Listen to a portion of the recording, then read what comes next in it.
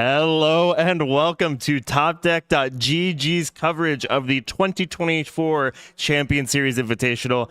I'm one of your casters for today, Lauren, aka MTG_hotdog, joined by the illustrious Drake Sasser, also known as Viral Drake on all of the things. It's a pleasure to be here. I'll tell you what, this is a stacked tournament. We're breaking records left and right on tournament sizes throughout the 2024 season. This one certainly has to break some records as far as density of tough competition.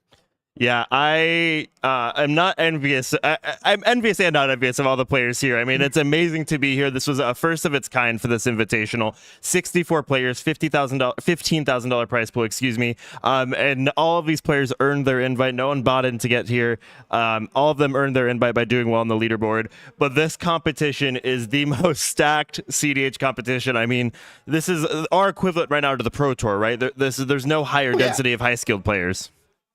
Yeah, I mean, even talking to some players that have been commenting on the field at large here over the course of the week as things have led up, because, of course, we have known all the people that are going to participate in this event long in advance, like you mentioned, thanks to the leaderboard standings.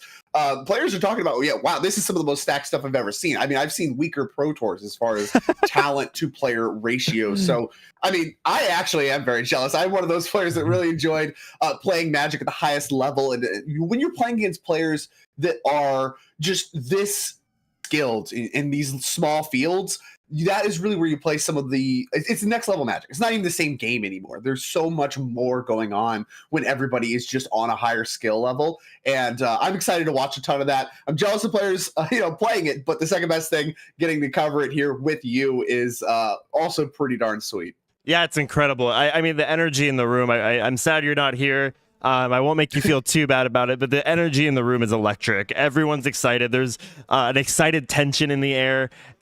People are really eyeballing each other. Everyone's kind of keeping cards close to their chest, kind of scoping out the competition. No one wants to say too much about some of their tech slots. And I'm excited to see. There's players who are like, yeah, I had a private list. My main deck, here we go. I had 15 cards that I changed, but no one knows what they are. And I kind of like that. I like that people are taking this really seriously.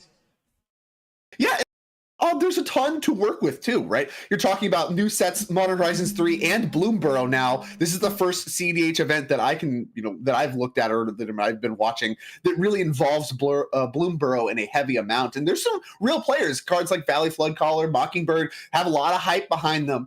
And, like I said, people are still exploring MH3 and Nadu. What a breakout. I expect to see some of that this weekend as well. But, as far as deck choices, clicking through a lot of the links, like we're about to watch here in just a moment, I think a lot of players really stuck with their guns. They stuck with decks that they know are good. And this is something you expect to see from good players. But sometimes you can have a few players that bring something unconventional and try to break the tournament wide open. Not as much of that. A lot of Sisse here, a lot of Rogsai here, a lot of Blue Farm here. And that's what I would expect to see. These players showing up with good decks, ready to play them well. Yeah, I think we're really going to see a lot of people. Some of the deck specialists are sticking with what they know, which I think is smart. It's the deck that got you here. You obviously know how to find success with it. And I think there's a huge testament to that. But to your credit, there's a lot of decks that we've seen. I know Jeremy Davis, for instance, who's playing this round. He's kind of the pride of SoCal. He rocks it on Sisek pretty consistently. I don't know. I coming into this, I was pretty skeptical, especially seeing the player pool, how successful Turbo will be. And I think that's going to be sort of the main thing I'm watching right now in this tournament. This pod, we have really one true and tried Turbo deck. But to me, that was the buzz that I was hearing. That was the big talk, was really Rogsai, especially. How successful can that deck be right now in this concentration of arguably, this is a pretty mid-range heavy, kind of honest gamer sort of meta, at least from what I've seen. Yeah, I mean, when you talk about, there's a lot of this like conversation around, should you be trying to respect opponents, win attempts, have interaction up, should you mulligan for interaction? These conversations come up all the time in this free-for-all style setting, and it's really one of the things that makes CDH so special, is there is so much unblazed trail as far as heuristics go in the game that is very not traditional to Magic at large. And I'm interested to see that paradigm shift as well. I think that a lot of times just trying to jam wins is better in the face of weaker decks and weaker players. So, I imagine some players are going to get away with it today, especially with some really good hands or just really good sequencing. Strong mulligans, of course, always play a big part. But I'm interested to see if these games slow down. These players, like you said, don't just jam wins left and right, expecting opponents to have nothing. I mean, I think smart players are going to use the interaction in smart ways, and they're going to hold it until the last possible second, and they're going to hide it, both with their language and in the way that they're holding their cards. So I expect things to slow down quite a bit, but it's hard to deny that Rogsai is not the biggest winner after Modern Horizons 3 as far as CDH decks go that were among the best decks going into that set. I mean, Rogsai really just got the most of any of the decks, and I think that really shows why so many people are willing to bring it today. I think that's a loud statement that even if there is slower games, I still think this is the best deck. I still think it can compete in bogged down games. Yeah, no, I agree. I think Rogsai very clearly is powerful. I think the last 10 of the last 15 major tournaments I can think of off the top of my head have been a Rogsai win. There's a lot to say. Is it the pilots? There's a lot of Rogsai pilots who can make that conversion to top 16. The people who are playing Rogsai and playing it successfully are beyond passionate about it. I think, if Twitter's any indication, people love their Rogsai. And Eric, to his credit, is one of those players who has found success with Rogsai. But Rogsai can also kind of cannibalize Swiss. I think if you can really sneak up on unsuspecting players in a typical tournament, you can really eat through to top 16 and then lock in once you make top 16. This isn't the typical tournament, though. I think a lot of the heuristics and the trends that we see could be completely blown out of the water with this concentration of high-end players. Yeah, I'm exactly like you said. I'm excited to see some of this play out as well and see if the paradigms do shift when you talk about some of the most densely skilled players that we have ever seen here on the Topdeck Championship Series. As we go down to the match, we can see a little bit here about our pod setup as the players are resolving mulligans. So it's a little shifted there. You see Jeremy supporting Sisse. He's actually going to be going fourth. So the player there on your right, William on Tivit, a deck we have not seen very much at all. He's going to be going first, followed by the first copy of Sisse in this pod, piloted by Trent. Then you mentioned Eric on Rogsai and Jeremy on Sisse going fourth. So talking about this pod composition, very typical for CDH. 2 Sisse is something maybe worth thinking about, especially in second and fourth seat. But Tivit, I mean, that's really the standout here. That's a deck that, I had thought had kind of gone the way of the dodo. What makes us want to bring that here today? I think if you're Tivit, I think William historically has played Tivit, so we might be in a situation where it's the deck that this player knows and knows that they can have success with.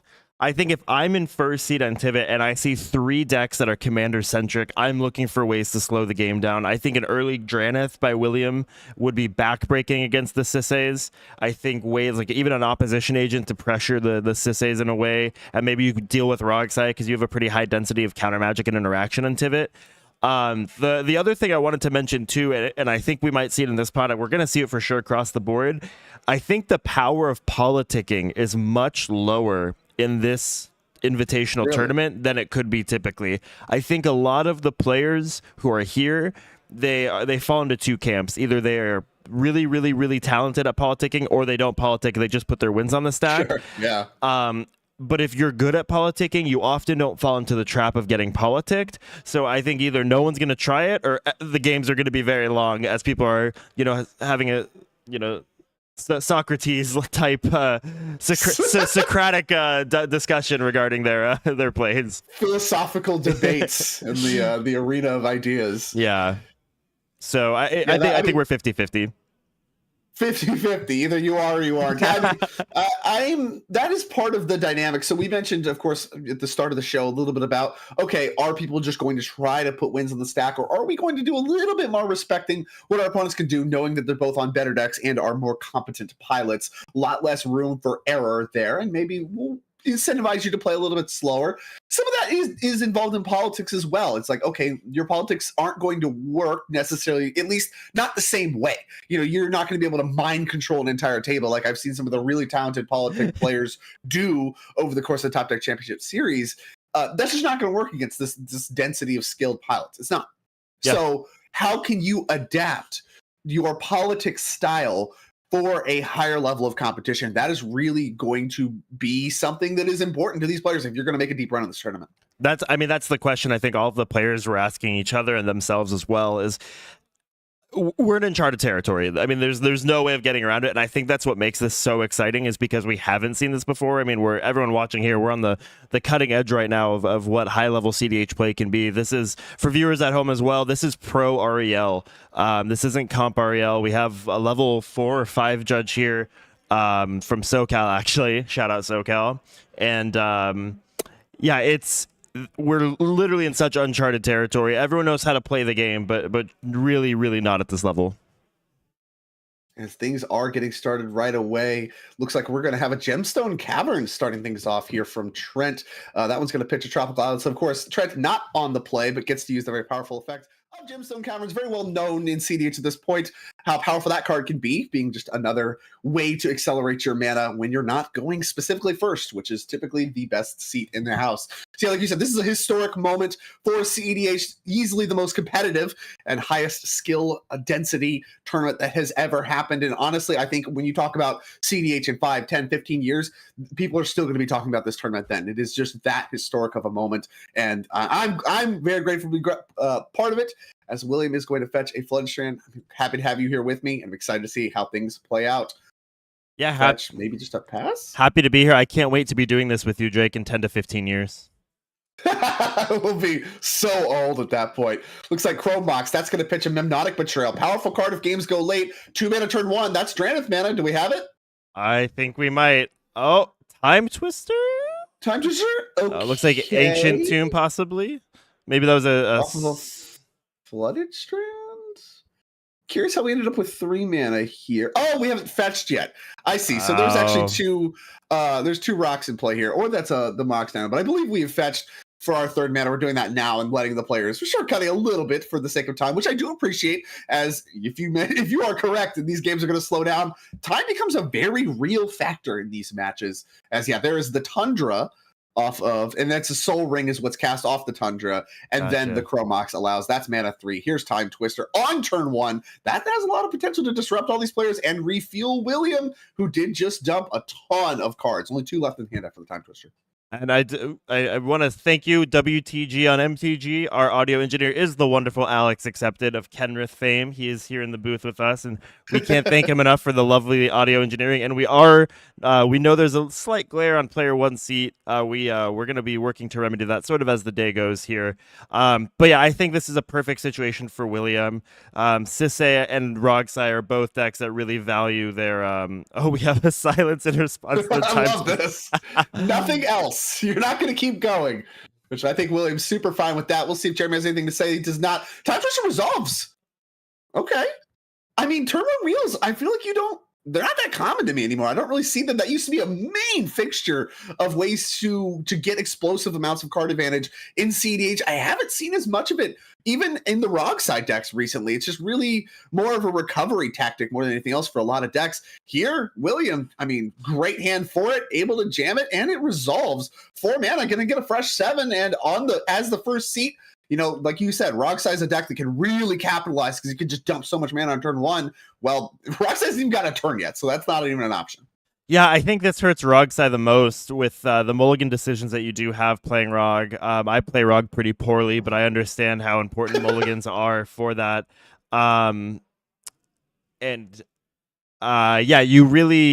You really could kneecap your opponents here. Hey, nice mulligan, nerd. Here you go. Here's a fresh 7. No mana. Like, mulligans are so important in this because, there's so many power outliers in this format. I'm talking about Soul Ring, Mana Crypt, cards like that. And then you have just some real stinkers in your deck. So mulligans are a very important part of this format, and just disrupting all of that work. I mean, like you said, can really kneecap multiple players. And the floor is so high. If it gets countered, whatever, like you're still close to Tivit mana. If it doesn't get countered, give a fresh 7 after putting 4 mana into play on turn 1. That's a great spot to be if you're a Tivit fan. I'm also pretty terrified if I'm the other players too. The turn gets passed and Tivit now has 4 mana. Right. I do not want to deal with Tivit with any mana, let alone 4 mana. 4 permanent mana. Like, none of this was done off of Dark Rituals or anything, which is, I really think, an underrated component of this start as well, is you're able to untap with all the mana you just put in play still available to you. It's not just a burst that you have just to get the Twister through. As here we go over to Trent, finally his turn. It's going to start with a Mystic Remora. Great 7 from the Time Twister there. Couldn't ask for a better card. Do we have a follow-up mana to help pay for that? I was about to wonder, are we missing our land drop from that Time Twister? Looks like the answer is no. Looks like we're considering something here. Maybe got some options about how we want to navigate mana, but it's weird not to Okay. play it before the Remora. Yeah, it's Ancient Tomb. And a Mox Mox Down Dive. as Oh, well. we have mana for days. Yeah, we have plenty of mana. This Mystic Remora is going nowhere. And this is really where Tivit can thrive. I mean, if you were the rest of the table right now, you have to have head in hands. Like, you can already envision the game. You know, can't play any spell because Mystic Remora. All right, Tivit gets to just be cast, maybe even as soon as next turn, and start going to work. Yeah, that wheel. Out of the three non-Tivit players, I think Trent was able to gain the most out of that, having already deployed the gemstone, being able to silence to really make sure you're not punished for letting that wheel resolve. I'm feeling pretty good if I'm on the right side of the table right now. Oh, yeah. Trent also able to get his commander through as well. Great first turn post Time Twister. And here is Eric. Can he do better? It's Mox Amber. That's going to be the first Mystic Remora trigger of the tournament. Going over to Trent off of this Mox Amber. And now you have the considerations. You have it with Rogside too now, or Rog in play as well. But now with Trent having deployed Sisse, you have to worry about the Fierces and the Swats and any free interaction that might be drawn off of that Remora. Yeah, I love this. This is such a disastrous board state for Eric. You really have no choice but to put your stuff in play. Like, Sisse's are decks that can operate very well underneath a Mystic Remora where nobody's playing spells, because of course you just cast your commander and then activate it, like whatever. That's your whole game plan already anyway. So, you don't really care that much about a Mystic Remora. So really the only player that is really harmed by this Mystic Remora is Eric, at which point you can be like, all right, I'm just gonna feed it and I'll just make it the other two players' problems. Yeah. And that seems to be what he's doing. As we do go over to Jeremy, who's gonna lead on a Ragavan on turn one, not dash, just normal, and that will not trigger Mystic Remora back to willingly go very quickly. Wow.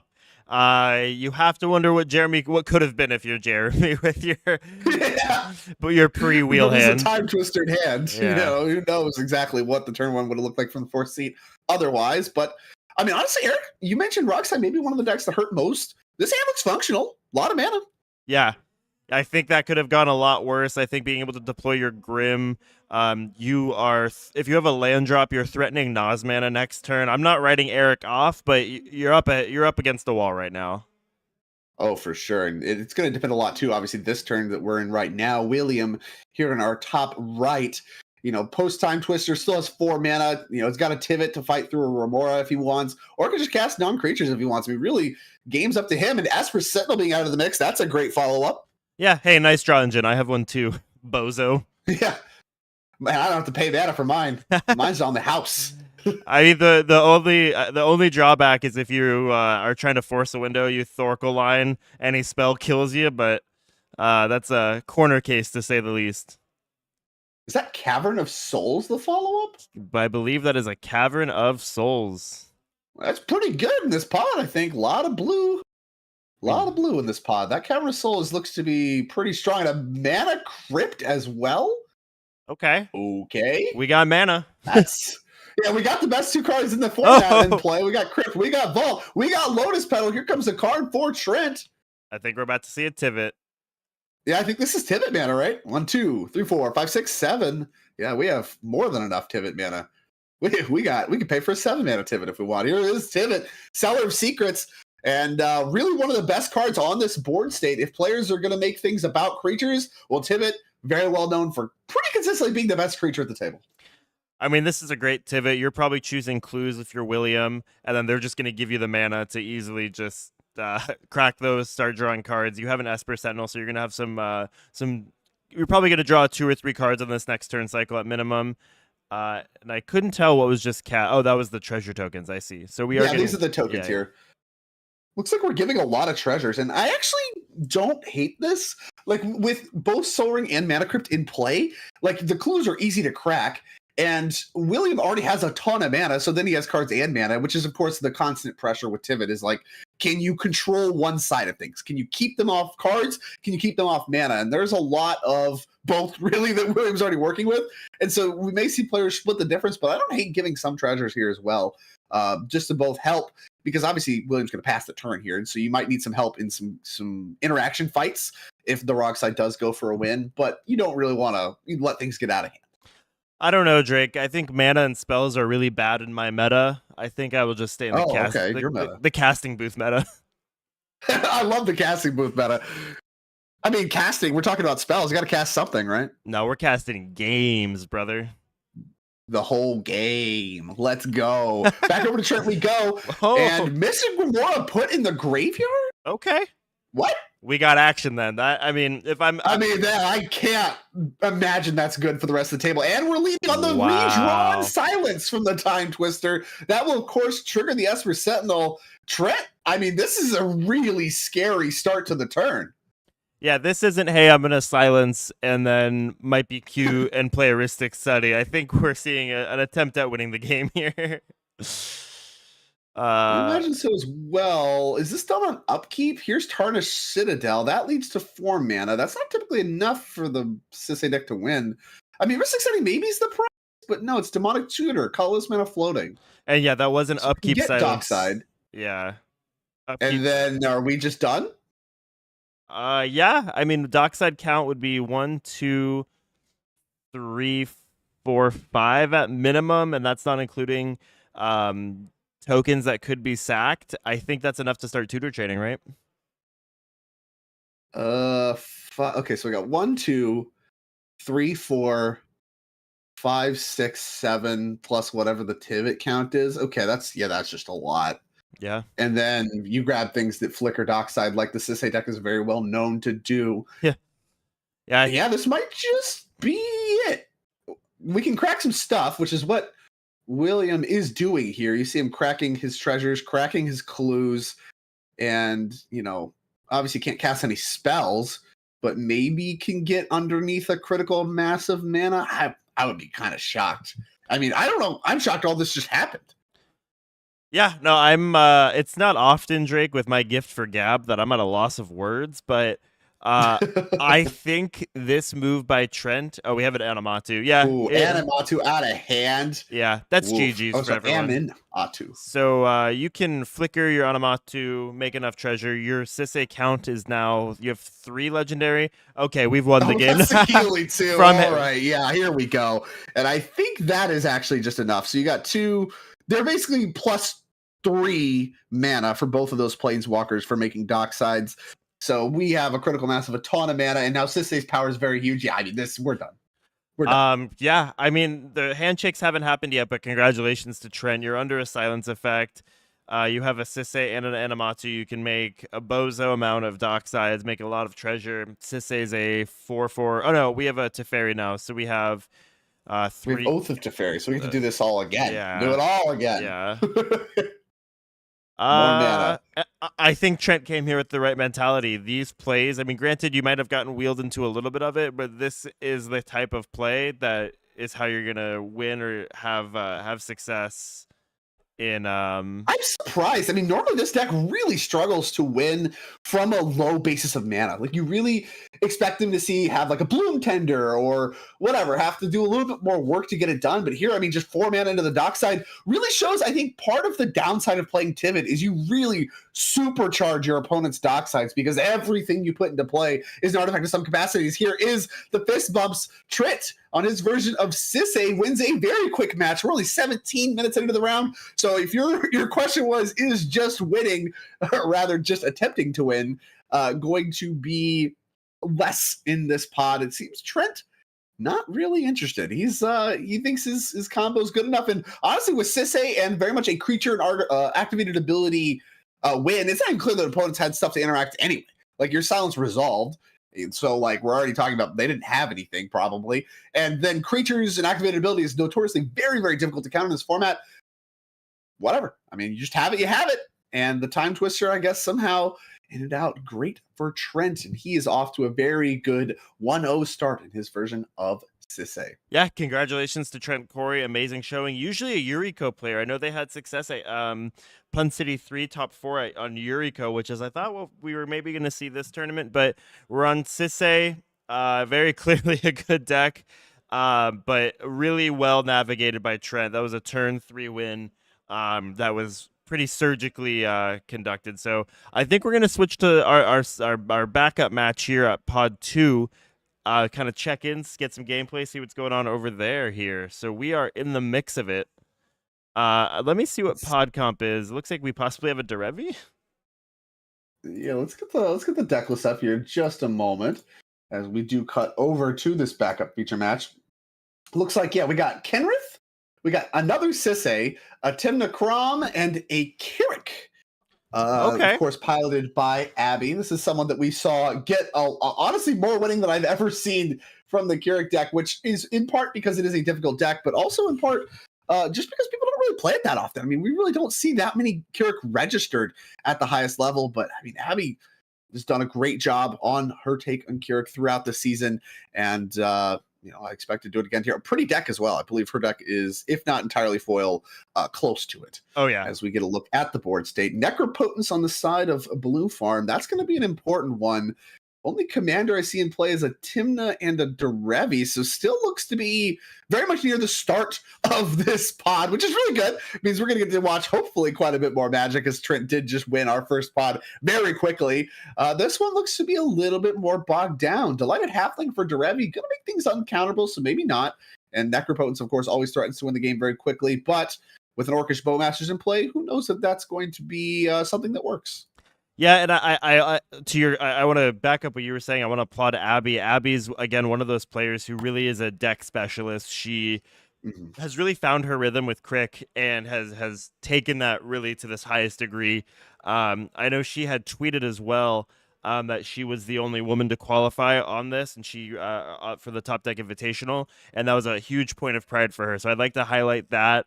We really pride ourselves on inclusive events, and it's cool to see her sort of carry that. And it was something she was really proud of, so I wanted to mention. Yeah, there's no better feeling really than doing something in Magic, especially where, obviously there's a lot of competition, doing something hard and doing it your way. And that is impressive, even among the other trials and tribulations that come with someone of her status. And so, honestly, whatever. It doesn't get better than this. You get to play at the highest level with a deck that you really have paved the trail for and doing it your way. And it's incredible. As Victim of Night, I believe the card found here, face up off of Beseech the Queen. Not a play you see often in CDH. Kirik gets to play some really interesting cards. Here's a Dauntless Dismantler here from Austin and his take of Kenrith. Looks like, I can't really see the graveyard that well, but the Kenrith deck, also a very slow start. Tundra, Badlands into Dauntless Dismantler. Dauntless Dismantler, wow, that word is hard to say, is a powerful card, but maybe somewhat mitigated in this pod. Yeah, I think having it late is maybe not exactly where you want it, especially when some board development has already been happening. I think you hurt Ganesh a lot with the Necro. You can't really go deep because your rocks aren't good per se until that Dauntless Dismantler is cracked. I do think that Abby is also hurt by this. You really rely on artifact mana, but you have Crick already out, so maybe she's not too worried. And it looks like we have... Yeah, that's what I'm thinking, is with Crick already out, maybe it just doesn't really matter. Lotho added to the mix. Uncounterable from Grant and his take on Sisay. Also pretty low on mana as far as the land drops go. Yeah, I mean, making it uncounterable does help, but it's a tough asking. We're swinging in and untapping the Halfling. Okay, so we can play something else, 2-mana Legend Uncounterable. Also just has access to 2 mana, maybe more if Lotho's involved. See what is going to happen there. As I think we're going back to Ganesh here, his version of Timna and Krom. Timna in play, only 2 mana in play, but a Necro in play. And so that makes you both the target for all the attacks, which actually matters a lot. Kirik can get really big, really quick. And with a Victim of Night, in order to get some blockers out the way, I mean, Ganesh really needs to be mindful of his life total if he cannot specifically win this turn. Yeah, and his life total looks like it is dwindling. You're at 22. You probably can reasonably necro. I mean, if you need to force a window, you necro for like 18. You keep yourself at 4. That way you have access to Vamp Tutor and or Grim Tutor. 2 mana is the key with the post necro turn. I mean, you get your Born Upon a Wind, and we are gambling. From Gamble Ganesh. could find the Born Upon the Wind here if he does not have it and does want to go that direction. I like it. I've never played Gamble. I've only played Red and Tomb, but I hope this works out much better for Ganesh than it has for me. Red and Tomb, not strong. No, not strong. No. It turns out when I'm casting Gamble and discarding my Underworld Breach, that's not where I want to be. Not the way you line it up. Yeah, not ideal at all.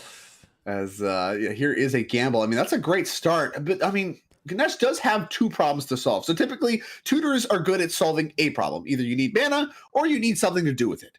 And here, I mean, we really don't see. Obviously, we necroed, so it's not clear exactly what all Ganesh is working with. But from where we are sitting, it looks like Ganesh still needs both. Needs mana, needs stuff to do with it.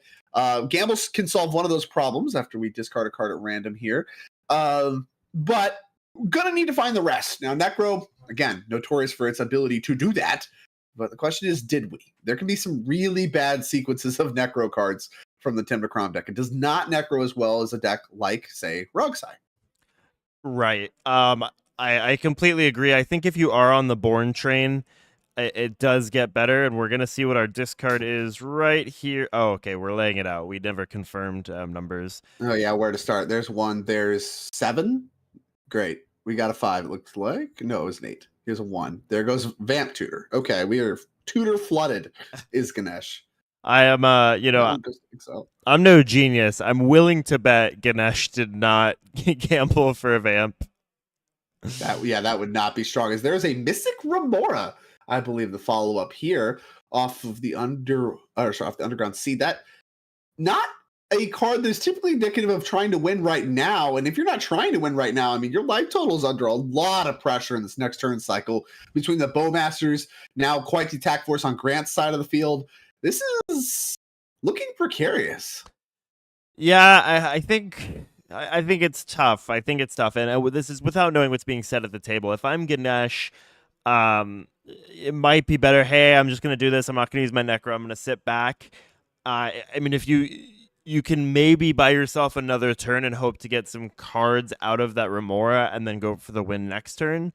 And I think that's what he's opting to do. I'm a little bit of an iPad baby, so I would have just probably necroed to 1 and then died a Final Fortune. So I have to applaud Ganesh for having the self-preservation to try to at least curry some favor at the table. Maybe he's going, look, Sisse is making treasure, has a Derevi. If I'm sitting at the table, and granted, I don't know what the conversation is, I'm most scared of Sisse right now. I think this is a tried and true 3v1, and I think the more Grant can take the pressure off of himself and point at Abby as the arch enemy here, if you will, Grant can slip out underneath that and win this game. I think Grant's very heavily favored. Really, I like Abby's spot a lot. She's about to untap with everything she wants in play and a removal spell to solve any problems. I mean, that's a really good spot to be if you're a Keurig deck. Now, obviously, I can't really see the total sum of other resources she's working with, but I mean, you have Commander, you just tutored for a card that lets you, kind of punch a hole in order to win, and it looks like you're on tap with that. I mean, Remora's a problem, and there is a Timna in play, so, the Commander free spells do work, but outside of that, I mean, really, you're in good shape, and if we're drawing a bunch of cards off Remora, this Bowmasters is going to gun Ganesh down. So, like, I think you're in a really good spot, and so, Grant, yeah, he's doing fine, but he's the last person to get a turn, and it looks like we are very quickly encroaching upon the turns that players are going to be jamming wins. Now, Ganesh, so confident with his spot, I believe he's left the table. I don't see him at the table right now. So, he may have stepped away. He may have paused. Yeah, I think the game currently in a pause state as these players are having more of a casual conversation than a heated political debate. Socratic style, as you said. Now, I am curious. I want to dive in a little bit more about the iPad baby. I don't think you're young enough, first of all, to be an iPad baby. And second of all, I don't know what that has to do with dying to Final Fortune. So can you unpack some of that for me? Yeah, so I don't know if you saw my tweet. I tweeted yesterday the Rogueside Primer, which is my first learning tablet, Leapfrog. Mikey got that for me. It's kind of baby's first iPad. Actually, could you grab it for me, Dylan? It's in my backpack. Maybe we can switch. We have it. We keep that thing on us. It's gonna be that way we can learn. The main pocket of Ganesh is back. Never mind. We'll show it after. Ganesh is back. I think we're gonna have to wait on the Leapfrog here. Yeah. It's really cool though. We'll show it after. Let me get some sound effects going while we settle in. But so this is what happens when I hit the cat button. So the cow goes moo and the pig goes. So, if I'm not winning by turn 1 or 2, I'm just completely checked out of the game, and I got to throw on my tablet. Yeah, start moving and oinking, huh? Yeah. Okay. There's like a smiley face. Yeah, it's like I don't know. It's Oh, thank you for unpacking all that for me. I feel enlightened. The Rock. I now know how to play Rockside like a master. I don't know why you're laughing. Yeah, mystery to all of us. When you click the doggy, it barks. Revolutionary technology. Yeah. Really, honestly, a testament to human ingenuity. How far we've come in our 3-2-1 leapfrog tablets. Much like the Testament, it was a tablet. The Oink commandments. Oh. Going to discard is Ganesh. Bunch of cards going to exile. Mox Diamond Mana Vault And a among Yogwill. the mix. Just not putting those in play. Okay. Peculiar sequencing here from Ganesh.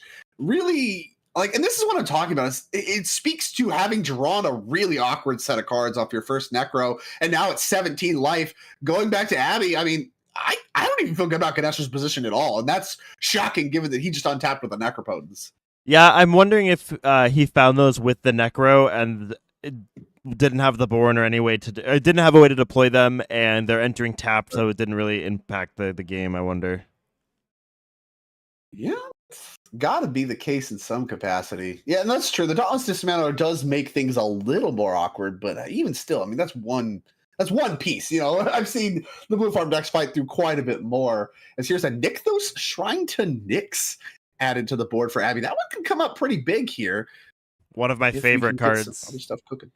Same, actually. That card's a masterpiece. I love it. A lot of haters of it, very a pioneer, but it's fun. Shout out Alex Heyer. He said his favorite casters. Alex, one of my favorite TOs. You're my goat. Thanks for tuning in. I appreciate you watching. Alex, one of my favorite CDH community members at large. Just an actual master class, a person of class and a master. So therefore a master of class. He's too nice. He's too caring. He cares too much. Really rubs me the wrong way. Oh yeah, you're not a caring type gamer. I enjoy his company too much. It's just a lot for me. Okay. All right. Fair enough. Abby is moving some mana around. Like I said, I don't really know what she's working with outside of the Victim of Night, which is, of course, face up thanks to Beseech the Queen from the previous turn. So I can solve some of the creature problems that Abby does have. Of course, does have also a pretty big Keurig, which is going to be getting into the red zone here. Can't get a great look at that die, but it's a D8. Can't be that few counters. It's not a D6 kind of counters, you know, as we are rumbling across the red zone, I believe attacking Ganesh. I don't think any other targets to be attacked make any sense. So yeah, it is going to be a smack for what looks like 3. So only 1 counter on the Keurig right now. Okay. And we're passing turn here. We didn't use the Victim of the Night, right? That is correct. So we played a land. And yeah, it looks like Abby's just low on resources, right? We have Victim of the Night, we have one other unknown card, and we have Nykthos. So really counting on this Bowmasters to slow the game down, have a removal spell to do as a little bit of interaction. But beyond that, kind of just waiting for an opportunity. Here's a Dockside Extortionist slammed onto the battlefield by Austin and his Kenrith deck. That is going to solve some mana problems. What can we do post Dockside? What is even the Dockside count? Dockside count looks to be 4. 4? That's pretty modest. Can't even put a Kenrith in play. But we do have the Phantasmal Image to double up. Okay. Wait. We're cooking. We don't know that it's going to be a Dockside, Drake. Oh, you're right. It could be anything. Wait, it could be a Keurig. Your Dockside gets better because you trigger Lotho and you break parity on it because Dauntless Dismantler only affects opponents. So you actually are... Yeah, so there's tapped. You can't even crack it. Yeah. There's 2 treasures. Yeah. That's brutal. That's cool. So that's a 1-mana Fimage, right? It paid for itself by triggering the Lotho a little bit. Oh, we're showing cards? Okay. All right. Oh, okay. So this is begging Abby not to just nuke that Dockside in response. So, okay. Wow. Doing a little bit of politicking here. We'll see if Abby does agree not to nuke the Dockside and make the Fimage have to target something else. I imagine the rest of the table very much trying to convince her to move on that Victim of the Night. Yeah. Is Victim of the Night instant? I think it's Victim of Night. Yeah, it's an instant. Oh, okay. Card was like kind of playable. Saw a little bit of standard play. It is kind of awkwardly worded. Like can't destroy like werewolves, zombies, or vampires, I believe, which were like major creature types in Innistrad. But I mean, the card saw some play. Yeah. No, it definitely was playable. Then the functional reprint of it for Ixalan, Walk the Plank. Oh yeah, that was a sorcery though, so that's tough. Right. I love that art. I don't like the Non-merfolk. blink. Yeah. It's actually a masterpiece. They have like a really sweet promo of it too. Yeah. The good old days. It's cool. Now we have. Still quite a bit of politicking happening here. All right, we're in politics in progress. We're thinking. I like Austin kind of gaining control of it. He goes, okay, priority. I think I really applaud that. I think more players should be doing that. I think when you start falling into the traps of players kind of taking over the game with their words rather than their actions, you can lose a lot of bargaining power and table power. When you're looking at each player, you have priority, you're progressing the game along in a way that I think is really underutilized by a lot of players. I very much agree. As Ristic Study, the follow-up, I believe that is the card shown to Abby. So we're going to see if she does want to move here. And the answer is, I think, yes. We have a Bio Blight. Bio Blight? Get both. All right. I love it. We have Victim of Night and Bio Blight. Another card with some standard chops. Love these callbacks. What I want to shout out Abby here. I think that's a really, really good tech piece in a multiplayer format. I think especially if you're in a position like Crick where your card quality is not going to be as higher as other players, and you have an ability where I can take out 2 Tymnas, I can take out 2 Docksides in this case. I think this is a really good meta call. This is a really good tech piece. You probably have a few Flexots in Crick. I'm a huge fan of this one. Yeah, I mean, I really want to highlight that because exactly what you talked about in multiplayer, but also we're in a meta game of CDH where everybody, as Abby's just getting a whole look at Ganesh's hand, love this. Really, everyone is cloning Docksides. Like, this format has been about clones for so long. Phantasmal Image, Flesh Duplicate, Phyrexian Metamorph we've seen, and now even Mockingbird from the latest Bloomborough set. There are clones everywhere, and you end up with piles of copies of the same powerful creatures. BioBlight able to pick them all up. Awesome piece there from Abby, and able to get a little bit of work done here. Let's see what it went after. And for Looks kids, like we did hit the Docksides. Okay. For kids at home that don't know Bio Blight is a 2 black mana, which Abby can pay 4 life for with Crick. Instant speed, originally from Born of the Gods? Yeah. It's from Theros block, but I believe Born of the Gods is correct. Target creature and all other creatures with the same name as that creature get -3/-3 until end of turn. Yeah, Mono Black Devotion. Talk to me. Abby really doing her best Mono Black Devotion impression here. Got the Nykthos and the Bio Blight, taking me back. Next, we're gonna have what's the Nyx Bloom Giant or the Doomwake Giant? Giant. Desecrator Demon. Heard of it? Yeah. Gray Merchant. I think actually in her deck. I think she does have a Gray Merchant in the deck. So yeah, talk to me. Give me my Pack Rats. My Pack Rats, Drake Sasser. Oh yeah, Underworld Connections. Heard of it? Hold on, I missed this standard block. This is what I really grinded. Oh yeah. That was my coming up. My genesis was I was Sphinx's Revelationing people. Ooh. So I was on. I was kind of the opposition to the Mono Black folk, but still a spectacular format to be nostalgic for, and Abby really representing via her Mono Black deck. Well, back in my day, I was Burning Tree emissarying into Nykthos so I could cast my Storm Breath Dragon. Oh, yeah. Protection from white. Yeah. What do you know? Banishing Light this. Because you just got Supreme Breaked anyway. So, what are we talking about? But, I don't know. People I couldn't get Banishing Light. Sure, Detention Sphere. That was the big one, right? It's that picks up all the Pack Rat tokens. Can't hit that. Can't hit the Storm Breath. God forbid you let me ult this thing. You Sphinx Trap for how much? All right, take 7 to the noggin. Is that a Manglehorn? More artifact hate coming down here. Poor Austin and his Kenrith deck. Not a ton of great targets that are not on Abby's side of the field for that one. Oh my goodness, this is so good. Targets at all? It's just the treasures and the Chrome box. So. Yeah, this pressure on artifacts right now. Grant Sisay tutor chains are pretty abysmal. Ganesh's post Necro try to do something is pretty abysmal. Abby's really any sort of mana development is pretty abysmal. The 2-punch of Manglehorn and Dauntless, something that artifacts don't work. Artifacts just don't work, and something that you and I have talked about on previous streams before, and that I've mentioned as well. You want to be at the person asking questions, not answering questions. And I think Austin's asking the table a lot of questions right now, and no one really seems to have an answer. Which is so incredible too. And really, I mean, we can talk about Dockside and its power level all day, but it speaks to how powerful Dockside is on this board specifically. Austin's mana situation really has been the story of the game for him. Tundra Badlands, not great, but here we are disrupting the table, doing an excellent job with it. Got Ristic Study in play now too, which matters a lot. There's a lot of creature decks at this table. Austin just cast 3 spells, none of which drew Ganesh a card. Dockside, Vimage, Manglehorn, none of those cards drew a card. The Ristic Study, I believe, did, but when you're talking about that ratio, Ganesh is falling behind. This Mystic Aurora is not doing what you want it to do, what it is known to do in these kinds of pods. And with Abby really not having a lot left to work with, she's really the one that you would count on to draw cards for your Mystic Aurora. You don't have a lot of permanent mana in play to pay for it. I mean, this board state looks really bad for Ganesh, even though he has just a pile of cards in hand. And the thing with Ganesh as well is you're so choked on mana, right? Card advantage right now is not really an issue. But you also you force of willed kind of yourself a little bit. You just gambled for a Mystic Remora. I also think it's interesting he's showing cards but declining to show 2 of them.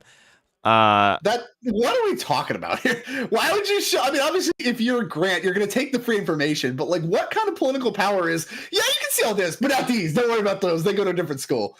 I believe one of the cards hidden was a Dockside Extortionist, the card we just talked about. Not really doing too well in this board state, but chose to hide it anyway. As we are going to untap, it looks like we still did attack Ganesh. So down to 12 goes Ganesh. I love the gamesmanship. Yeah. I love it. That was a particularly odd sequence. You can see my hand, except this card. Typically, you see people show just the interaction, or they show their entire hand. That was like some weird split the difference that we'll see. I didn't hear the conversation. What maybe he's just wanted to see 5 cards, show me 5 random cards or whatever. But seems odd. All right, we are paying for our fish with our command tower. We are deploying a Verdant Catacombs here. I'm worried if I'm Ganesh. Your window is very, very quickly closing. Yeah, I mean, I don't know that you're necessarily even guaranteed to survive another turn cycle, much less, whatever your plans are to survive multiple turns, pay for this Remora, win the game kind of things. And especially true, we were kind of joking at the time, but Abby does have cards like just Grey Merchant in her deck, just randomly will just kill Ganesh on random board states. Like you're navigating yourself in a spot where there's not a lot you can do, but I believe our plan here is to cast Dockside and just cross our fingers, hope to untap. Yeah, here is Dockside Extortionist. Tough spot to be. 2 turns with a Necropotence, and we're still needing another one is really showcasing the decline in power level when you talk about having so much less mana in your deck if you're a TNK deck versus something like a Rogside that, or even Abby in her version of Carrick having Necropotence is such a bigger deal than here because you just this is constantly, you just need so much mana if you're the blue farm deck. And I'm pulling up Austin's list right now to see sort of what density of clones are going to be there for us. My concern now with Ganesh having that Dockside, if there's another clone effect, I think Austin just closes this game out, right? Yeah, there is still you're not starting from a great basis. So say you draw Phyrexian Metamorph. How much are you really working with? And it's going to depend. I don't know actually how much Ganesh is getting here, but I think it's a lot. And that might be good enough. Kenworth lines to win are very expensive. And we do know Abby still has an instant speed removal spell, which might be able to disrupt some of that action as well. But yeah, like you said, if we have another clone effect, definitely if we have 2, we're just done. But if we have another clone effect, I mean, it's not even clear that Austin necessarily needs Kenworth to beat the thing to win the game. And we'll see if Abby can just find a card. I think she's literally a tutor away from winning this game from here. But we'll see if that is true. And I'm not too familiar with what that would be. What are you looking for if you're Abby? Oh, I don't remember the line specifically, but I was always told the heuristic is Keurig plus a tutor is generally a win. You have I think it's the Blood Celebrant that solves your mana problems. Oh yeah. And then you have multiple tutor chains. I don't remember how this works. The combo itself is pretty convoluted, but I'm pretty sure that you need one because you get Razaketh in play, and then that gives you the tutor chain that you need from there. Especially having Bowmasters in play with Ristics and Mystics, you just be like, okay, Like, cast something. I dare you. I'm gonna make my orc army again. I'm gonna go tutoring again. So it all rolls up to, I'm pretty sure it rolls up to Razaketh or Villas, which just kind of break open your card problem, and then you just win the game from there. So, and Joe Galloway, that is what I imagine is going to happen. Joe Galloway in chat said you can do things with Looping Grey Merchant with Chainer, Flesh Rider, into Necrotic Ooze. So there's a lot of compact creature lines, it sounds like. Yeah, there's a ton, and that's basically what it's designed for, right? Like, there is some resiliency to the Keurig plus a tutor. The question is, can she find a tutor? It looks like the answer was no, as we did go back to Austin, who deploys a card I'm a big fan of, Smothering Tithe, added to the mix. It's not a clone for Dockside, but it does quite a Dockside impression. Yeah, I mean, especially if we can follow this up with a wheel of some sort, really just start putting the pressure on. Also, shout out Nick, shout out the Tucson crew. Thanks for watching, guys. Appreciate it. See, quick wheel check. Are there any in Kenrith? Typically, they don't have a ton of extra slots for stuff like that. It would be very good here if we have it. I only have a washed up Keurig player here with me, or Kenrith player, so I won't even bother asking him. Looks like the answer is no in this particular scenario. We're not working with any wheels that I see.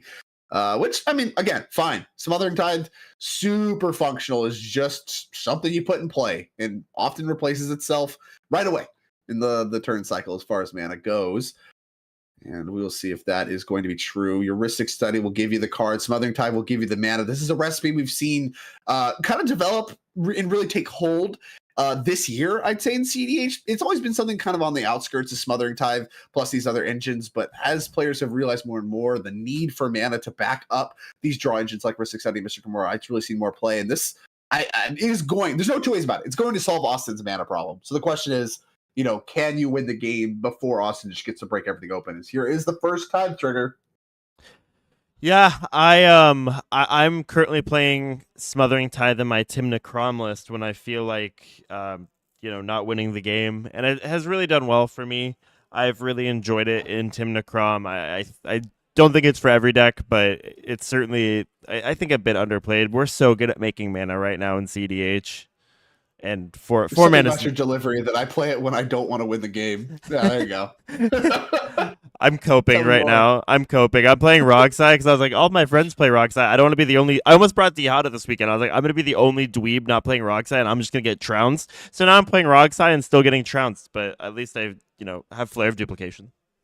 That's what happens when you talk about some of the best, really the strongest gathering of CDH players to ever happen. Is it doesn't matter what you play, you're going to get trounced. We've gotten past the deck choice stage of things, and we're on to you have to actually be good at Magic, and that's where a lot of things break down for a lot of people, myself included. Yeah, no, it sucks. I think it's just really unfair that I didn't qualify for the Invitational. I think if I played in more events and I won those events and I did well overall, I think I would have qualified. And it's just like unfair that it's a skill-based thing.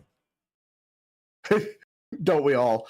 As here's a big attack coming Ganesh's way, down to 11 already. Now we haven't gotten to damage in this attack step as Sisay and Derevi rumbling across. Sisay is buffed up thanks to Derevi, so blocking not great. I see. Do you see I caught wind of a little bit of politicking. I think Ganesh is offering the trade. He goes, I'll block with Timna if you kill the Derevi. If you kill the Derevi? I don't think Abby is invested in killing this Derevi. That does not seem strong to me. But maybe there's some concern about winning the game. Okay, so here's a question. If we just take it all, like let's say Ganesh is just like, whatever, I'll just take it all. Is there a winning line? Can we float mana, activate Sisay, get something cooking? The answer is just no with all these artifact hate in play, right? We really lean on Dockside to win the game. Yeah, there's probably something you could grab, some sort of flicker type effect like Animatu to at least start setting some sort of groundwork for the next turn if you're hoping to get to the next turn. I really, really would be hard-pressed to think that... I mean, you won't be winning, especially not through a Dauntless and a Manglehorn. Right. Ganesh begging. I believe the hand being entirely shown to Abby there a second ago. I mean, the hand movements, you can't deny. That is desperation coming from Ganesh, and I don't blame him. I think he's in a desperate spot at 11 life. He really, honestly, and this is the crux of things, I think he's forced to block really anyway. I think he has to block basically no matter what. He's just trying to sweeten the deal a little bit. And Abby's going to agree to take the deal here offered by Ganesh. And that, of course, will trigger both Keurig and Mystic Remora and Rhystic Study. I believe we're paying for the Rhystic Study, not for the Mystic Remora. So that will get a ping and we'll grow the Bowmaster army. Chat saying Selvala could unlock Sisay, which it's certainly could. You would make a lot of mana. You get to untap with Derevi. That does make sense. Selvala. I'm not seeing a card with the name Selvala in this deck. Oh, so maybe that would be something you would have to bluff. Interesting. So Sisay might not have This Selvala. Is like Planeswalker style setup. This looks to be what was it called? The clam chowder? Oh no, it's a crawfish boil, is what this one says. Susan's crawfish boil. That's funny. Yeah. We're a lot more creature heavy than Planeswalker heavy, like you typically see in some of the I don't even know what the differentiation necessarily is. The traditional Sisay builds, I'll say, with the Aminatu, the things that we saw win the first pod of today. Now we have another Sisay. This one a very different construction than I have typically seen, or that it seems to be kind of taken over as the norm. Teferi is the only Planeswalker in this deck. The One Ring. The One Ring is going to be found. Okay. We're doing that before damage, so that means that we are going to get to untap it if we do any damage. Oh, and the One Ring is going to trigger Bowmasters. Oh boy, that's a lot of triggers. I think the Derevi untapped a land. Mana? Yes, yeah, for the Sisay activation. Well, how? Isn't there still? I mean, I still see the Victim of Night on the stack. Yeah, I'm wondering if they maybe just not maintaining the board state here, but. Maybe we're doing this after damage. I don't know what happened there. How did we get this ring into play?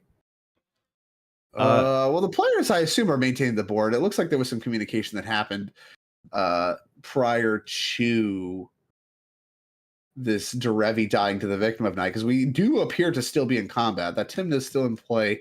The Sisay is still attacking. I will say, too, Grant, I maybe wasn't blocked because I think Grant may have used Sisay to tutor something with colors to save the Sisay. Sure. Okay, so there might have been no blocks anyway. All right, yeah, I'm the one. Once again, we can hear the conversation. There we go. No, they're picking the creatures up. Tymna going to go to the graveyard, make that the command zone, as will Sisay, and up 2 life goes Ganesh to 13. And now, prior to Ganesh getting on top of that dockside mana he stocked up for, Dauntless Dismancer is going to get cracked. And there go all the 0 mana artifacts. Wow. You just sent Ganesh to the Stone Age. Yeah, back to the Stone Age, but you know what? Ganesh is alive. He has 13 life. The attack force is diminished, and he's alive. And I think that's actually better than it was looking like it was going to be for Ganesh. Volcanic Island, the land for turn. I love the way Ganesh was able to leverage. I think if you're going to make a play, you're going to go, I have to block anyway. Being able to curry favor with the table and being able to get, like you said, get a little juice out of it, I think is smart. And yes, the ring can be grabbed with Sisay.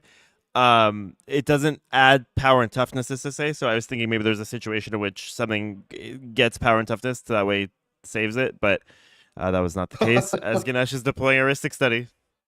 Another draw engine. I mean, now we're just talking about a supercharged Bowmasters. There's another trigger. Where will Abby send that point? Tough not to send it at Ganesh, but maybe you want to start looking at some of the other creatures on the table. Try to convince Ganesh maybe to cast something else. I don't know. I don't know if I'm too scared of Ganesh right now. You have a Rhystic Study and a Necro. Yeah, 12 life. You're not really going to Necro. There's enough power to kill you on the board. I mean, Ganesh might just die from crit damage, right? Yeah, I mean, he's at the mercy of Abby right now. Like, I think she can literally just kill him with the attack force that she has, and there's no blockers over there for Ganesh. As we do go over to Abby's turn again, I think desperately knocking the top of her deck, looking for a tutor. Although now with all these Rhystics, it's not even sure. Like, it's not even confident that you could get something in play and have it resolved. There's just enough draw engines now among interactive decks that it's kind of a tough prospect, but we'll see. I mean, Orcish Bowmasters is really pulling the team here. That card is going to take over this game if it continues for much longer. The One Ring double Ristic Study, every player has something that makes your Bowmasters bigger. Yeah, it's gonna get out of hand quickly, and Abby's gonna be able to quickly gain control of the board if people are playing into it. And to answer Jeffrey Kavanaugh, this Sisay player does not have Urtai in their deck. Yeah, no Urtai. Not even clear that you would want to grab it necessarily in that spot, even if you did. I mean, this would have some more options. That's the thing. That's really the thing about the Sisay deck is you just never know what can come out of the toolbox. And with this particular build, the toolbox is trimmed down on heavily in favor of playing more traditional CDH staples. A lot of the turbo cards, if you can call them that, that you see from traditionally built CDH decks, where Sisay in its normal form diverges very much from cards that you would deem CDH playable. Yeah, I don't mind it. I like taking a list and maybe attacking people's preconceived notions and dismantling them, just like that Dauntless Dismantler dismantled like 15 treasure.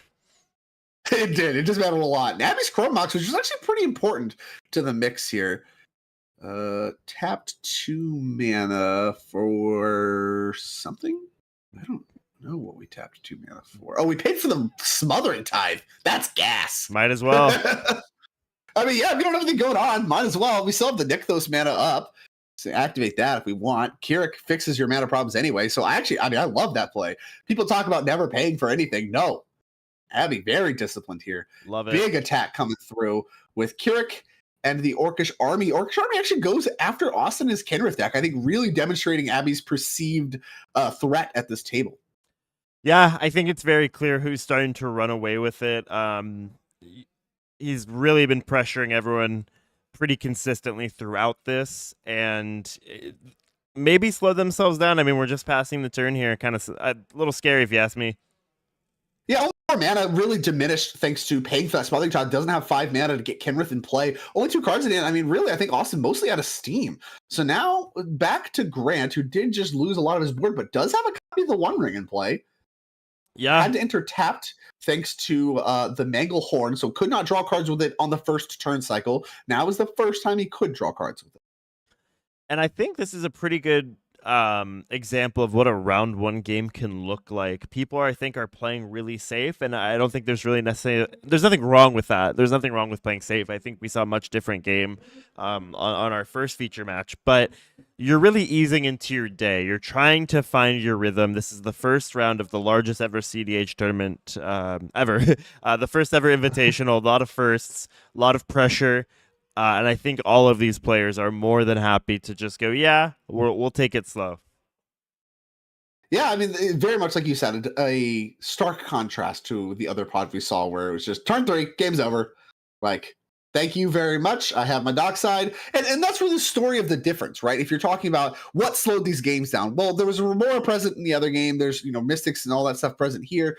But really, I think the interaction from Austin specifically are the things that slowed this game down. Talking about the Dauntless Dismantle, talking about the Manglehorn, the cards that contain Dockside Extortionist. That has been the story of what actually works at slowing down CDH games. As here we go, drawn with the One Ring. That gives a Bowmaster's trigger. Where is it going to go? A lot of pointing also now. Also, Smothering trigger. Jeez. This One Ring is so mitigated. Or at least not mitigated, if not, I don't know, feeling your opponents. Yeah, I do not love the mental tax this has of having to keep track of so many triggers. I think there's such a taxing element to this. Yeah. Yeah. There's so much, and I want my iPad. Oh no, we drew a card off Ristic. I thought we passed the turn and drew a card that I was like, that's not good. No, that was just a Ristic that wasn't paid for. I guess that makes sense. God, not paid for at either of them. So the Bowmaster's just getting 2 triggers on the house. Oh, everybody gets to see everybody's hands. Why don't we just telepathy? Reveal our hands. Just put a face up. I guess we're hiding everything from Austin. I think the whole table now in complete agreement that Austin is the most ahead and can't really disagree with him. Smothering Tithe and Ristic Study is quite the combination. Yeah, the script is flipped. This is definitely a 3v1 now, and everyone's just hoping that in this sort of contentious alliance they have, they can sneak a win under it. Abby, now at the stage of the game where we have to get the larger dice for the Orc army. What a flex. You're like, okay, guys, sorry, my D6 doesn't cover it. I need to get my spin down. Yeah, here we go. Put that at a 9. Thank you. Anybody else want to cast some spells? We can keep this train running. Choo-choo! Check, please. And Ganesh picking up his busted permanents and shaking them around, presumably to try to convince the table they're not very good.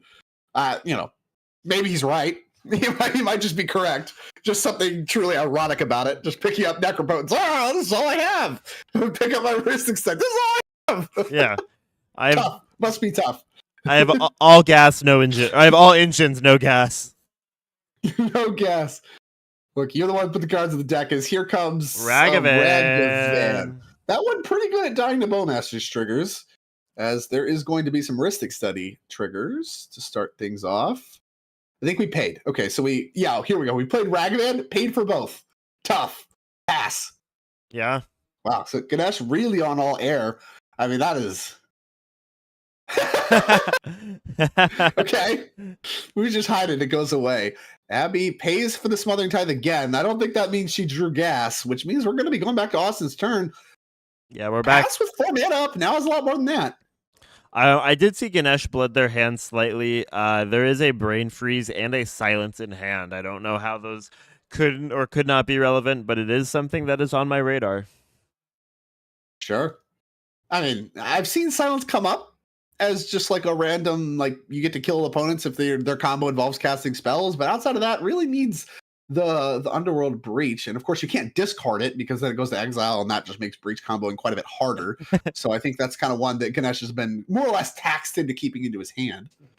I could see a situation if you need to attack a top deck tutor of some sort, you Brain Freeze them, but it's really doing no work for Ganesh right now. Orc Army Keurig rumbling into the red zone once again here for Abby. I believe Keurig grew with the Victim of Night. I don't know if it's a 3/3 or 4/4, but I think it's big enough to attack Austin successfully if she does want to send it all that way. Doing a little bit of calculus here on that front. Yeah, pressuring life Orc totals. Army looks clearly headed that way. Yeah, that's the name of the game right now, especially with the One Ring is going to start chipping away at Grant if Grant can't close it out. Austin eventually needs to figure out a way to win. You've made a lot of treasure through all the draw engines, but it's the top half. I think it's shifted. The top half, I think, is the favored table or the favored seat position right now. And I'm inclined to agree with you. And again, I feel like Abby really is just drawing to any tutor for the most part. Although, like I said, that could be disrupted thanks to the Ristic Studies. But Orcish Bowmasters, the story of her game plan here, Mangalore not really doing that much to contain the board anymore. What is Orcish Bowmasters and the army that it is creating. And that is going to allow you to pivot your game plan into pressuring life totals, which Abby's done a very good job of doing. And I think the rest of the table is aware of it. They know. These people are not disrespecting the fact that they could very easily die to Bowmaster's damage and combat damage kind of in conjunction. And they're very much, everybody's kind of doing their own thing to try to mitigate that. For Ganesh, it was trying to put that Ragavan in play, playing 3 mana for it just to plan a chump block. And that's exactly what happened. Yeah, and I think it was smart with how low your life total is to pay for those Ristic Studies if you don't have any other action. Yeah, it's just tough. Yeah. It's just no two ways about it. It's just tough. Being at 12 life is not fun with a Necro out. Kenrith, I believe, cast did not pay for the Ristic Study, so another Orcish Bowmaster trigger going somewhere. Down to 17 is Austin. Down to 12 is Ganesh. 27 for Grant, who's kind of been quiet in this game. I think might just kind of be like the sleeper to win it. Not a lot of attention on Grant, especially as this, gets to untap with this One Ring once again. Sisse in play once again. I really think he's kind of a sleeper to win it all. Sisse operates very well underneath Ristics. Yeah, and you really haven't made an enemy of yourself. I mean, an early Derevi kind of puts a target, but that was pretty overshadowed by the rest of the table. I think Grant, at the end of Grant's last turn, I wasn't sure if we would see another turn cycle, and it's very clear we are now. I think the next turn cycle, we will see this game end. The players have drawn too many cards. There's been too much going on for players to not win this game. Well, and players just are kind of priced into having to do something. Like the Bowmasters is just transparently like it's it's not subtle. It's going to kill you, and there is just the pressure of, well, it may not be safe, it may not be when I want to pull the trigger, but you just have to because the life totals are just getting too low. Yeah, Abby really is presenting inevitability if you do not deal with this. And we have a snuff out, and I'm gonna kill everything. Grasp of Darkness, snuff out. Bangers, ready to kill whatever's in the way. Yeah, I mean, Abby's plan is so transparent. I'm going to kill you with this Bowmasters in this army. I have removal spells to move whatever you have out of the way, and I will just kill you, which, of course, has to be somewhat discouraging if you're a Kenrith player. You spent 5 mana on your commander, and we just got ways to kill it. What's up? Yeah. I don't even know where to begin if I'm these players. Like, I think Ganesh is like, okay, cool. I don't have creatures that can be killed. Those aren't being used on me. And the threat of creatures being killed was enough. I believe Grant has passed the turn.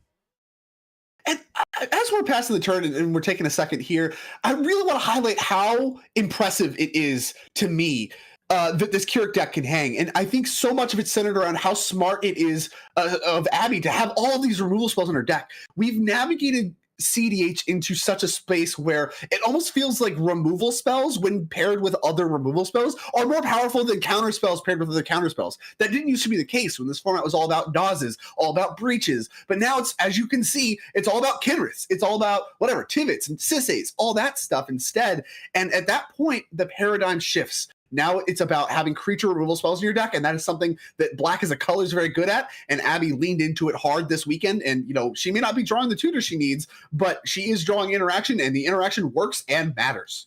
Yeah, I mean, Black doesn't really have player removal, I win the game sort of spells, so I think being able to lean into your commander being that spell that wins you the game and having your deck have a high concentration of ways to pave the way for Crick to connect. I mean, commander damage is a very real threat right now. I'm sure the players are tracking it. I don't know what those numbers are, but real threats are being deployed and real things are being cast. Oh, yeah. And Abby at 45 life, I mean, the deck that is typically known for just abusing its life total into the ground, highest life total at the table by far, which leaves her primed for a big top deck to give her the mana she needs to win the game. Yeah, I'm a huge fan of every player's ability to navigate this right now. I think they're doing a phenomenal job. Yeah, awesome. I mean, this is really what you get at the highest levels. All these players, have had some really bad things happen to them. There's no two ways about it. But all of them are still very much in contention to win this game. It's still from this spot now with 14 minutes left on the clock. This is anybody's game. Yeah, and this is where clock really becomes something to monitor if I'm the players. As Ganesh is deploying a Smothering Tithe. Smothering Tithe numero dos. Yo, dog, I heard you like Smothering Tithe. There goes a Ristic draw for Austin, and now this is where everything's just a mess. We still have one ring that we can activate. We got 2 tithes. We just have it all. It's called Smothering Tithe because I'm being smothered by all these tithe triggers. Yeah, that's just what the card does. That's what it. Yeah. Joke. Yeah. There's no derived. It's just what it says. Yep, Okay. I came up with that. I'm the first guy to ever make that joke. Where's your iPad? Don't you have some buttons to click? Yeah, you want me to make? I can make the doggy sound if you want. Here, watch. Listen. Oh, it didn't make the doggy sound. It didn't make the doggy sound. You literally couldn't even make a dog sound on your 3-2-1. You got to get back to the primer, buddy. Back to Abby we go. Takes a draw step, has done a good job paying for Smothering Tithe triggers. We'll see if she's interested in doing that again. She reached the mana very quickly, which leads me to believe she did not draw a good card. And she did not. It's a swamp. Sorry, Mark Cuban just FaceTimed me on my iPad. That's Mark Cuban. Yeah, he's good. He says hi. He's a big fan of the show. That's awesome. I'm flattered. Snuff out coming down. That one's going after Kenrith. Got to get that one out the way before Austin gets on tap. A lot of instant speed shenanigans that Kenrith is known for. So we're going to get that one out the way. Presumably also just to be able to keep attacking. That's going to trigger approximately infinite things. And so we're going to have a bunch of triggers as these players navigate that. Showing cards to Abby.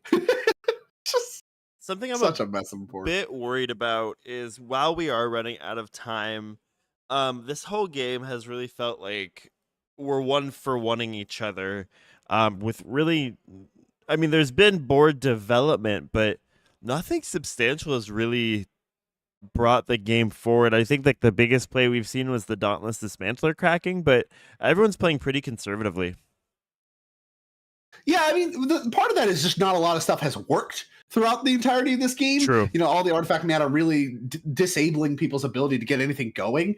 But beyond that, I mean, everything that has been done has just been done to accumulate more resources. But then as you're accumulating more resources, your opponents are disproportionately accumulating even more resources than that. And like I said, really the only one that's able to juke on any axis is Abby, who's able to just say, all right, I'm not even doing this with you guys. Like, I may have 2 cards in hand, but I am one of the biggest threats at the table just because I have an 11 power creature. What's up?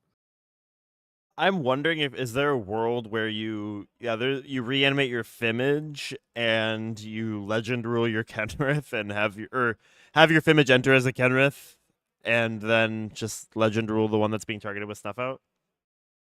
Fimage, if you plan to try to keep it in play, is tough in the face of Bowmasters. That's a lot of expenditure for something that's not guaranteed to work, I think. Yeah, duh. Yeah, don't Fimage into Bowmasters. That seems problematic.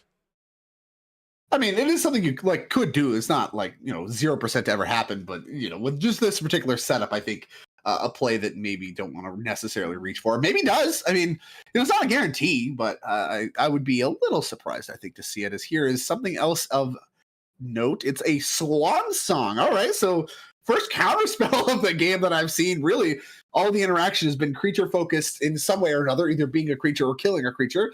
Here's the first counterspell. I got Swan Song, looking to add to Abby's attack force. Yeah, course, that won't matter if Kenrith does get to win the game by untapping. We have a full Ristic draw, Smothering Tithe triggers. Yeah, this is it's a very every spell is very laborious to resolve right now. I also partially wonder, there's probably no way you can go after Kenrith with Bowmaster's triggers thanks to the ability to put counters on stuff. I was like, we're triggering Bowmasters so many times. Can we just start to gun down this Kenrith? Is that something we can do? Can we gun down the Manglehorn? I don't know. It doesn't seem to me that there's going to be more spells cast, but there was probably a world in which you can. I mean, I'd be kind of surprised to see the rest of the table not fight back here a little bit. I mean, they want that Kenrith off the table. I think Austin is aware of that and is trying to politic here a little bit as we see some shaking of the hands and kind of some clear conversation happening with some intensity. But this Swan Song, if I'm Grant or if I'm Ganesh, I mean, either seat, I feel a little bit incentivized to interact with it. A lot of the other stuff going on, Counterspells isn't even good against, and this Kenrith does represent a real way for you to lose the game.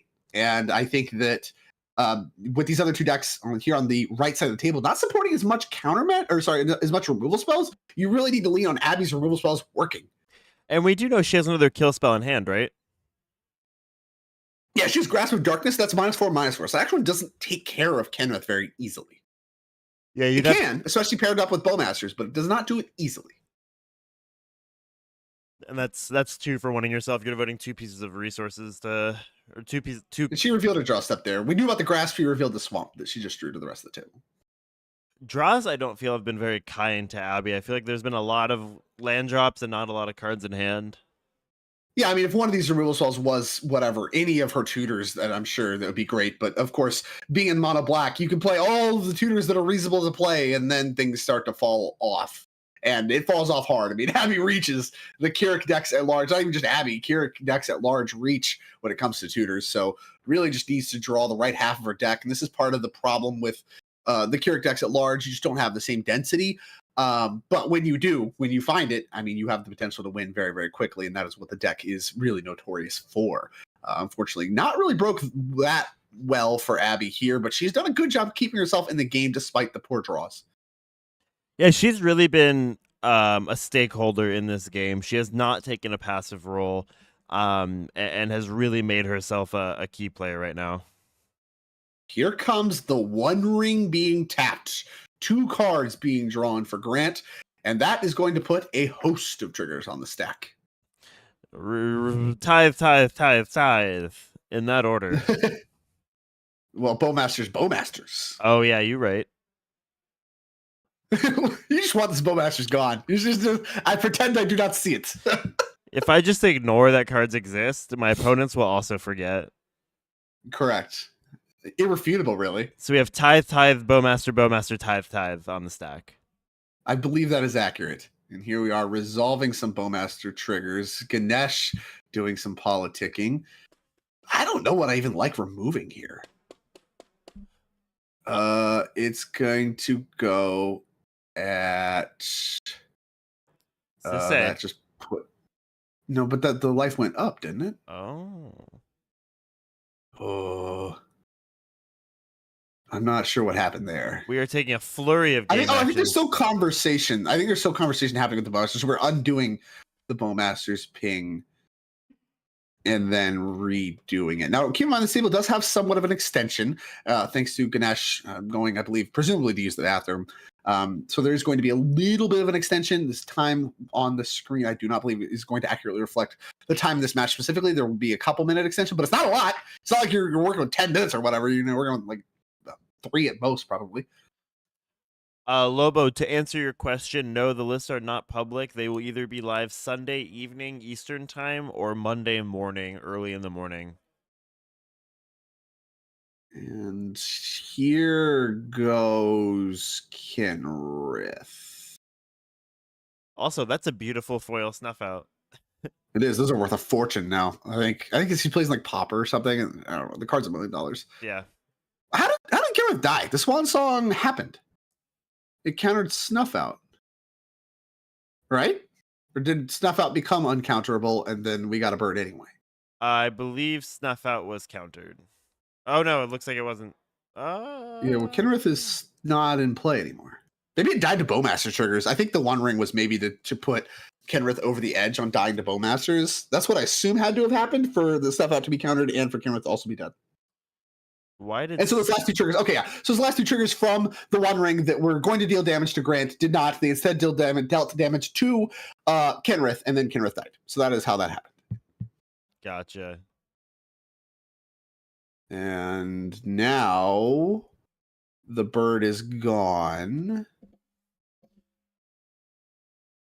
And we are in the Beat Street.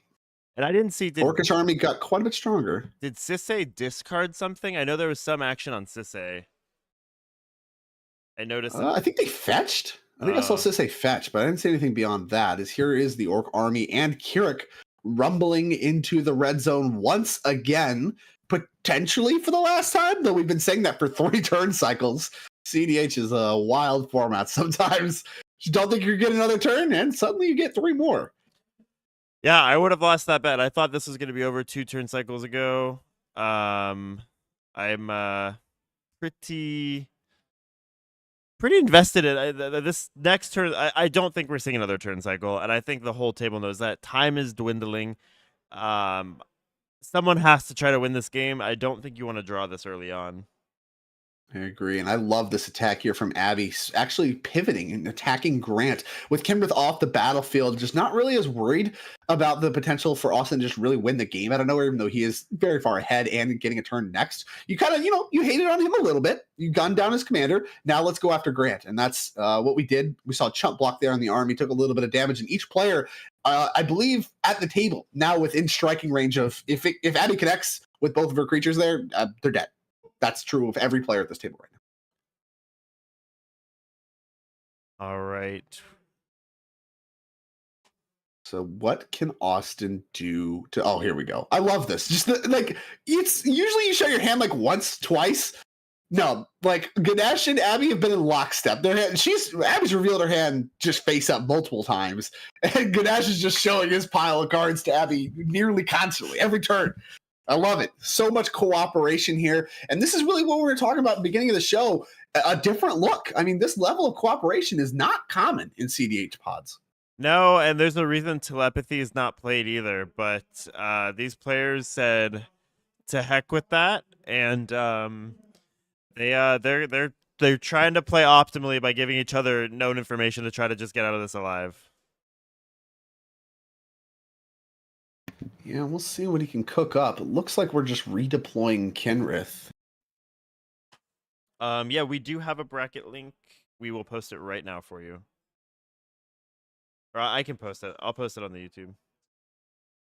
It's in the description. It's in the... Yes, thank you.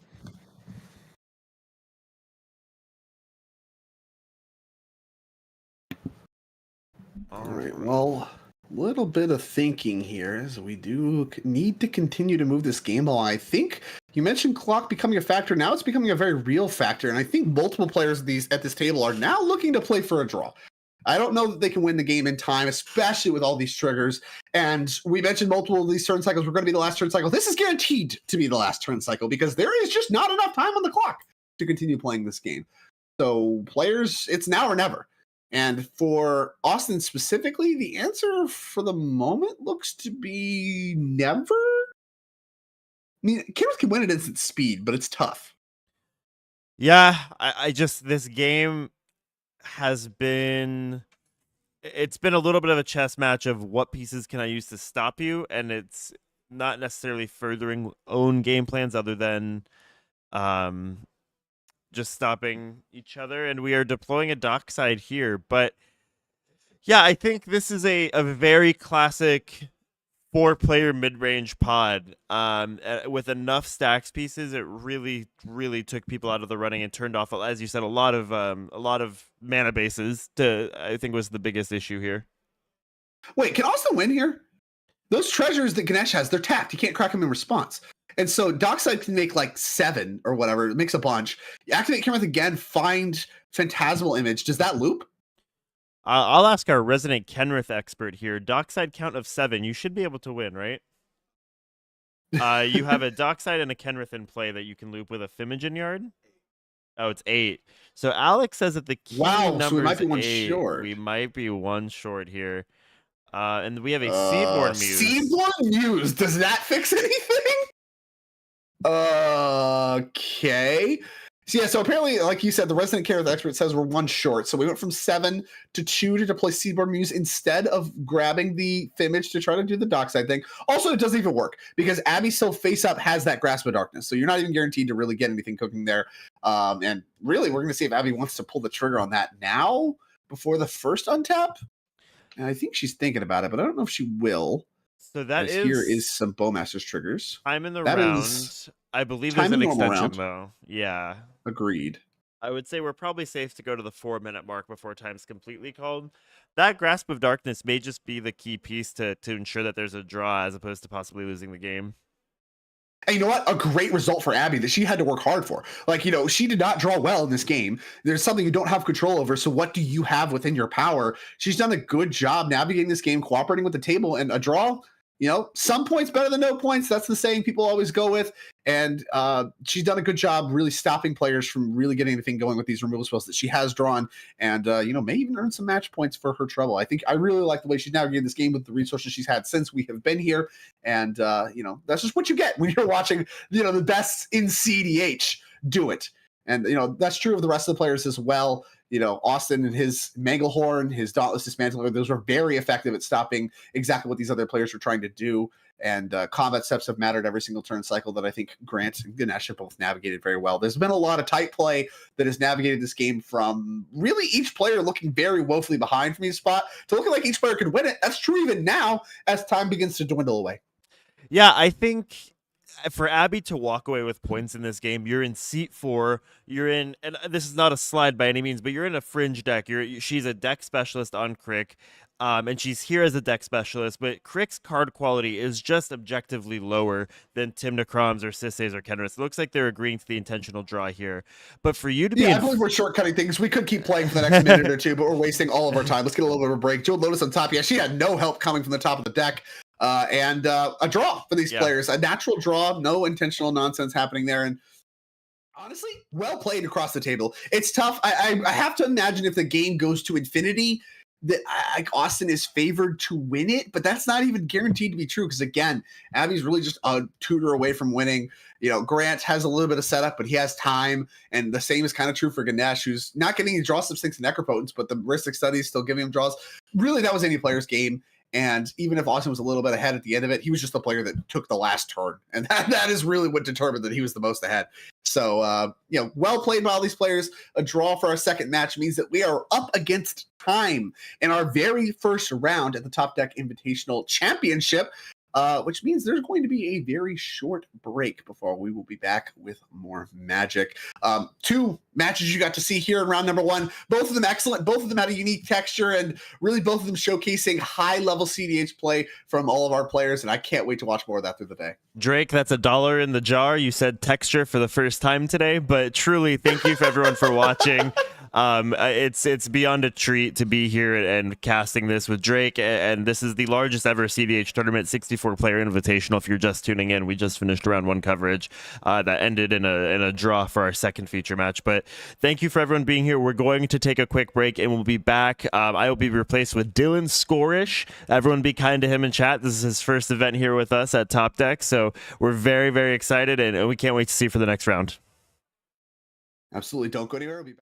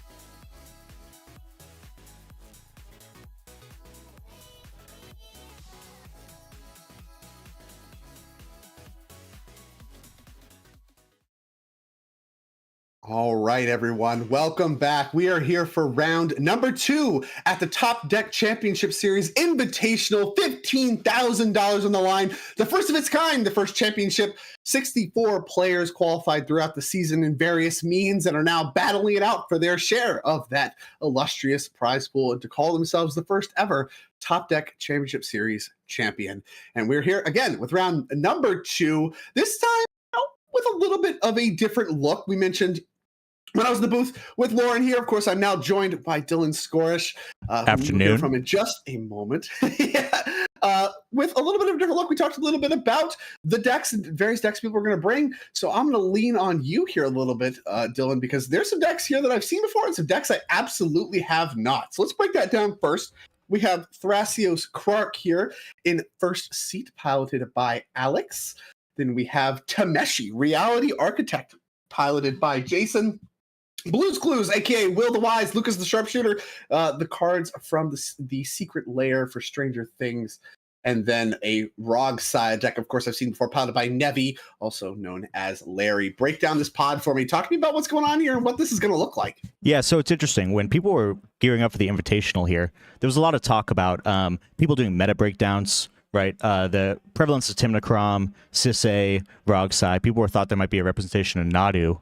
But here we're seeing 3 deck specialists, decks that we're not going to see likely any more of today, unless these competitors start doing well, and we could maybe see them in the top 16.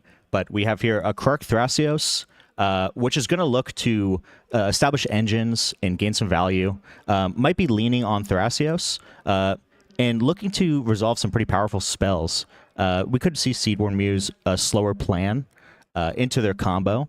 Tameshi is a really interesting deck that not a lot of people really understand, including myself. Myself included. Yeah, it's going to be a little complicated. I've played against this deck, and generally my strategy is win before they do anything, because once they start putting lands in their graveyard, like a Seed of the Synod or Ancient Dens, those are combo pieces for them. It's very difficult to interact once that engine is online, and it's not something I'm personally looking to do, and it's going to be complicated for this pod to navigate if they haven't experienced it yet. Will and Lucas, this is an infinite mana deck that looks a little like a Timnachrom build with a more mid-range slant, looking to kind of generate value again and grind the game out, but has a little bit of a element of some of the more infinite mana dockside decks. They're going to be looking to use their commanders to ultimately finish out the game. And then Larry on the enemy of the state, Rogsai. They're going to be looking to not pay attention to anything else happening in this game. It's going to be a little difficult from 4th seat. They can't really lean on the like something like a wheel effect in their position in this pod. And they're going to be trying to dodge the interaction that like the Krark Thrasios and the Tameshi might be leaning on to slow the game down and really get their value generating. So he's going to be in a tough position here. But we know Rogsai can take it quick if they're left to their own devices. And Larry's going to be looking to mulligan to a win quick. And then if that doesn't work, he's going to be going again and again and again.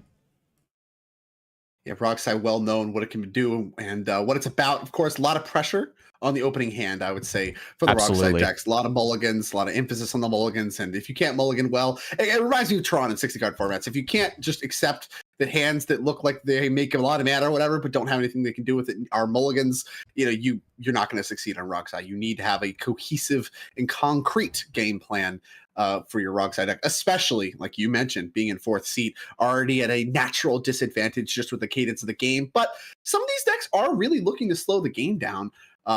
You mentioned the seat right before him, Eric, on the Will Lucas.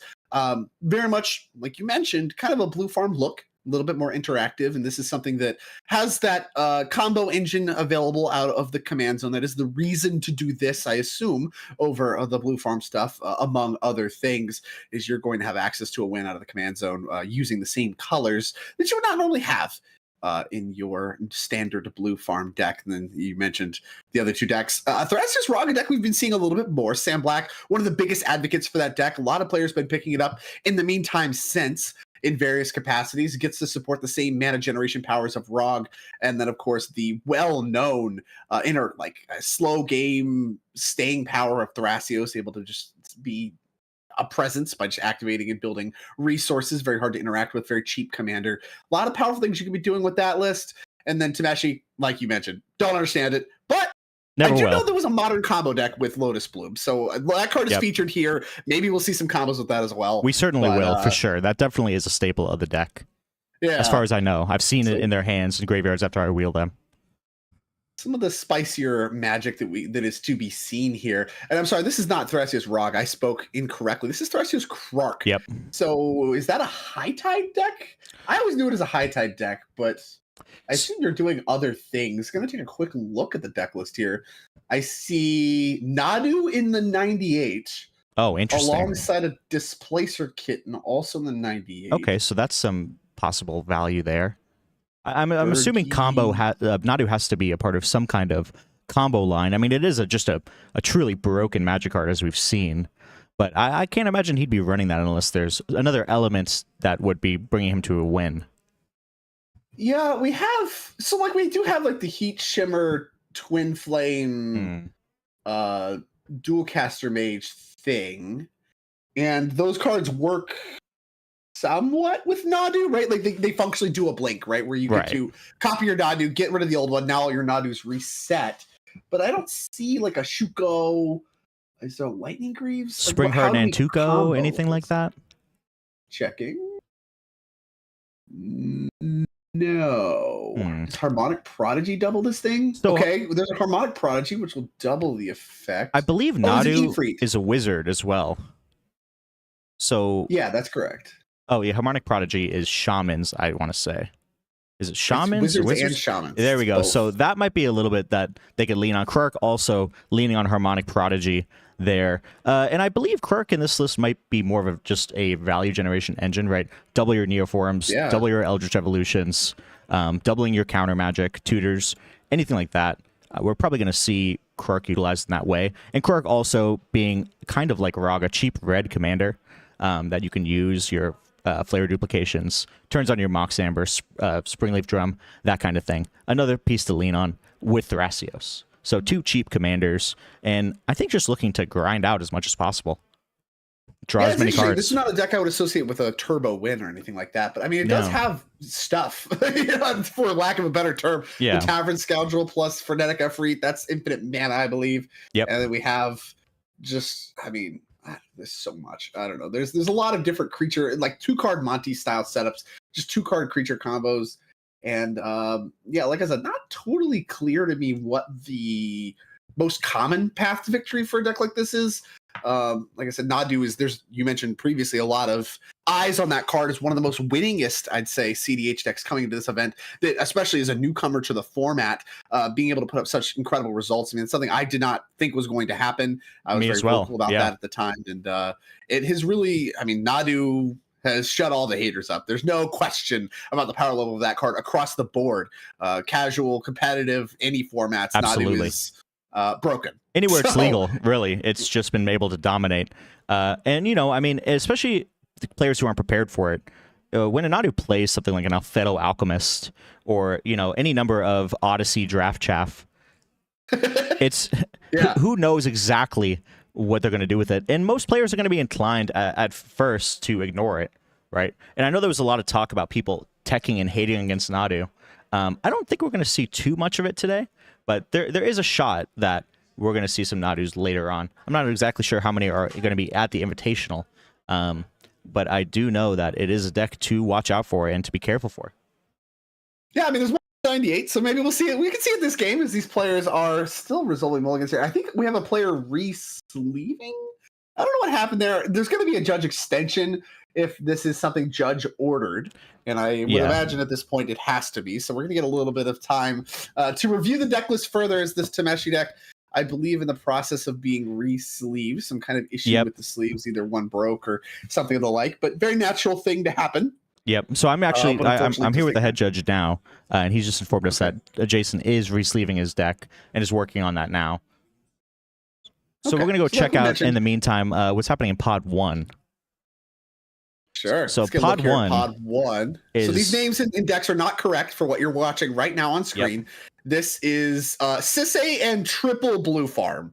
is what Yes. we're working with here. This is what the competitors were likely prepared for going into today, right?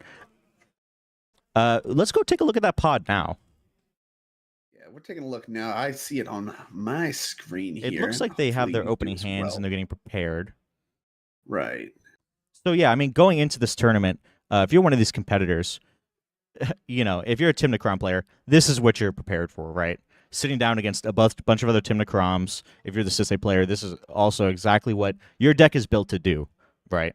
You're looking to just get under their value engines. You're not really trying to cast spells once you get into your game, right? You're looking to hopefully see them drop a bunch of rocks, feed your dockside, and get the game going. Yeah, I mean, this is CDH as people, I guess, want it. I used to play a lot of Blue Farm. Some of the most fun games I had were the multi-Blue Farm games, where you just have a lot of just good, wholesome drawing cards, interacting, just like playing what I want Commander, especially at the highest level, to be about. Drawing cards, navigating, using your spells wisely and appropriately, making mana and all that kind of stuff. It's really, really fun Magic. And Sisay, you know, the odd one out here, but I believe in seat number 1. So at least has that going for it. And if this game here in Pod 1 does turn into just a Mystic or more Aristic Study slog fest, Sisay is going to be favored in that setup, able to operate very well underneath all of that. But with just a scrubland and a passing of the turn, that's not an explosive turn 1 that maybe you'd like to see if you're seat 1 in a CDH pod. No, definitely not. They could be looking to set up. I mean, we saw in game 1 or in round 1, this same Sisay pilot just absolutely capitalizing off the rest of the table, playing out their hands, and then going into Silence, Demonic Tutor, Dockside, right? So they might just be looking to take a back seat here and just wait to see how this fares out. As long as none of these Timnacron players can put an early win on the stack, Sisay does have the ability to out-generate them in the value once they get their engine online. And they need time to set that up unless they have something like the Dockside, right? And here the Scrubland could be representing something like a Silence or another effect that could slow somebody down if they try to go for it. I mean, very commonly when I was playing a lot of CDH and even today, I guess, maybe not as effective today, but some of the slowest or at least seemingly slowest hands either involved like an in-step Vampiric or they just had the turn 2 Dockside where it's like, okay, this is powerful enough to justify not doing a lot on turn 1. But here we go. First Blue Farm player on the in-turn order does not agree with taking things slow, going to get the guns blazing with a Mana Crypt. What's the follow-up? Let's see. I mean, they're representing a lot of things here. I mean, this could be as much as a J-Lo Crom, which it wouldn't be too bad in this matchup, just getting your engines aligned. Or maybe we'd be seeing a wheel here in a moment. Yeah, not a Ristic Study. Badlands, of course, can't cast that. Definitely so wheels, potential. Oh, tapping our mana, making Chromox on red. So now we have red. That's 4 mana. Okay, interesting.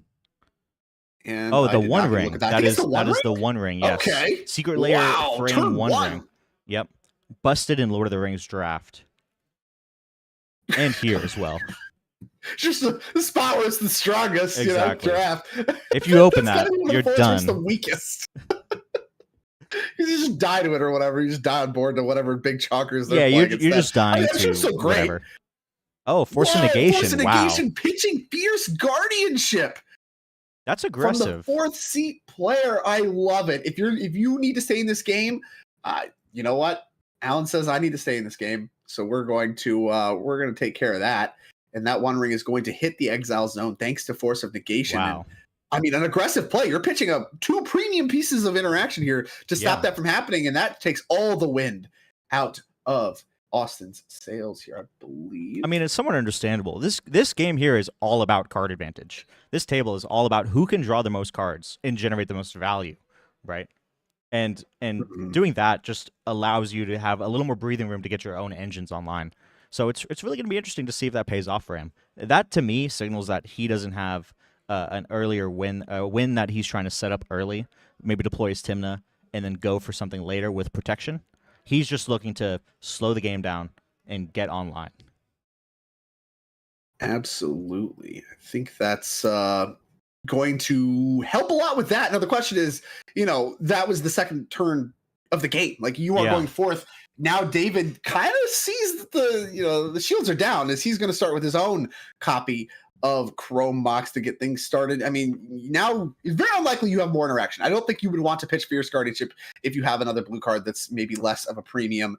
So we'll see. And I think it's a that was Demonic Tutor on turn 1. I believe that was a Grand Abolisher placed under that Chrome Mox too, which is obviously a premium piece of protection in this matchup that you expect to be heavily interactive, right?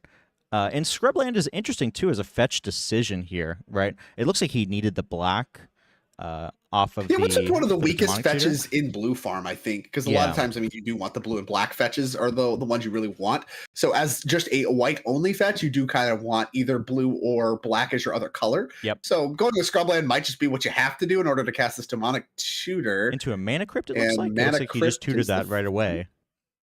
Yeah, we just put that. I love these where you just don't even move Oh it. my Curse God. Totem!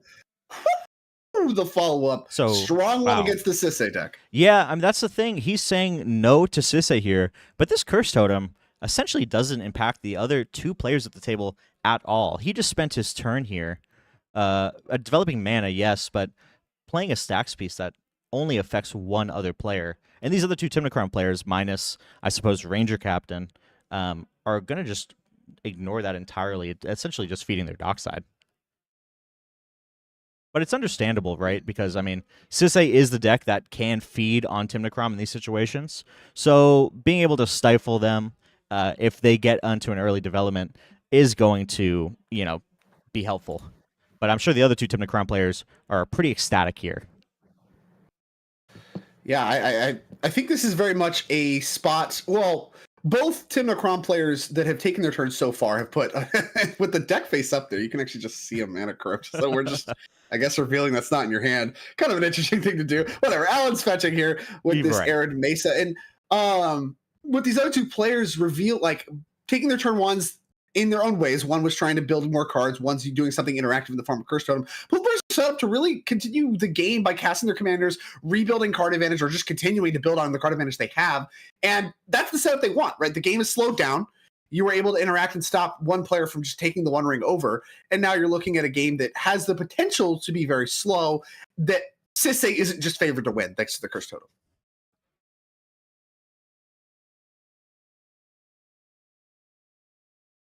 All right, so let's see. We have a Badlands. Let's see what the follow-up play is. Jeweled Lotus. Okay, so it looks like we're seeing a Tymna here. Oh, never mind. This looks like a Crom coming down. Crom's a lot better than a Tymna here. I would say Although so. No players really have card advantage engines except you, so the draw from Crom might be mitigated here for a few turns, although Sisay still has a lot to work with. Yeah, and Sisay is in a desperate phases position. Of the game in the command zone there for Alan alongside like one of those like phases of the game cards. It looks like we do. Yeah, it looks like that's like a that's so awesome. I love that. Like a standard draft insert helper. Yeah, keep that as a reminder. Let them know. Yeah, exactly. Let them know where you're at. Navigating the combat phase. No plan one, no vamp. That means dockside usually. It's not dockside, it's Bloom Tender. Yep. That's pretty bad in the face of Curse Totem. Yeah, that's unfortunate. That's tough. That is not going to be doing too much here. Not yet. Need to find some answers. Sisay has them, but needs to find them. So we do go back to Austin. The TNK players are eating good. All of them have managed to spend 5 mana approximately on turn 1. I think one was only 4, but whatever. So 4 or more mana on turn 1. So all set up very well. And Sisay very much mitigated by this Curse Totem. So now it's just a battle of the blue farms. And have to favor Austin as he's just the next in turn order. He's the second seat. Yeah, I mean, this is what With Blue that Farm... One Ring being countered was brutal. This is what Blue Farm does a lot of the time. Spends 5 mana and does not win the game. This is something that you're going to see a lot of with these mid-range matchups, is just trying to get things online and just holding as long as you can to maybe try to find a win. So we'll see. Oh, wow. Just pass here. Nothing. Yeah, stone cold nothing. I think he was leaning hard on that One Ring. I mean, or we just have Nas or something, right? Like, because it's not like you could do nothing. You have... Yeah, like, this possible. can cast Crom, right? Yeah. I can't get a look at that shock or whatever, whatever the land is on the far left. I think that's left a watery grave. I believe that's one of the so we could unfitted just water cast Crom. So if you're not, what are you doing? Like, my alarm bells are going off. It's either Opposition Agent or Ad Nauseum. Those are both cards you can play around. Now we'll see if anybody does. Like, that's so sus. All that mana untapped. Come on. What are we doing? We see But you David have here something. hesitating a little bit with his fetch. You could see him kind of picking it up and considering, because I mean, an opposition agent on the land here is pretty stifling. He has a lot of mana, but he only has access to white and black mana right now. Yeah, he needs his fetch. There's no two ways about it. Yeah, and it looks like Volcanic it's going Island through. does so much. I mean, it could be Austin has the opposition agent doesn't want to hit a fetch. You know, there's a Sisse at the table. There's potentially more premium targets, but all the players are pretty low on resources. And I mean, if you're going to cast it anyway, it's not clear that anybody else is going to do anything that's going to, oh, here we go. We're just trading cards. It is a trading card game after all. Yeah, absolutely. And it's pretty funny to see them this early just sharing cards.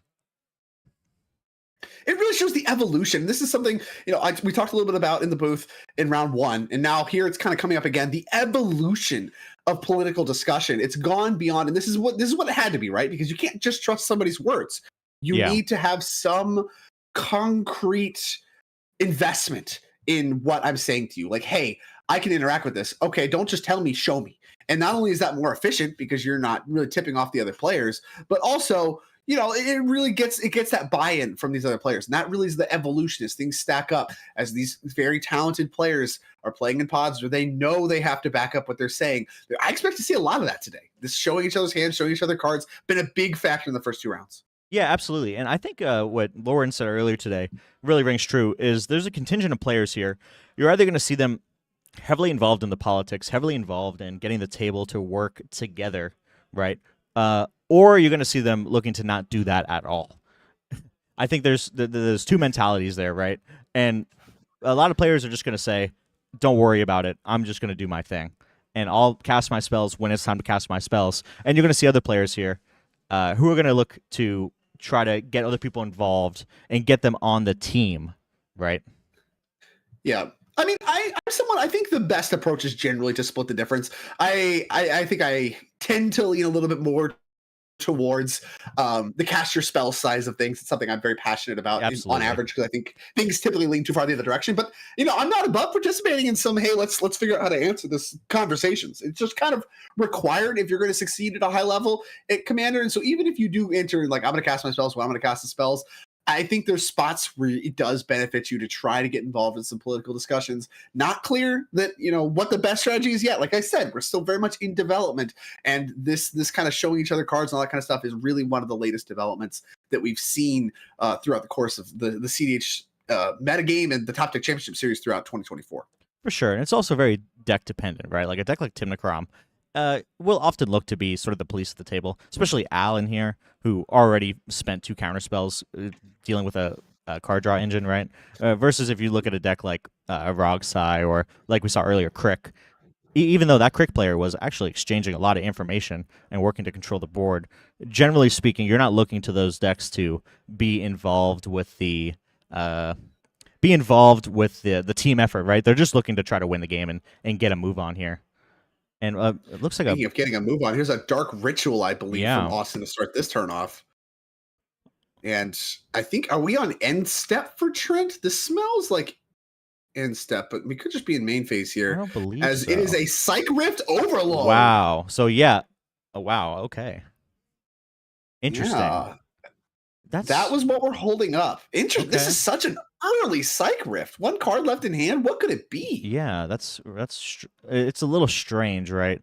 I mean, I guess when you look at like David's board here, he's gonna that Chrome Mox, unless he has another card to pitch that he's willing to pitch, it's gonna be pretty tough for him to make anything happen there, right? And he's got to if he wants to redeploy the Curse Totem, he's gonna have to use a lot of his turn to do that.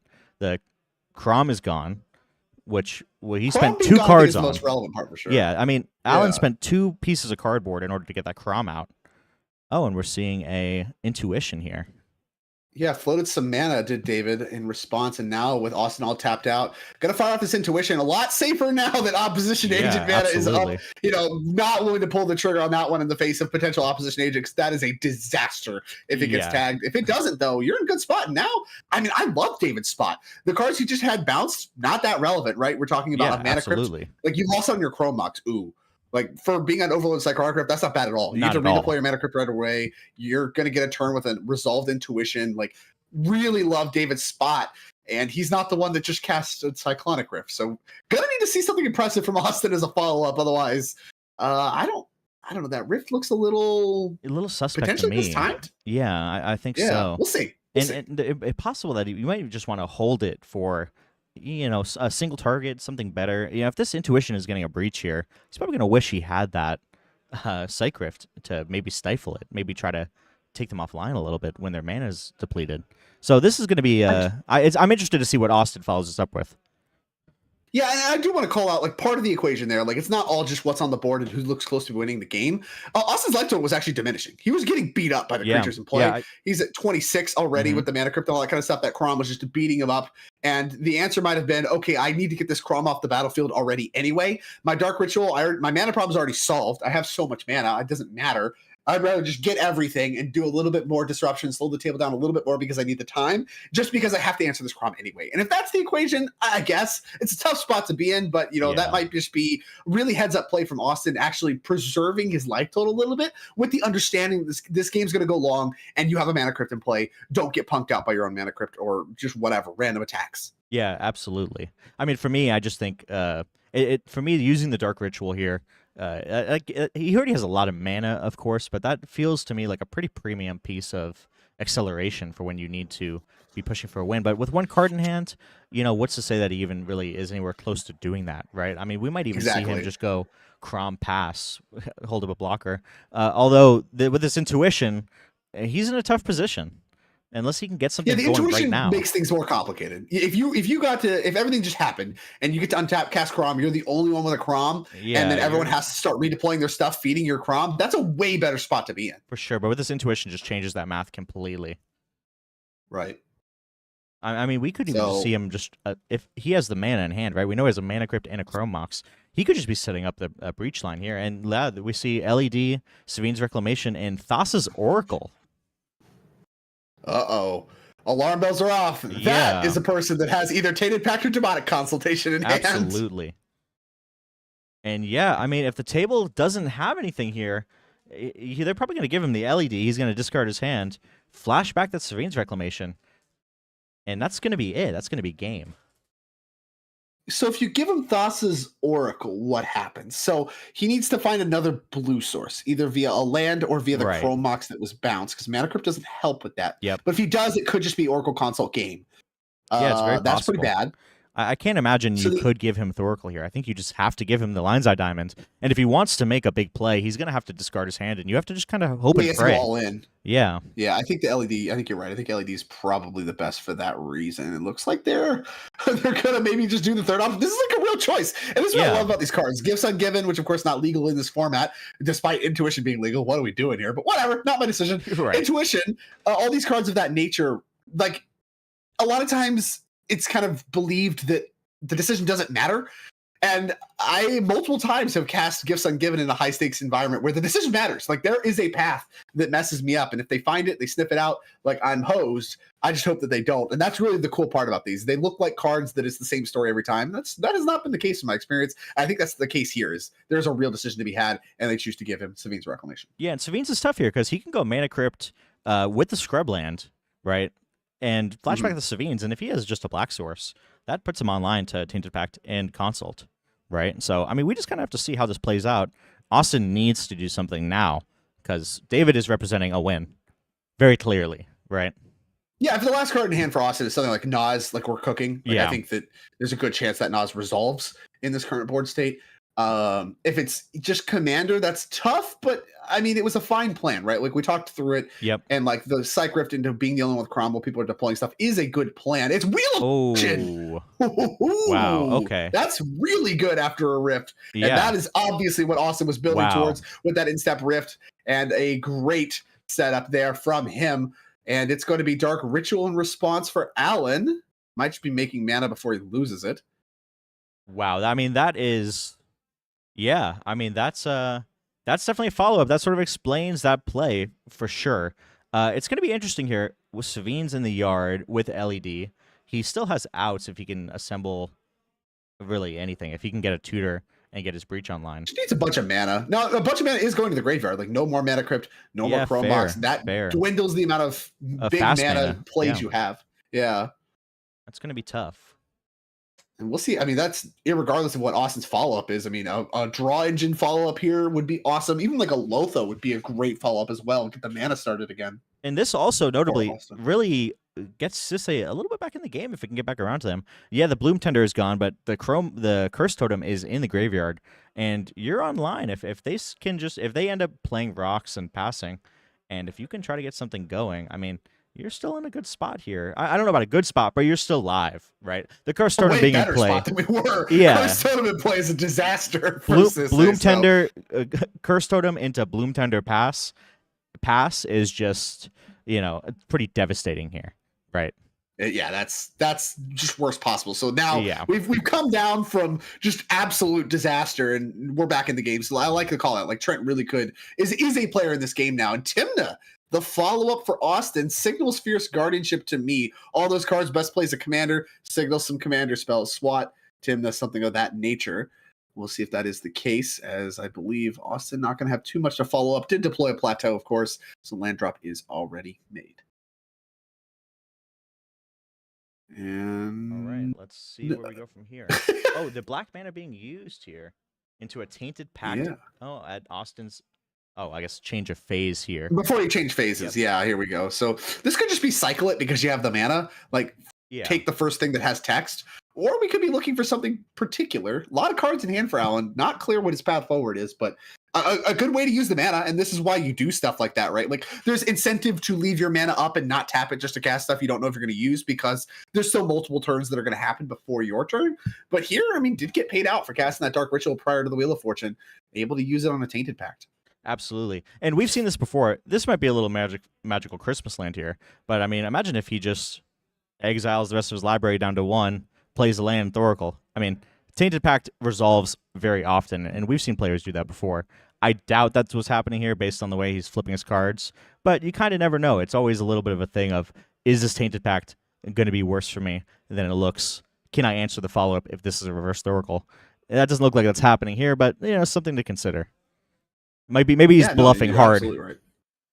Oh, no, it's Lotho. Never mind. That would be so gas. Stopped on Nas, decided not to take it. Stopped on Lotho was the final choice. Exiled a couple cards. And yeah, just cycling it, getting a real piece of cardboard for your trouble. I don't hate it. I like the play sequence there from Alan. And over to David we go, who looks to have a loaded gun in the form of the Graveyard Savine's Reclamation. But end-step play. Latent Tutor. Oh, so, okay. I think we're going for an Underworld Breach. Yep. Yeah, you can't. That one can't. And here we go. Immediately the left side of the table just gives each other throwing the hands. Yep. CDH is so different, man. I love this. It's pretty funny. I mean, this is, it was funny talking about the Tainted Pact play. There's really nothing better than kind of going through your whole library, stopping at Breach, going, oh, man, is that going to work? And just going all the way down, taking your time, and then just stopping at the very end, and you just see the look on the faces of the other competitors, realizing that they flubbed up, showing you their swan songs and Floats of Storms after the fact. But that is not happening here. We have a Enlightened Tutor on the stack, and Alan is considering using that Tundra for something here. Yeah, it indicates he might have something. I mean, the players did exchange hands, which makes me think there's something you can do about it. A lot of times when they have nothing, they just throw their hands up, say, I can't do anything. And that's just that. I also being really quiet here. I'm telling you, I would, if he does not have Fierce or SWAT in his hand, I would be shocked. I mean, it could just be that he didn't have any other action, right? He's also last in priority on this, so he's not really incentivized to do anything, especially the other two players throwing their hands at each other. If they have anything, they're going to make each other use it. Exactly. They know each other. They're going to make each other use it. You can kind of just stay quiet. And if you do have the Fierce, you can wait. You can let this resolve. I mean, make him put the Breach on the stack and then Fierce that. Like, you have options if you do have something like a Fierce Guardianship. And if you don't have any interaction at all, is that One Ring? What? Is that a One Ring? That looks like the One Ring. That is the One Ring. This is really, I mean, showing each other. Surprising to me. They're both admiring their secret layers. The secret layer poster art one. Oh, I hate him. I'm so old. Yeah. Give me base pack version only. But that white bordered. Yeah, I'll get you a white bordered One Ring for Christmas here. It really is, man. I can't imagine just unless Alan is So- showing you face up that Yeah, he has you don't know what something. the conversation is. What if there's like some leveling here where it's like you would grab breach, right? Like face up, Of if you grab breach course. and it resolves, you win the game. Well, that's not what CH is about. CH is about resolving the most powerful thing you can get. If you can't resolve it, you've done nothing. You've done no good. So maybe Underworld Breach is something the table can counter, but it would like hamstring them and you would just lose to Austin or whatever. So Yeah. instead, what you're going to do is grab something a little bit weaker that doesn't just win you the game, but might actually resolve and try to hope that the things will break, that the interaction has to be used elsewhere. For sure. And the One Ring, it's a more difficult spell to counter, right, than something like a breach. Like Swanton does not hitting it. You're really just trying to dodge your force negations, force of wills, and I guess strict serenade now. But we'll see what's going on here. True. The Soul Ring, of course, we saw only 2 mana, so there had to be some fast mana in hand to make this One Ring happen. And here we go. Does have the Soul Ring, and the One Ring is the follow-up. Did it work? Did we find something the table will let resolve? That is the question being asked by We see the David. hand motions, the pleading, the pleas. I'll say this. It is ambitious to me to be like, yeah, people won't counter my One Ring, but they would counter my breach. When we saw Alan literally first turn of the game force a negation, pitching Pitch 2 Fierce counter Guardianship on the spells. One Ring. Yeah. Like, clearly, this is a table that respects the One Ring for the power that it is, and they're not going to be like, oh, it's fine. It's just the One Ring. They understand this card's powerful. Right. You can see the players talking to each other there at the top left. A lot of conversation between these Blue Farm players, like you mentioned. Politics a big part of succeeding on the Blue Farm deck, making sure you cooperate, and really the whole table's been involved in heavy conversation throughout this entire match.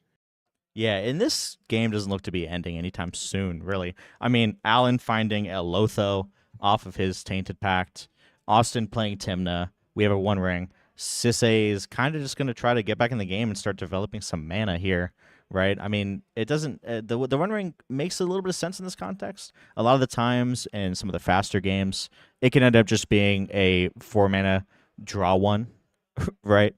Protection, if that matters. Usually doesn't. Right, but here this game could go long. I wouldn't be shocked if this is a game that goes down to the wire. Yeah, the One Ring is a card that's going to be very impressive, and I think Austin, I mean, all these players are obviously very talented. Austin realized that and kept a hand based around it. Turn 1 One Ring, obviously very different than whatever this is, turn 3/4 One Ring. But Right. even still, I really want to compliment David's play in this game. All game, I think he's navigated some key decision points that other players would not navigate the same way. I'm going to highlight Exile and Grand Abolisher. That looks like something that's like, whoa, that's one of your best cards for punching through a win. What are we doing here? Really shows he's laser focused on a game plan that doesn't involve just trying to punch a win through. He has come to this table and plans to be patient.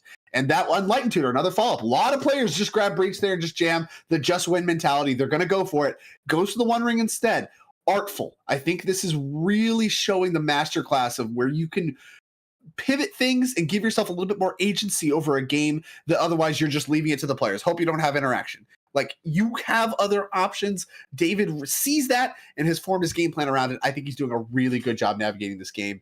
Whatever the outcome is, I think he's played great. Yeah, you have to give him his props, right? He's looking to grind this out, and he's getting himself in a position to do that. And he has the best engine online by far right now. Right, exactly. He's paid out. Like, if you just get countered and passed, like, you're kind of left a sitting duck. Like, maybe you could just hope to untap and hope that your Savines works and just try to keep jamming wins, or you can do something else entirely. You can put the One Ring in play, start drawing some cards. Now you're the only one with an engine right now that's going to continue to work. It's indestructible, so it's kind of hard to get rid of. Cyclonic Rift's already gone. So, like, right. You are instead setting yourself up that when you go for it, you will go for it once, and you will be very confident it's going to work. Yeah, absolutely.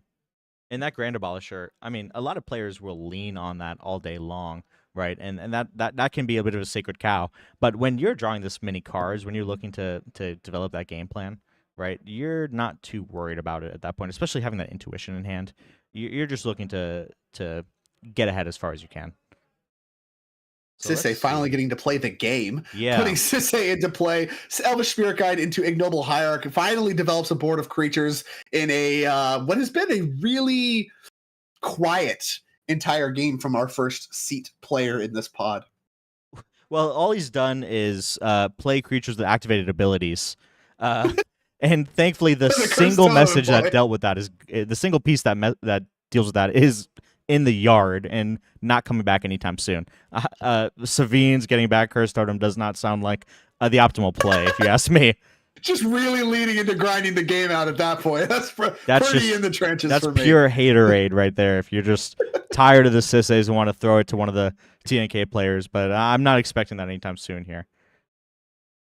So yeah, we'll see. I mean, you'd have to have a lot of spare mana and plenty of resources to work with for that to be the angle you want to reach for. But I mean, we're joking about it, but I could see the game reaching that spot. It's not like Sisey's easy to interact with outside of that. So you might just be like, hey, I'm going to cast this Savines. I need you two to not kill me and not kill each other and all that stuff and let this resolve, because otherwise we're just going to die to Sisey. Like, there's a real world where that's what the game comes to. We're not there yet. Sisey's finally getting to play the game. Right. It doesn't look like Sisey is. Although Sisey does look to be having an activation next turn. If he can make a land drop, that Ignoble is going to be online next turn. I don't think there's going to be too much to worry about there, but we could see some shenanigans into maybe a Cradle out of them if he's able to develop 5 mana. But we'll see. I mean, Austin playing his turn here. Looks like he's tapping for something big. A lot of mana being tapped. We led on a bunch of colorless mana and I believe a mana vault. And now we have 3 mana left over, making a total of 5 here, I believe, assuming mathematics is something I can do. Yeah. Represents Crom mana potentially, and that looks like what we're reaching for. It's Crom. I was thinking there's 2 pieces of cardboard that cost 5 in that deck, and one is maybe better than the other, but yeah, here's a Crom. Come on, it's not a competition. Yeah, right. Sure, we're just, sure. They're each serving their own purpose. Well, one you get to have at all times, right? And the other one is the good card. Right, which is way stronger in the abstract if you're going to account for all things, All right, and so engines players online. Now having a little bit of conversation. And 2 commanders, I mean, that's real card advantage now. This is what Blue Farm's known to do. Going after Alan with his Lotho that he tainted pacted for post wheel, which is in play and is starting to make treasures. And Crom plus Timna are going to rumble into the red zone, potentially giving Austin 2 more cards at the cost of no life, because of course Timna has lifelink. Yeah, Austin correctly assessing that. Trent is not really looking to trade off his Sisay or his Noble Hierarch for a Timna here. Correct. Yeah, I mean, you have multiple players you could hit, right? Like, you could just attack David. Oh, there's a one ring. You're right. I mean, you can probably attack Alan. Like, is he going to trade away his Lotho? It's like what he has going. I don't know. You can probably attack anybody and realistically not get any blocks. It's just a question of who are you the most confident is not going to block. And certainly Sisay's, the person who wants to untap with both of their creatures still in play, going to be the most likely. As we finally get back to David, his second turn with the One Ring, doing what it does best, to draw cards and deal damage to you. All right, 1 damage for David. Card coming for turn. See how he wants to navigate this turn. Does choose to just go tapping the One Ring right away. Yeah, I believe this is before draw step. For Orcish Bowmasters. No, we've drawn. Oh, we did? Okay. Generally speaking, when I was playing the One Ring in Timna Crom, I usually preferred to do it before my draw step, just in case you spike a Vampiric Tutor or Mystical Tutor, and give yourself some options, right? You're going to draw the same amount of cards anyway. It's not like you're not going to tap the One Ring on your turn. Sure, you want the burst of cards before the single card. Okay. Exactly. Well, that way, just to give yourself more options, right? Your draw step is coming, and that gives you the option to try to set something up, right? If you're able to get a Vamp Tutor, why wouldn't you, right? I'll say this. It's a point. It's true and good. Is going to come up a lot. But the way David has navigated this game, he's not postured himself as someone that if he found a Vampiric Tutor would be casting it. That is also very fair. That is very fair. Maybe he would grab Mindbreak Trap, right? Who knows? Stop. Mindbreak Trap. Grab a Remore or whatever. Consult for his Mindbreak Trap, whatever it is. Oh, we're cooking. Exactly. We are cooking. Send a message. Not clear what we're cooking, but we are cooking. He's got lots of duels in play here for David. A lot of mana available, a lot of cards available thanks to the One Ring. What do we have? Oh, silence. That is alarm bells ringing. I don't think this is silence into Crom, if I had to guess. Yeah, I'm not buying silence into Crom. Now it could be silence into like Mystic Ristic, but that even still does not seem it. We're reaching silence for cards is such a quickly. premium card there that I can't imagine something like that. Although, who knows, right? This game's been all about trying to generate as much value as possible and draw cards.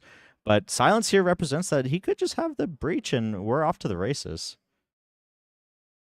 Oh, Swan Swan Song. Song. Okay, so there was interaction here, and you called out specifically this piece of interaction as something that the One Ring dodges, Underworld Breach does not. And if that Swan Song was present in the previous turn cycle, Breach may not have worked out, a and now we have misstep. some stuff to fight back with. Misstep. Okay. That triggers the opponent's stuff, though. Lotho, Yeah. Crom, doing their things. Cards being drawn. Big fight here. Oh, David a fierce really guardianship likes from his spot. Trent. Wow, the Okay. Sisse player. Now, they did exchange hands. Remember, Alan and Trent exchanged hands Yeah, early they're in the aware game. of. God, even now, I can't say enough good things about how David has navigated this game. Like, all of this interaction really coming out shows how critical it was to get your One Ring in play. And now, I mean, picking this spot over giving players more mana, like, look how mana constrained most of the table is. Yeah. Like, it's not clear that you're going to get another spot where players have so little mana and you have so much mana advantage over them. And if things go badly, you still just have a One Ring on 2 in play. 3 more cards coming the next turn off that alone. Like, that is so much to rebuild with. So it's not, the floor here is so high. Oh my as god, we an are offer you getting cannot involved. refuse on the Swan Song. Offer. I love it. Or, The two treasures, sorry, not going this to be might worth be a lot the of fierce interaction guardianship. typically against Sisse. So Yeah, I wouldn't say so. And here too, you have to remember this is 2 pieces of interaction being used on a silence. If the silence doesn't resolve, right, that's 2 less pieces of counter magic to be spent on whatever your payoff is here. Yeah, And you might just jam anyway, right? Like, there's you no probably draw would. engines that are going Yeah. off. I think it would be generally correct to at this point. How much more interaction do we feasibly think the table has if they're being able to beat 3 pieces, right? And it Just looks like the matter. offer is Like, even if resolving. there's another one, you have the One Ring. Like, again, Yeah. the One Ring is just your out to everything. Exactly. Because you just rebuild. You're just going to keep drawing. Exactly. Now, of course, you do have to get another turn, which after you draw out all the interaction isn't a guarantee. We all know that very Right. well. But I mean, with 2 blue farms, it's not unheard of. There could very well be a lot of interaction that you need to slog through, and that just involves attempting over multiple turns. Yeah, and we have the silence back on the stack. A little bit of politicking here. Can anybody do anything? Doesn't look like it. It seems like they would have fired it off at this point if they were able to. I don't know. I think Austin has something. I'm sorry. He's moving his Austin stuff is around postured like he does. someone who has something. He's I don't moving know his what it stuff is, around. but Austin, yeah, he's postured like a person that has some interaction and is trying to be sneaky about it. But I don't buy it, Austin. I've sniffed you out. What's your interaction? What But you once got? again, even if he I don't know what it does, is. even if he Got something. does, right? I mean, you're still going to play whatever your payoff is, and it might not be enough. Yeah. Unless he has his own silence here, that might be enough to stifle David for now. But that warning is going to be untapping on 3 next turn, and you're in a really tough situation. Absolutely. This is a tight, tense spot here for all the players at the table. Just not clear what's coming. You have to assume if it wasn't a win, and this is really where the politic evolution comes from. If it wasn't a win, David would almost certainly be politicking, saying, "Hey, it's not a win, guys. Right. I'm just trying to do my mystic. Come on, stop fighting." He's not. There's none of that going on. As here's, I believe, Flusterstorm. I think so. Is that the new art Flusterstorm? I want to say that is a That's what that Flusterstorm. is. Yep. Still got it. Come on. And here comes Still got another it. card for Modern Austin Horizons off the 3 Crom. Flusterstorm. Yeah, that's second card for Alan, which of course will trigger Lotho as well. So Lotho going to work here on the rebuys on mana, allowing Alan to keep fighting. And boy, what a defense he has had mounted. Remember, Trent and Alan both showed each other their hands early in the game. Probably knew quite a bit of this interaction was here, so they've done a good job navigating each other's interaction in spots where they know it's going to work. But this could be it. I mean, this could be the end of the interaction. Could not be. Unclear. Who knows? And players don't look to be doing as much politicking here. I think a plan is already formed, and this 3v1 is just going through the execution steps. Yeah, I mean, I think if you're David, you're still jamming if this doesn't resolve, assuming what you have is Underworld Breach or whatever. Yeah, we will see what David follows us up with. And there's the Underworld Breach. It's Breach. Yep, there it is. It's Breach. And like I said, he was holding himself in such a way that what he had was pretty clearly a win. And the cleanest win here by far is Underworld Breach. And it's also one that you're set up next turn, if it doesn't work, to just Savine's it back. Yep. You have now that you've taken your turn off with your Enlightened Tutor, resolved your One Ring, gave yourself some backup, now you can do the jam turn over turn. I love this pivot from David a lot, and I love continuing to jam even after all this interaction's gone down because there is no Mystic or Ristic in play. So, they're not getting refueled as you fight. They're just using what they have, and hopefully now you've worked through it all. You might not have, but you might have. So let's see what happens.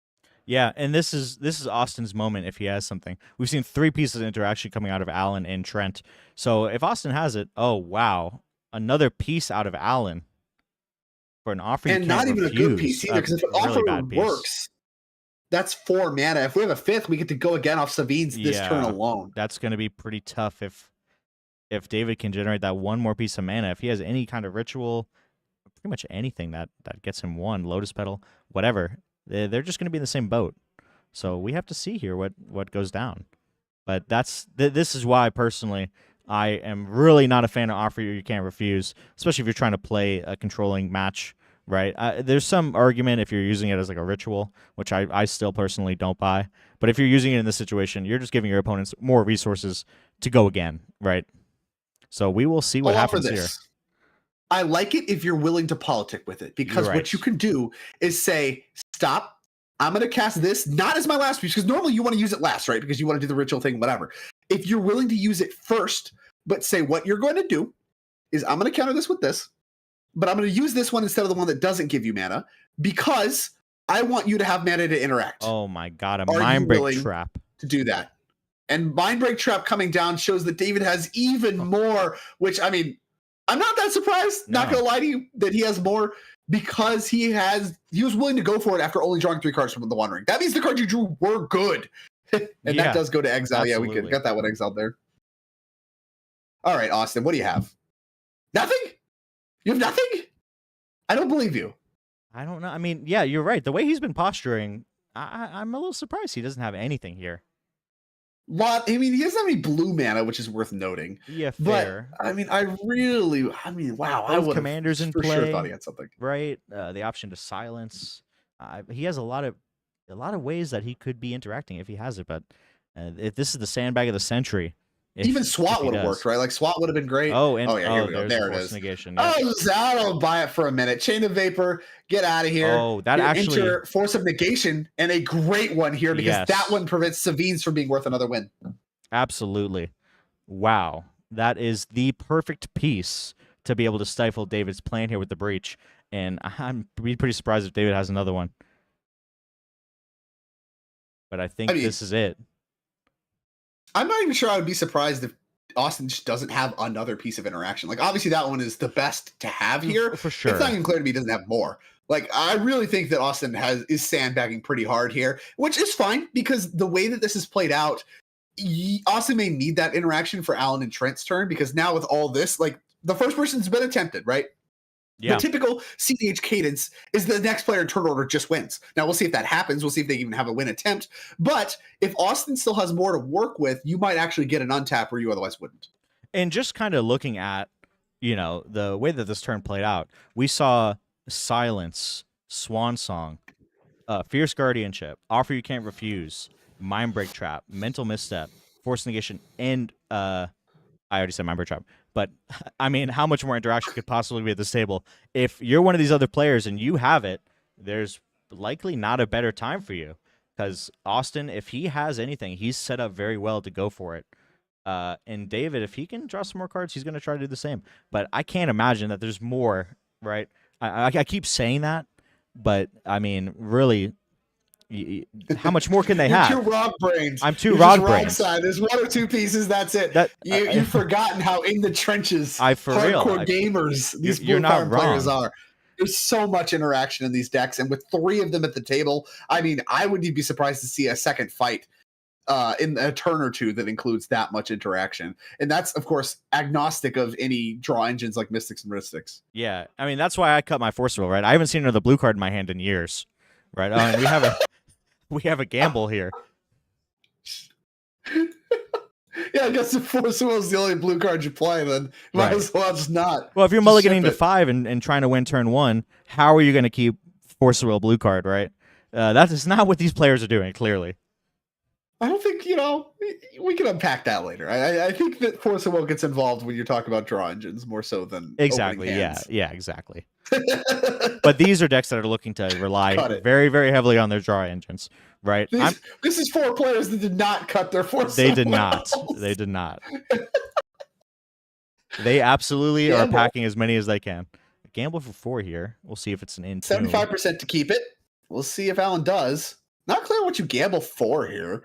Do you just go for a breach? Does that even work? Source of Plasher certainly isn't it. Because that one hits the bin.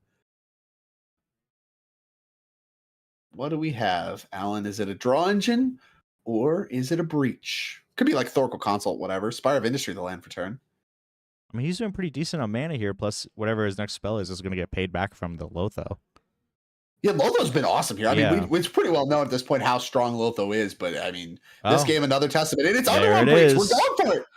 Stacked Jam graveyard. Time, Austin starts talking immediately. I don't know what he's saying, but he does not look like someone that has an answer to a second breach. We'll see if he does. Here's a card sliding across the table.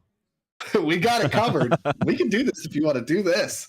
I told you Austin he's just sitting like someone that has it in the sandbagged. What does he want Alan to do? Take it back? Oh, is that what's happening here? No, I can't imagine. No shot. If I'm the other 2 players, that is not happening. Oh, maybe it is. I don't know about this. I don't think you can. I don't think you can tap mana and just say, "I'm just I just wanted to show you guys. I was just floating the mana, just right? Let y'all know. This guy's pretty cool, huh? Like, it's pretty fun. You like my foil? Yeah, pretty nice. Is this the same card or is this another card? Oh man. David just sitting here like, this was never happening. Something else, man. Austin's just like, well, we can do that. I mean, like, I got interaction. You got you, dude. I told you, man. I told you, Austin is just so sitting on just the mother load of interaction, and now we're just rewinding it all. Oh man! If I'm one of the other 2 players, this is just devastating. I mean, of course, I believe that you are allowed to do that, but if I'm one of the other 2 players, I would just love to say, no, that resolves. Use your counter spell, or we die. Right? You just don't want more interaction in Austin's hand. This is pretty funny. Trying to show you. Just trying to show you. Yeah, just showing off. Oh, you like that one? Here, check this one out. This shouldn't be this funny to me. I can't believe when stuff like that works, man. It's just so fun. There's okay, Oh, you know what? Yeah. I'm just showing you, JK. Tim to the follow-up from the gamble. Don't think we gambled for that one. And a beatdown with Lotho. Esper Sentinel, actually a really good follow-up, though. If what you have, your original plan was to breach for the turn, Esper Sentinel, an excellent follow-up in order to maybe give yourself a better chance to resolve your breach at a later turn. Yeah, Alan is just praying for a Grand Abolisher, Ranger Captain, anything, because I mean, unless that piece of those interaction gets out of his hand, it's going to be tough. And we see now Trent untapping with 5 mana, so things can start getting online here for Sisay. A full hand too. I mean, Sisay been so quiet this game because none of their cards worked thanks to Cursed Totem. Right now, this is really the first turn where Sisay can make some sparks fly. And this is what Sisay does in these pods, right? It's pretty agnostic to most of this interaction that we've seen flying across the table.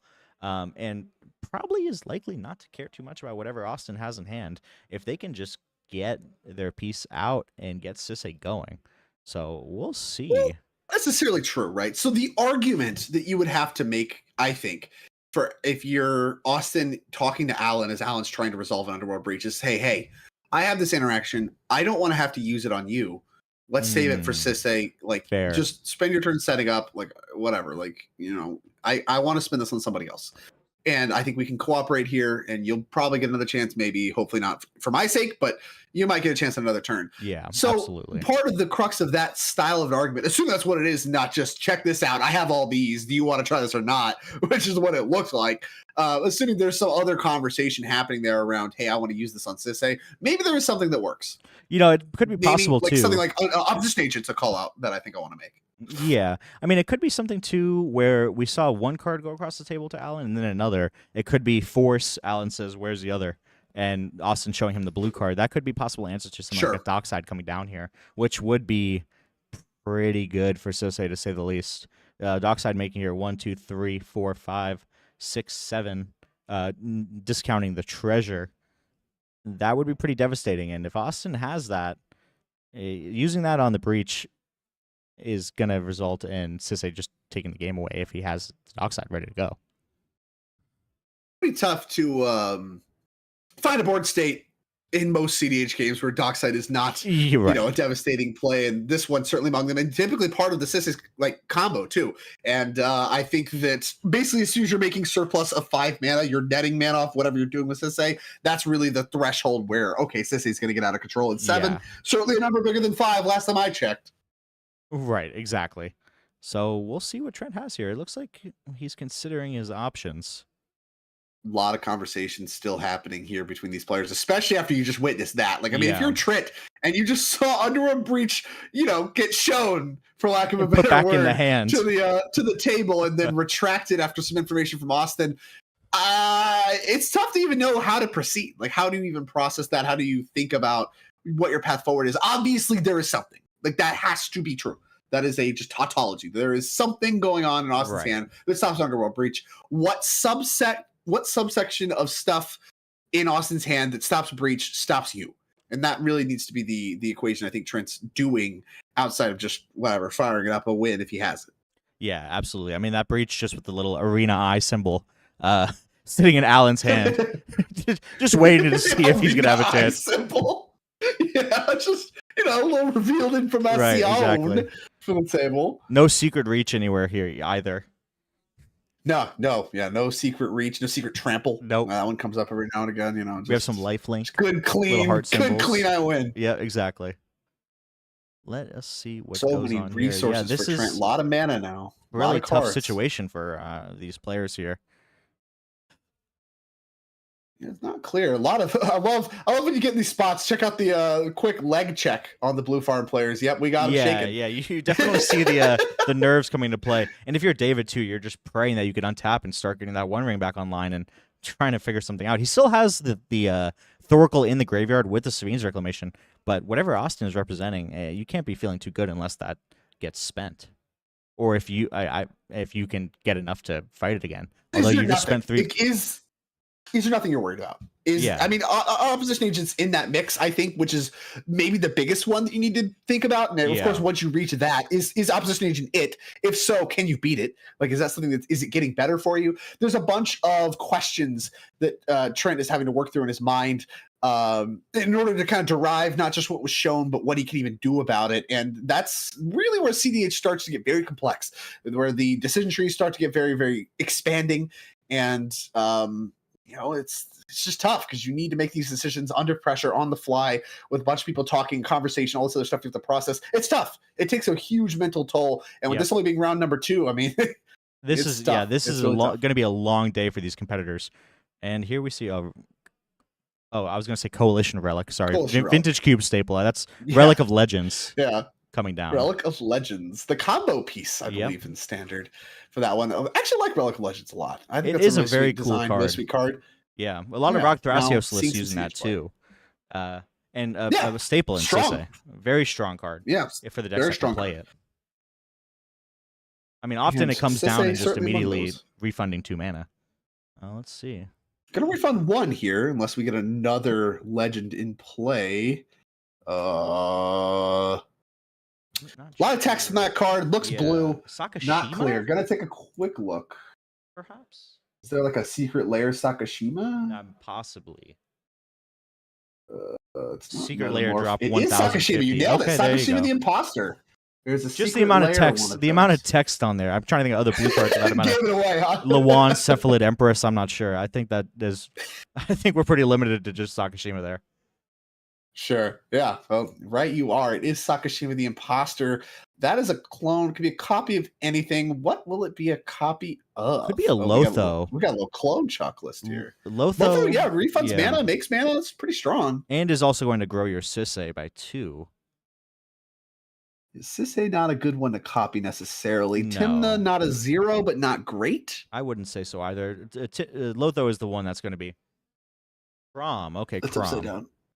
Crom. Okay, that was pretty good. Another legend. Yeah. Another draw engine.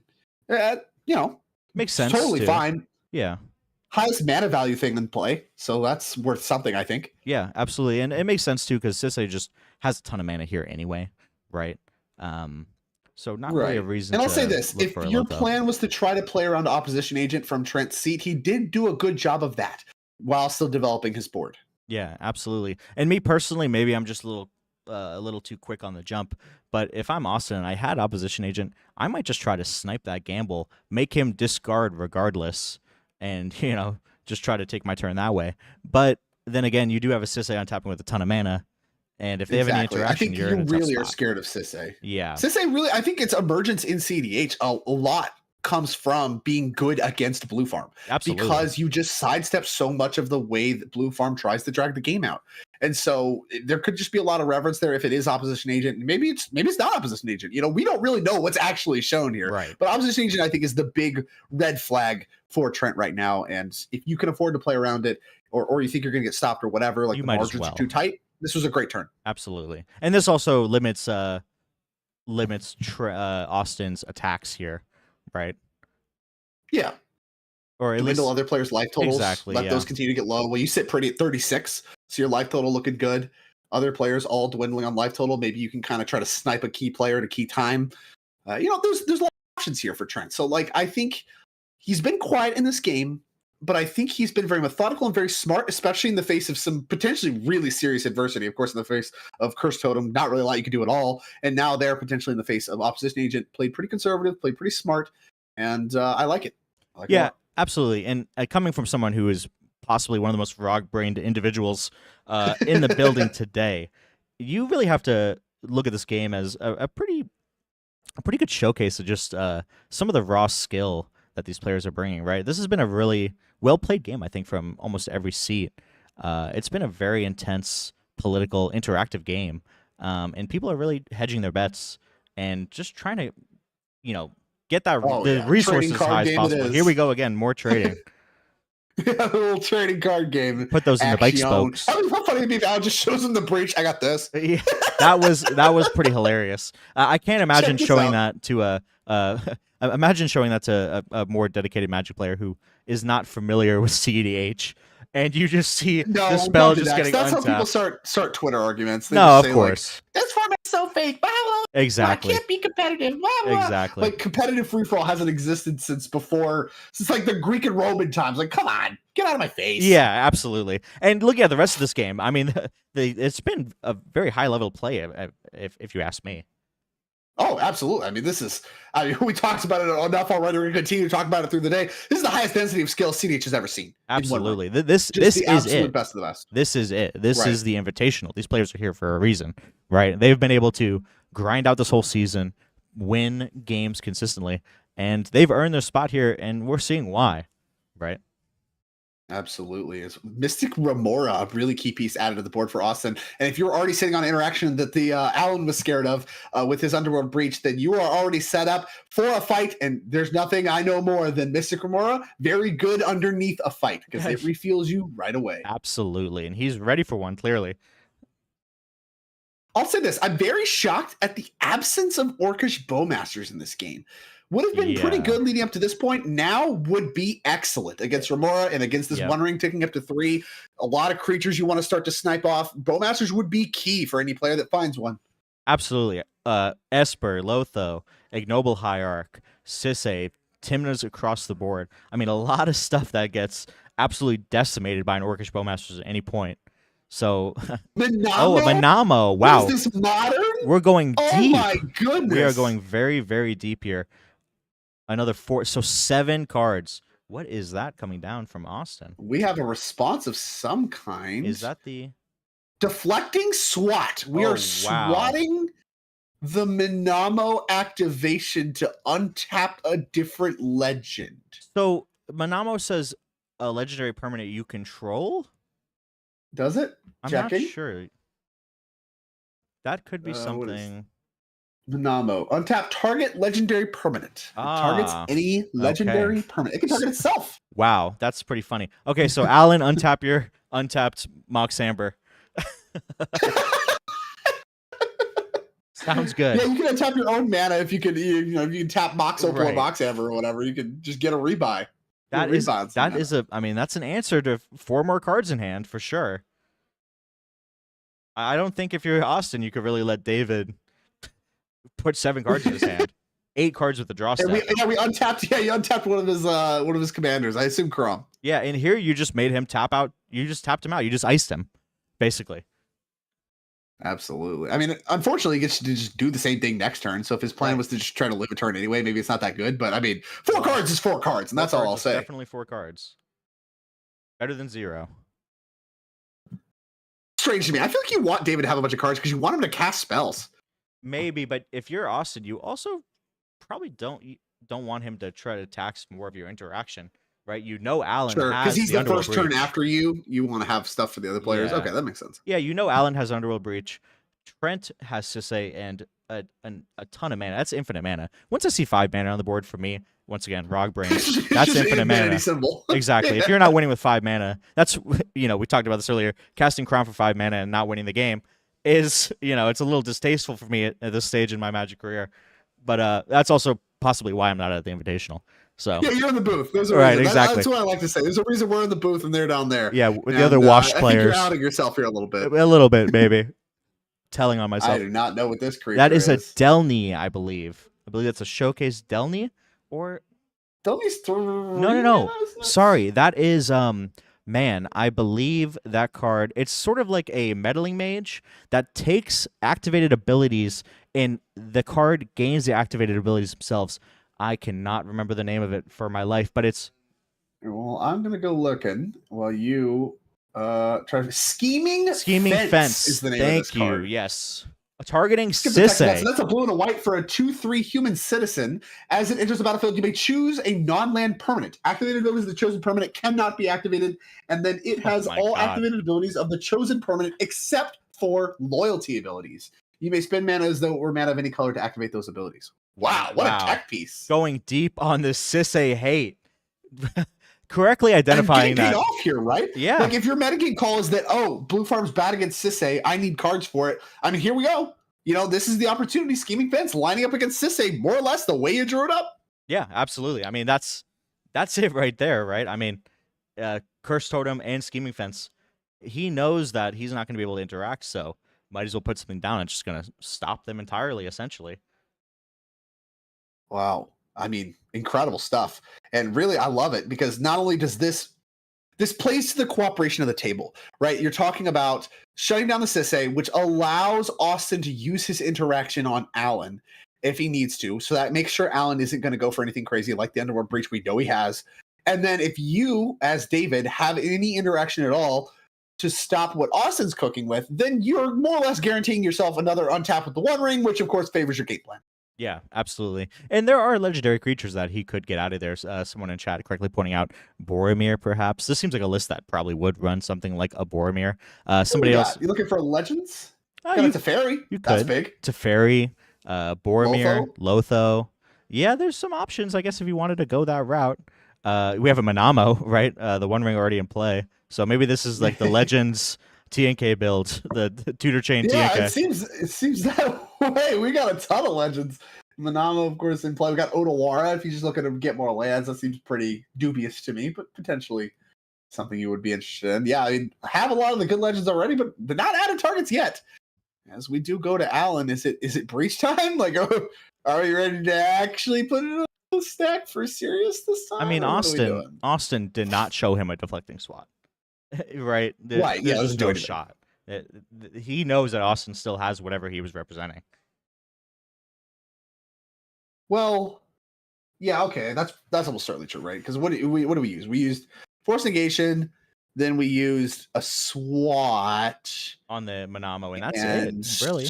Yeah, that's it. So yeah, you're right. Whatever stops breach, we haven't seen a card that Austin has cast after that moment that stops breach, so it's still present. So the only reason Alan would jam is if you feel like you could beat that one thing, and he's not going to have anything else because he used it on whoever else. Yeah, and time of concern here. We're taking down to the 6-minute mark.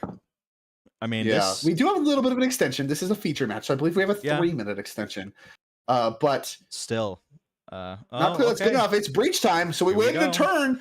Austin looking a little exasperated. Maybe, I mean, that would be a sign of desperation for me. If you're exasperated, it's like, okay, maybe you think you only have that and you want to try to get more to drawing more cards. I don't know. Yeah. I mean, it's notable, too, that if you're Alan in this position, right, you know Sisei's locked out. Austin does have the Remora draw engine, right, but this turn could go pretty long, and you could just be in a position where you think you're going to draw anyway, so you might as well try to power something out and see if you can get through. But we will see. There's the Force of Will. Force of Will. Pitching exiling... a Flusterstorm, I think. Wow. Okay. Well, that either means you're low on blue cards or flooded on interaction. Yeah. Either could easily be the case, and we are going to pay for Esper Sentinel off of this Force of Will, targeting, I presume, the Underworld Breach is the only legal target. Yeah. So, I mean, if you're David, you kind of hate to see this. Like, you kind of hope this is the end of things. Why are we offering cards? Why are we offering cards? You want to take your Force of Will back? Oh, yeah, like, what? Why are we offering cards? I can't imagine why this would... Okay. Oh, trading card game over here. All right. Pact of Negation. That might have been something like, hey, I have this. That triggers Croms and the fish. Yep. Yeah, I mean, this is a disaster for David. Like, you really want the players to just take your draw steps, maybe draw a few cards, and let me go to work with my One Ring. Now that the One Ring was stopped in the last turn and sparks are flying this turn, things are starting to slip away. David navigated this game well, starting to look like this game's slipping. All he wants to do is activate the Scheming Fence. I know he's probably been waiting to do that for a very long time. Dreaming of this interaction. Dreaming of that. He's been playing the Aminatou in the 99 for this long. 98. Okay. Ooh. Is that another Pact in Negation? It's an art I don't recognize. That might be a Pact I would assume so. I think that is, yeah. I think so too. Lord of the Rings, alternate art, Hildebrand, possibly. Yeah, no, you nailed it. Hildebrand is exactly who it is. So you're just on top of these artworks. Yeah. So well, I know because they didn't make it in Japanese, which I was a little once again a Rograk player. So tough, just being the stereotype. Yeah, exactly. It's hard for me. Okay, so we're packed flooded. Everyone's gonna pay for packs, and if you're David, like I mentioned, like it's not that surprising here that you would have some interaction. But now your next turn's tied up, and that's pretty bad. Yeah, I would say so. And really, with the time extension, 5 minutes on the clock, you're in a tough situation here. Oh, and both players have packs to pay for because you packed the original Underworld Breach. Yep. So Alan, you can see, has the pack there on top of the library. That's not actually on top of his library. I don't think you're supposed to do that, but whatever. It doesn't matter that much. I think they changed it so you're allowed to, but that's... Oh, really? Good. Yeah. That's a good change. I mean, people need to be reminded. Final Fortune! Oh, my God. Here is Austin. Wow. Biding his time perfectly. Oh, my goodness. Yeah, what a key spot here for Austin as a little bit of a fight happened. Both players have packs to pay for, and with 2 minutes on the clock, it's now or never. Like, there's just no more time. You don't have time to try to hope to draw more cards, to try to figure things out, to try to play the slow blue farm game. It's time to go. Yep. Because it's now or never with 2 minutes left, maybe a 3-minute extension. I mean, you're not getting more than one more turn. And so might as well make it now where players have just expended a ton of resources. Don't let Sisei untap and get an activation. Yeah, although absolutely. It won't because there's a Scheming Fence necessarily. But there could be removal spells. Like, there could be other stuff involved. Either way, players are tapped out. They've expended resources. Like, let's go. Yeah. Time to go to work. And if you're passing to Sisei too, with this little amount of time left on the clock, there are things Sisei can do to try to take game actions, make the game go long, and try to stress that clock a little bit. Sure. So, and who knows exactly what they have in hand. If they have a removal spell that they can't afford right now, they're pretty cooked. And what do we see Starting things off classic. Silence has entered the stack. Another one. Number 2 of the game. Another one. Major key. And I believe this is a silence in response to the Remora trigger. Okay. Paying for Esper Sentinel. Yeah, we are paying for stuff. And Mental Misstep, the ace in the hole for Alan. His last card in hand was another piece of interaction. Paying for Mystic Remora. Paid for. Oh my God. Well, what else is he doing, right? Yeah, I guess you're just paying for a pack next turn. This is Alan in full play for He's a draw hellbent. territory and play He's for a draw. completely He is. hellbent. Yeah.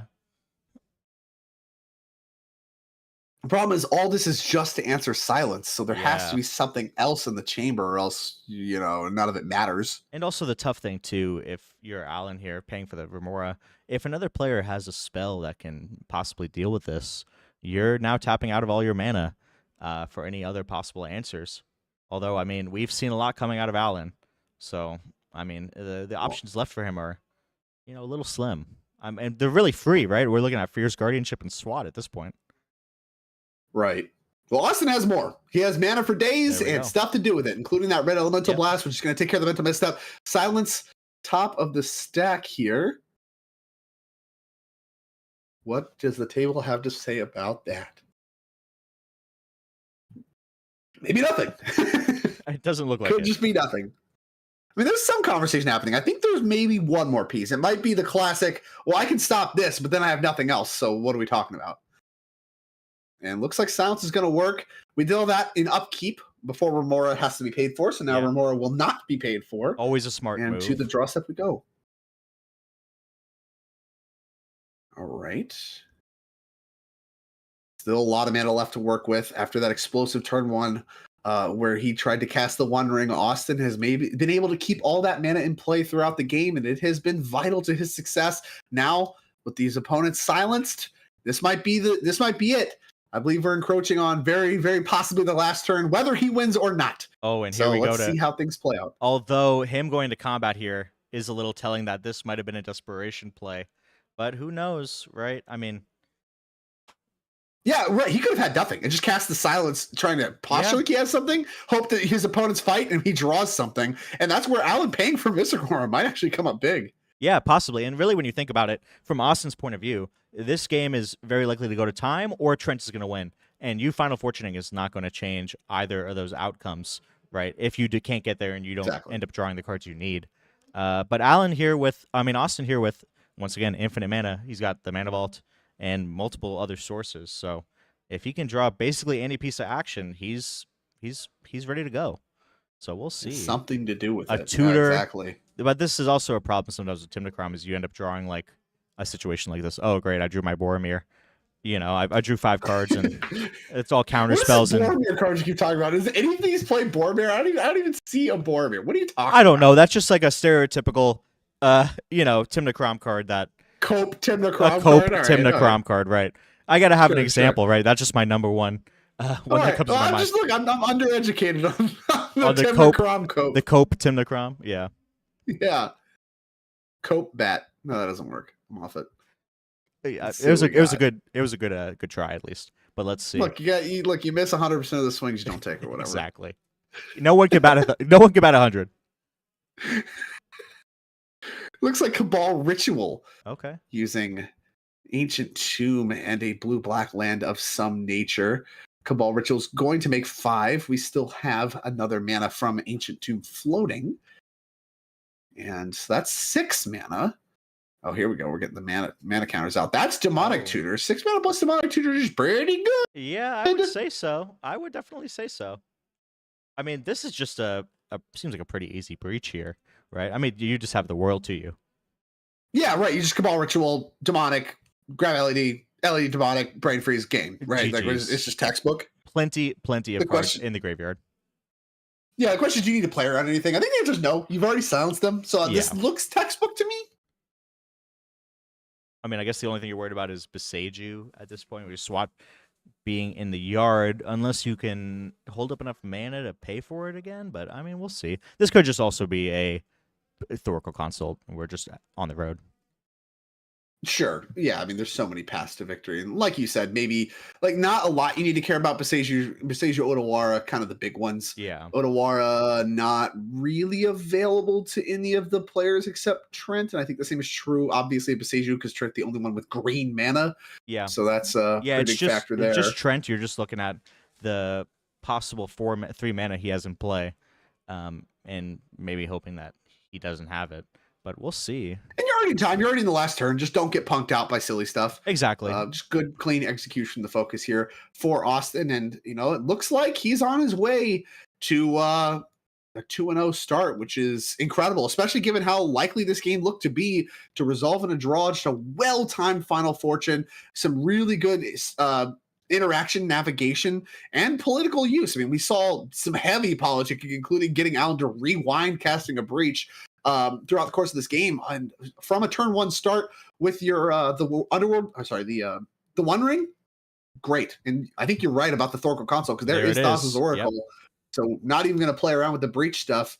There's the console. No, it's console. Yep. Whatever. Secret layer. Yeah, he's not looking to scry too. He's looking to win the game. And here come the fist bumps. No scry here.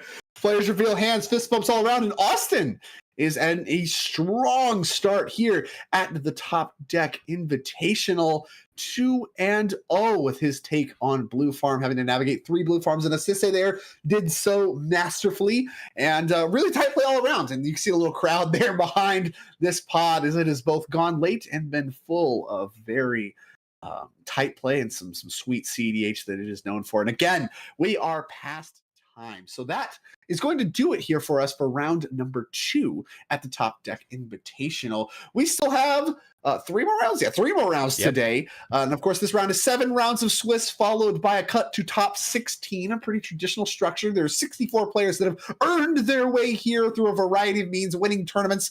We're just doing well throughout the season. Consistency rewarded here on the Topdeck Championship Series. And it all comes down to this, the 2024 Topdeck Invitational. 2 rounds in the books, 3 more to go today. We will be taking a short break where we will be getting water and doing all those things, and then coming back to you with round number 3 very shortly. Do not go anywhere. Absolutely. Thank you, Drake. And transition.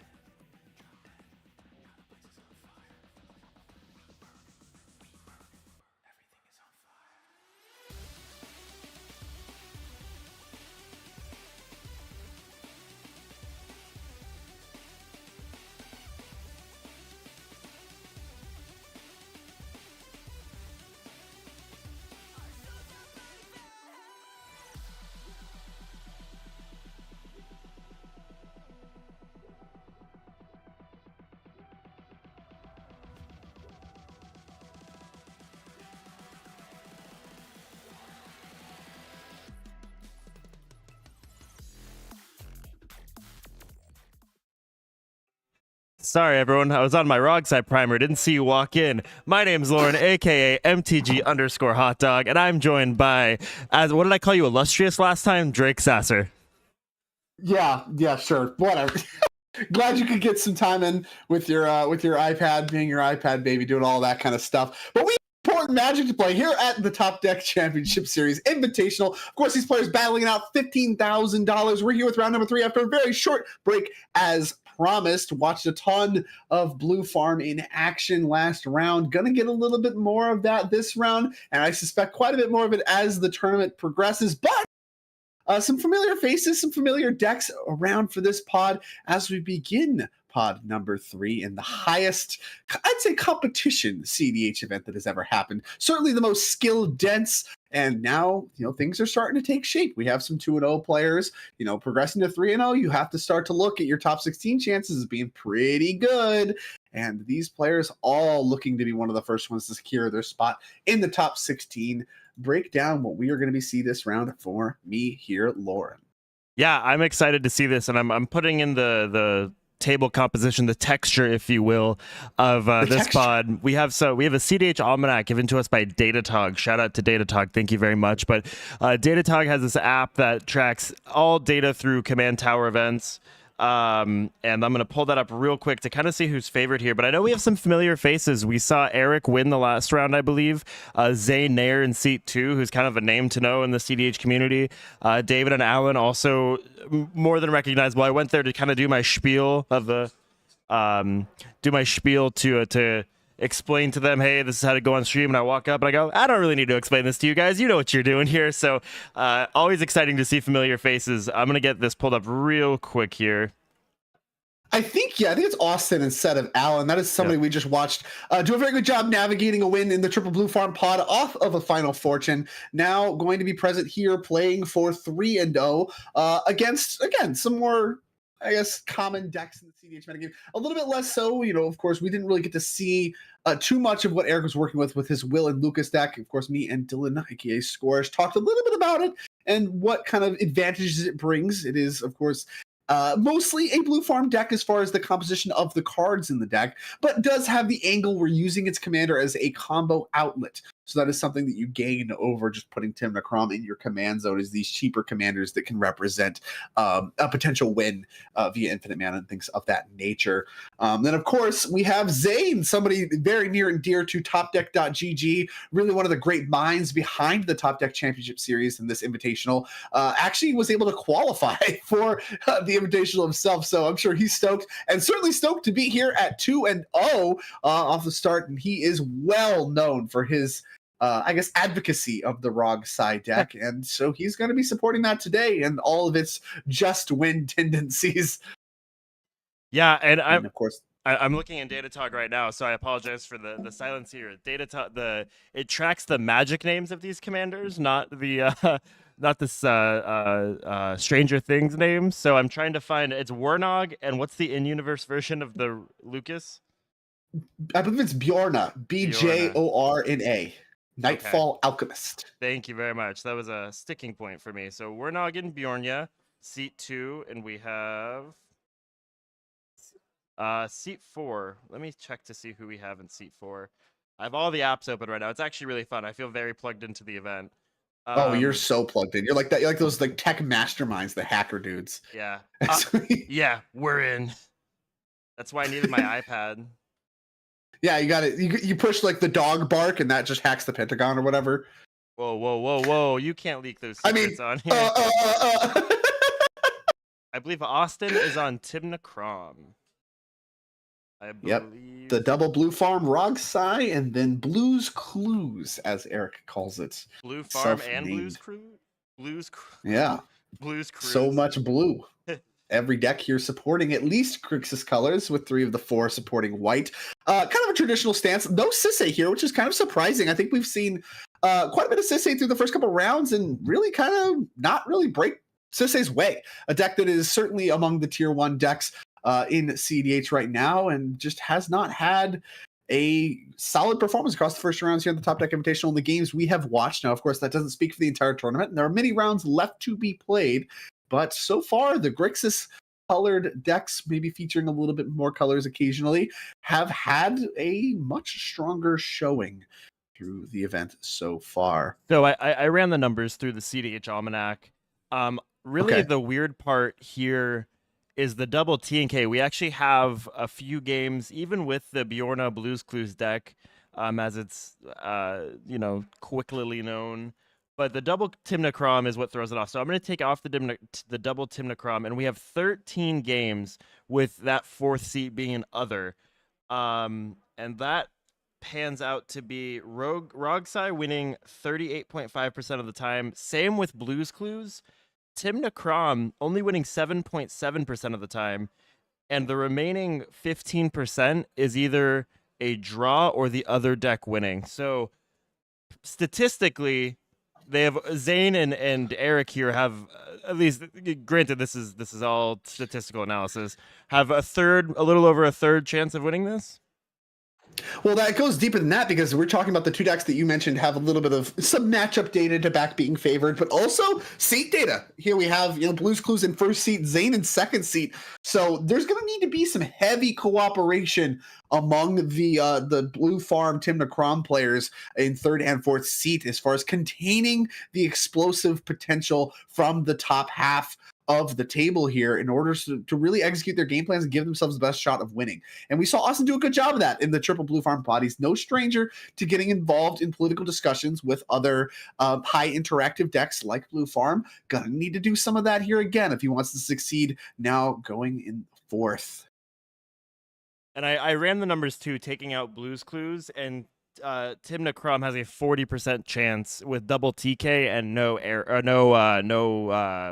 Blues Clues. Jeez, so it's really anybody's Blue game. has so many things, farms and clues and everything. And I will say this is also over 48,600 games tracked on Command Tower that this data is drawn from. So it's, sample size is okay. That's 50,000 games. That's real. I mean, you talk about data. People like to talk about their 100 games or whatever. It's like, okay, like what? Like, come on. That does not have statistical significance. What does have significance is the don't make me say it. Don't make me say it. The experiences and the textures of the games you've played. And once you start getting to these crazy high numbers, we're talking 6, 7, even 8 figures. That's where things start to have a little bit of statistical significance, especially in a tight time band. Well, I've goldfished 50,000 games, and I won all of them, so I really think I deserve a spot on the Invitational. So lucky. I lose to the goldfish all the time. And it looks like Just we are... like Final Fortune can't win. Are we serious? Okay, I guess you win this time, Bubbles. No, Joseph with the gemstone exiling his otter, my boy. Is that the Valley Flood Caller? A little bit of hype around that card in this tournament. A lot of the Rogside decks supporting that one alongside the Born Upon a Wind in order to support instant speed kills. Looks like we're not going to see it from Joseph, as here is Underground Seas from both players, but no follow-up for Eric. Well, Zane definitely has a follow-up, as it is turn 1 Rhystic Study. Mana Crypt, Underground Sea, going to make it happen. That one going to get, I believe, Pyroblasted. Wrong follow-up, passing the turn 1 over. All right. Sorry, Zane. Here's a blast. Yeah, tough. Yeah. Put that one away. Made possible thanks to that Gemstone Caverns, of course. Would have had the advantage of seat order had that Gemstone Caverns not been a factor. It was, and that's part of the strength of it. Able to start casting spells right away, even when you haven't even gotten a turn, is the strength of Gemstone Caverns. As here's a great start for Austin. Scrubland into Esper Sentinel, and response, it's going to be a tutor of some kind, maybe Vamp. Yeah, you have to think it's going to be a Vamp. Yeah, if I'm Zane, I'm not too happy. I mean, obviously you can't Pyroblast the Esper Sentinel, but seeing other draw engines be deployed when you just lost yours is a crummy feeling. It's a beating. It's disheartening. And of course, Pyroblast can't answer those. And Joseph having no follow-up on turn 1 definitely kept the hand based around interacting with his opponents. So has done a good job of that so far. Gonna need to keep that going, as Vampiric Tutor is gonna go find a card for Eric, and over to his turn we will go. Can't imagine a ton of follow-up for Austin post Esper Sentinel, but this has been a game so far that looks to be set up to grind. These players all appear to be setting up to play a long game with the expectation of heavy interaction, and Zane had basically the best possible start for games like that with the turn 1 Rhystic. It got stuffed, and now it's just what is the leftovers. Yeah, I think the longer this game goes, the less favored. Oh, we have a Mystic Remora here from Mystic Eric. Remora, almost certainly what was vampiric for, right? Like these players are strapping in for a long game, and doesn't happen. Under City Sewers, the follow up, going to get a little survey action going. Yep. The longer this game goes, with even with how explosive ROG is, I think the more cards your opponents are drawing, just the harder it's going to be to open that window and secure the dub. Now, Zane, I think, is pretty well renowned for his just win mentality. A lot of his Twitter presence is like that, and any interviews you've had with him, he's very deep in the just win rock brain mentality. But some of that component is being able to win in long grinding games, and he has a Mystic Moron follow up, which has it all. Feels pretty good. It's not bad. This is exactly what you want if you're Zane. Other than, of course, turn one, triple protected win or whatever, whatever the busted God hand is, this is the next best thing. And Ristic into Mystic doesn't get much better than that from Zane, especially as a recovery tactic. No blast for that one means it's going to work. And now we're looking at a double fish Sentinel game. And Joseph, who's able to stop a key Ristic study, now needs to find an engine of his own. The only player without cards to draw is Zane, predicting the future here. I like the gamesmanship. I like seeing players being able to joke with each other like this. The stakes are the highest they've ever been. This is the largest ever cash pool for a CDH tournament. Invite only for this. We have a 256 person open going right now, and it's buzzing in there. It's the energy is pretty remarkable. I haven't ever experienced a tournament quite like this one before. And so even with all these stakes, all these external factors going on, I mean, when there's kind of a line of demarcation that people can't cross, but you're allowed to observe the invitational from a distance, and they are people clamoring just to watch these players play who have grinded for an entire season to get here. So it's cool to see that we can laugh and still joke. It's something that I think more players would benefit from, of just taking a deep breath and just enjoying the game for what it is. Hey, I might lose, but try to make the most of it even when stakes are high. And I think you're speaking to something that is really what hooks players. Competitive Magic gets a lot of, I'll say, crap for being low EV, very life consuming. Like, it has a lot of things going on. But many of those players that make these remarks or want to hyper focus on the EV of Magic tournaments have never really played Magic for the sake of playing at the highest level, trying to be the best that you can be, and getting to be among the best of the best. When you talk about what makes the most competitive Magic events ever, Pro Tours, Worlds, whatever it is for you, events like this for CDH, we're talking about the most competitive skill density we've seen. That is where the game changes. It's no longer just, I'm going to go play CDH at my local or whatever and have some people mess up. Maybe it costs me the game. It's a frustrating experience. People are playing at the highest level. Every move you make works. Every move you make matters. Everything you say politically or not matters. And players are still able to have fun with it. But the energy, like you said, is just different in these kinds of rooms. You cannot replicate it anywhere else. And it's what keeps players coming back over and over again. They just want a seat in the room among the best. All of these players here have earned it. And like you said, it's important to keep your wits about you and make sure that you're having fun. But the energy is just different. And the fun part too, hearing players talk, especially yesterday. I mean, LobbyCon was its own tournament almost yesterday. Because we had the hall all day yesterday. We had the no ban list event, and people were just hanging out, jamming games. It was great to see. But people are less concerned about the EV of this and are like, oh, I want the clout. I want to be the person who wins the Topdeck.gg Invitational. I want to be that person. And I love that energy. I love to heck with the prizing. I want my name in lights. Oh, absolutely. I mean, that's always what it's been about. I don't care about the money. The money just lets me pay entry fees and book plane tickets. What I want to be hoisting a trophy. And these players all vying for their ability to do that. I want to say I showed up and beat 63 of the best CDH players to ever do it. And, be the one in the picture holding the trophy, calling myself champion. And that's what it's all about. That's what this is all about. It's what competitive Magic is all about. It's never about the EV. It's about proving yourself and being able to compete among the best. And these players are all earned it as we do continue to develop. Lotus Petal's a tough one to follow up here. Now, Timnum, deployed by Joseph, is a card advantage engine of sorts. We mentioned he was very far behind in the face of double Mystic Remora and Esper Sentinel. Not great on its own, takes a long time to get running, and if these players are all casting spells, gonna fall behind quickly, but at least is one of the things you can do to develop your board that doesn't trigger all the Remoras and the Esper Sentinels. Yeah, I mean, I I'd be hard pressed if I was Joseph too. Activating your Forbidden Orchard and giving the token to the other Timna Crown player. You obviously can't give it to Rogsai. I'd go to jail before I gave Rogsai anything to sacrifice to Infernal Plunge, Diabolic Intent.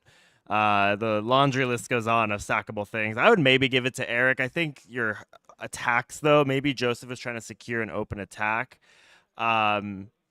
But yeah, I mean, you certainly have Timna. You have to keep up somehow. There's a mystic, a mystic, and a ristic buddy, or a mystic buddy, as I lovingly call Esper Sentinel. You need to start catching up somehow. Yeah, and I think there is some amount of still kind of going back to the pre-game fundamentals where you're in third, your player in fourth is someone that is looking to execute a similar game plan to you. You know, you can give them the Forbidden Orchard creatures because one, Esper Sentinel's weaker than Mystic Aurora, and two, they are someone that is kind of quote unquote on your team. And that might be the major argument there is you're just going to give them all of the spirits and plan to attack Eric or attack Zane, and you just have clear attacks the entire time, no matter what happens. And that's true of Austin as well. So if he chooses to develop Timna Crom and go that angle as well, you're both kind of operating the same thing, attacking both of them, and you're really in a lockstep kind of team mindset. It looks like we're possibly putting a gamble on the stack. Zane here. I mean, we just saw Lotus Petal pass for Eric. I don't even think he had a third land after the Surveil, which is tough if your plan is to pay for Mystic Remora. And then Zane, I guess, sees a window of some sort, jamming a gamble into this. A lot of open mana and a lot of cards for players. Interested to see if he's just testing the waters or if he actually plans, like, if this works, is he going to jam anything? Oh, we're tapping 2 mana for a Cabal Ritual in response. Interesting. Cabal Ritual. Oh, is it Cabal Ritual Opposition Agent time? Oh, that'd be pretty rough. Oh no, that would be backbreaking. Response Bowmasters. Bowmasters is so good on this board. Wow. Oh no, Sentinel and Rog, early targets to get rid of. Gonna do a good job checking Timna as well. Awesome follow-up for Eric. Even if he doesn't have mana, it's gonna be something that's gonna continue to play the game for him as this fight begins to start. And Zane getting heavily involved in the politics here. Yeah, so much for just win, huh? Yeah, you see the hands. All of a sudden, the texture of the table has changed. What's the jar at? You know, jar's got to be racking up a tally here. Oh, I mean, with how many times I want to say texture and how many times we actually do, I think we could probably buy you a house here to come cast this event. Love it. The texture of the jar is becoming quite moneyful. Yes. Oh, okay. So yeah, it is. We're going to make our Orcish army. We're going to pick off the Esper Sentinel. I believe it was the Rog. Yeah. Off the Mystic draw. And then here is the opposition agent seeking to destroy Zane entirely. Wow. This is not what you want to see if you're Mr. Zane Nair. You will lose the card you wanted or something worse or better. And you're just going to discard a card at random. And Austin gets to Gitaxian Probe you and see your hand. So this is is it possible for this to have gone worse? You lost your Rog, you lost a card in your hand, you got something from your deck yoinked. Like, it's just, I'm not really sure, even if this is testing the waters, that this could have gone any worse. The only thing that could have gone worse is like Zane's chair snapping in half and him receiving a concussion.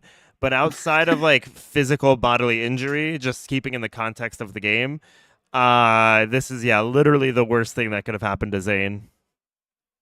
And just a tough series in general. And I feel like these are the spots where a lot of ROG side players will start to be like, oh, I'm being unfairly targeted. Like, I mean, look at what's happened. You've got your Ristic City Power Blasted. Now you're getting absolutely obliterated to Kingdom Come with these this gamble. But the reality is ROG side is just so far ahead. And we see that despite all of this quote unquote targeting that happens for the deck, it just wins again and again. This is actually just what respect looks like. And a lot of times I think ROG side players like to do, they like to play possible a little bit. They like to pretend that they're already dead. Stop. I'm just trying to stay in the game. When in reality, they're very much set up to win. And I think players have kind of learned their lesson on that. So Zane, can't imagine he's going to do too much complaining on that end. He's not going to be like, oh, dang, you're just targeting me. Because at this point, he was set up to like try to find a win. And he still has a Mystic Roar in play. So things aren't that bad.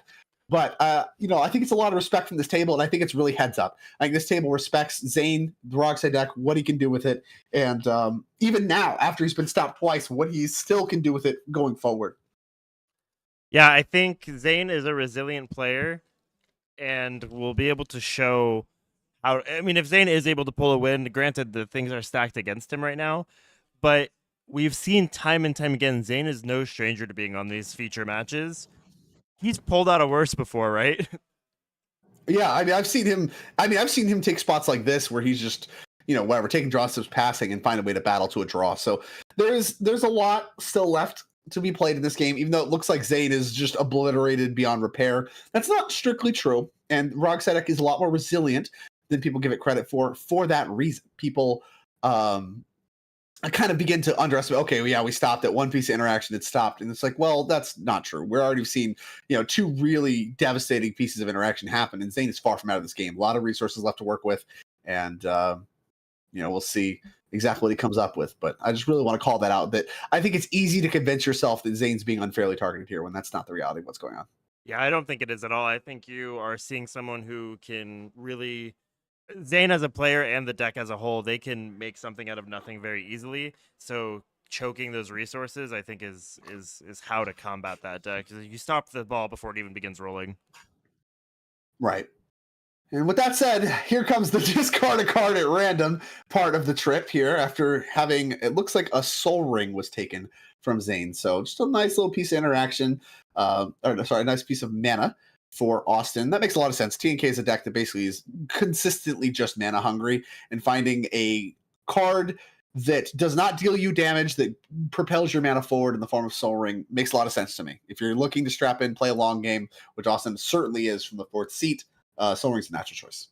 I mean, I'm pretty terrified if opposition agent, if I got oppoed and the best thing that they take is a Soul Ring, I'm shaking in my big red boots as to what they could possibly have at hand. I don't know. TNK is just mana hungry. Like any other deck, yes, but TNK just needs mana. It just has expensive stuff. Beatdowns with Timna. Card coming for Joseph. That will trigger Orcish Bowmasters, the third trigger already. Where will that one go? I think we're trying to say, I think the argument here is convince me not to ping you, Zane. It's like, I don't know, there's stuff in play. Like, come on, there's like a spirit. Just pick out the spirit at least. Come on. What are we doing here? Yeah, you eat the spirit. I don't know. You can put one on the oppo, but I don't think any other cards are going to be drawn. Who knows? Maybe. I mean, I think Joseph drew a Mystic Remora as his draw for turn. Oh, what did Zane discard? Oh, discard Wheel of Fortune. Wow. Very bad in this spot in the face of Orcish Bowmasters. Not a card you really want to cast. Scrubland out of the mix for Joseph. Here comes the Underground Seed, and I have to imagine this is the Mystic Remora, and it is the Mystic Remora. That will trigger the opposing Mystic Remoras. We're fishing, y'all. And the opposition agent picked off by the double Bowmaster trigger. And I think there was a collaborative effort there. Joseph said, I'm going to cast another spell, which is going to trigger the Remoras and going to give you another trigger, so you should ping opposition agent. The table complied. Opposition agent hits the bin. Yeah, and notably didn't grab something like a Dockside. It grabbed a Soul Ring. I don't know. Again, I've played a lot of TK. I'm pretty nervous if I'm Austin's opponents here. The Dockside's just in Zane's hand. I guess you would say that. We can't hear that. But oh, true. Possible. I'd be really snarky about it too. I'd be like, well, Zane's Soul Ring is going to give an opponent Ancestral Recall. Each player gets a card. Nice. Good rate. 1 for 1 times 3. gift 3 cards. Yeah. Cast That's the new Blue Bear mechanic. Blue Bear cards showing up by proxy. It's called Otter Ring. Otter Ring. Okay, we're cooking. Hold on. It's playable. I'd actually unironically play that. Yeah, a Soul Ring that just drew each of your opponents a card. Yeah, that's busted. I would absolutely play that. Soul Ring's already busted. Yeah, Soul Ring is strictly better than that, so of course that's also very busted. But Soul Ring's at the point where it's better than most mocks. So, what are we talking about? True. As here comes, what is this, a Convoke? Smothering Tithe. What happened? Smothering Tithe is going to be the play. After combat, so we beat downs. I see. We laid some beat downs with our spirit, and then Smothering Tithe, the follow-up, going to look incredible in the face of 3 Mystic Remoras, but not before once again gifting opponents each a card. Does this disincentivize people keeping their fish around? Maybe. I mean, people like Zane, I can't imagine have an option. Yeah. And that might be true for Joseph as well. And if that's the case, then can Eric afford to? I mean, he needs lands. That's the problem. He just can't continue to pay having to tap out every single turn. That's just not a winning strategy. You're not furthering your game plan at all. So really, I mean, this Smothering Tide puts the most tension on Eric. Now, the Bowmasters does something to do work for him, even if he's not spending his mana to advance his game plan. The question is it enough? I mean, if depending on, he has a pretty full grip in hand. If he can start, if the fishes stick around, people keep maintaining their game plan, and you come back with 6 or 7 treasure, I think you can really do some work. Yeah, and I think this is part of why I really enjoy the impact of Orcish Bowmasters on CEDH is it allows for such a seamless pivot from games like this that get bogged down by the Mystic Remora's heuristic studies and pivot into, okay, you're doing all this stuff with all your cards in hand and resources matter. Check it out. Now life totals matter. And you don't get a say in that. I get a say in that because it's my Bowmasters. I mean, as we are going to pay for fish. Okay. Have to think that everyone's going to keep their fish if Eric's keeping his. Which means the Smothering Tide is gonna look good.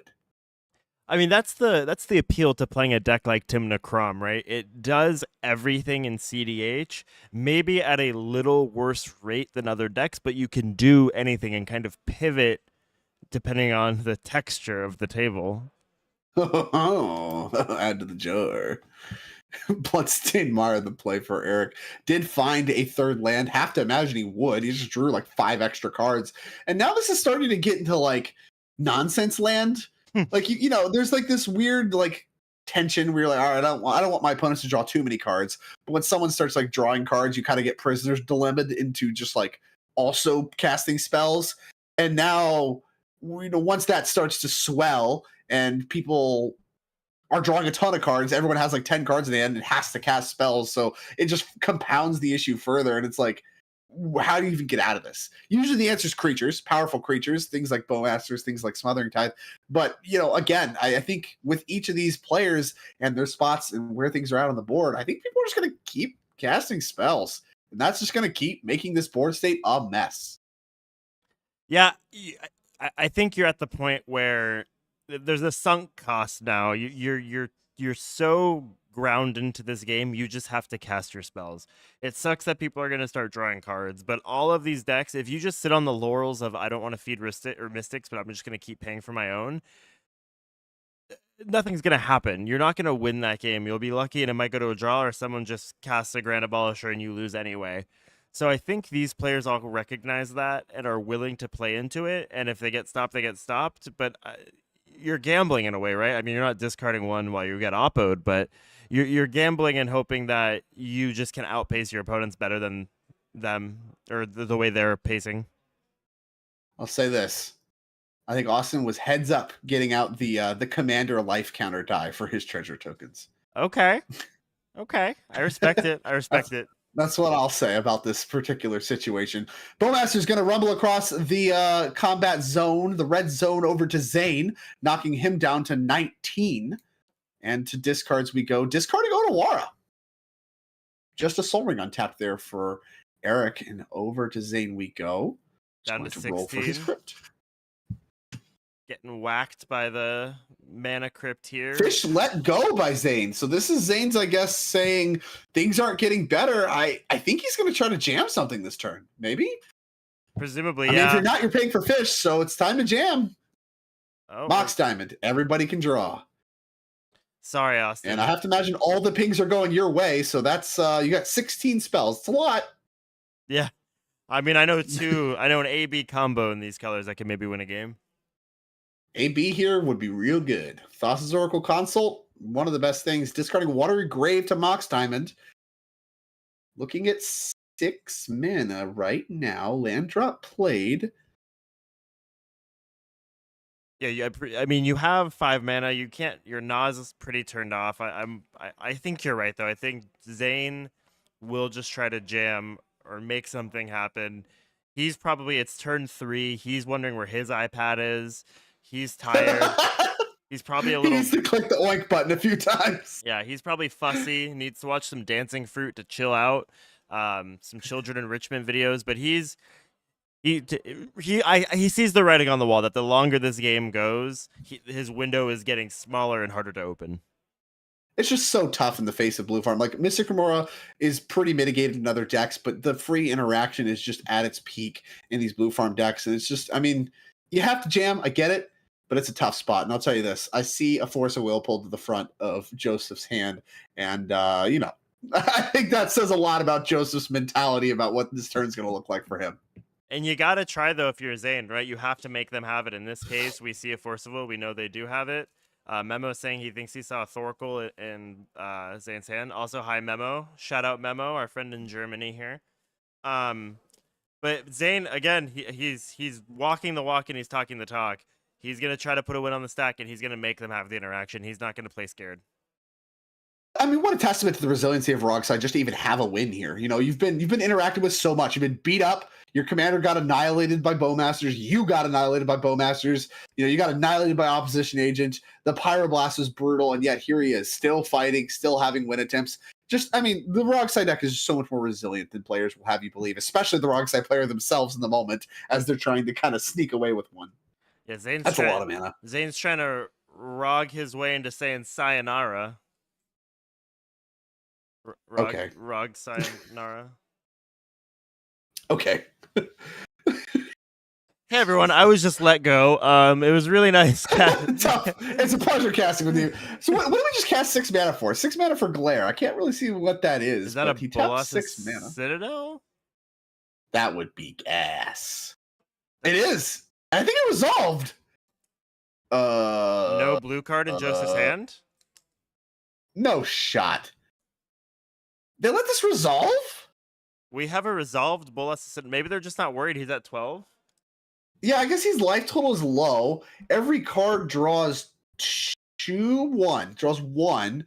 So Bowmasters is going to tax the life total alongside the Citadel. But is that enough? I mean, maybe. The answer is firmly maybe. You're right. It is Bolas' Citadel.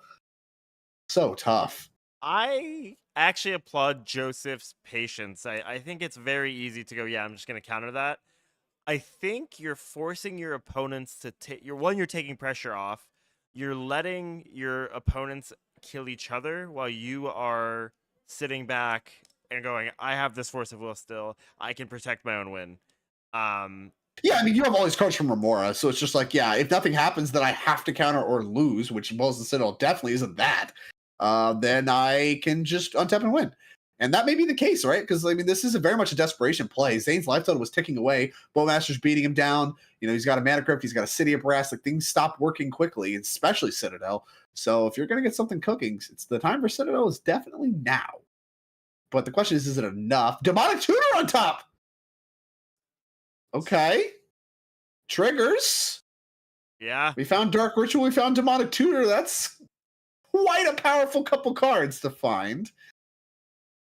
Wonder if this is going to be to find some way to turn your black mana into blue mana. I did see the Thorkel.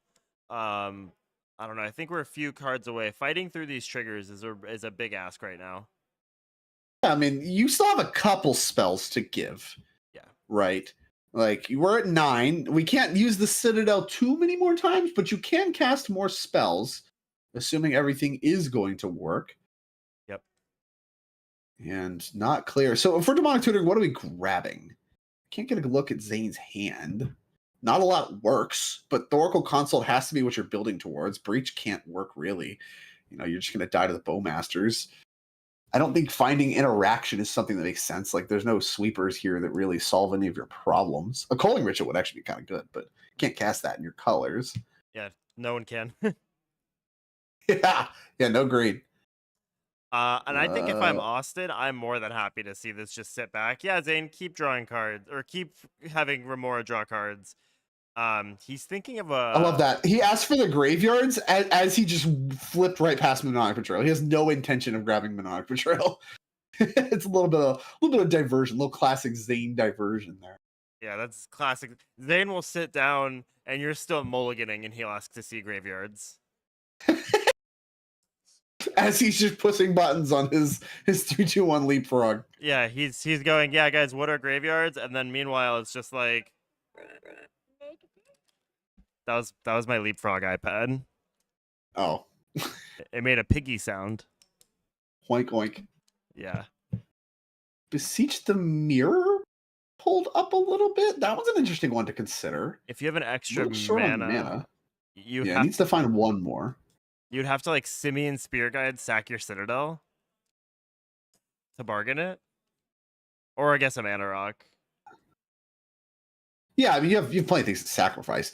I mean, part of the equation here is like nothing works. So like you also have to plan for what is the most likely thing that you will reveal after you're done demonic tutoring with Citadel, right? Like you don't have to find all the solutions. You still have more cards that you can do with Citadel. I don't think he's played a land, so a land would be among that mix, I assume. And that's got to be part of the calculus here. Is like, okay, if I don't have one thing that works, what is something that works with the most likely help I'll find off the top? And Zane's not dumb. He knows that he knows True. whatever he does is gonna get stopped. Like I don't see a world in which Zane doesn't see how many cards these draw engines have gotten his opponents and thinks he's playing his outs, which I respect, but I think he knows he's gonna be stopped. Probably. I mean, that might be part of the thinking too. Is okay. Is there anything that is a little resilient to interaction? I know my opponents have in some capacity.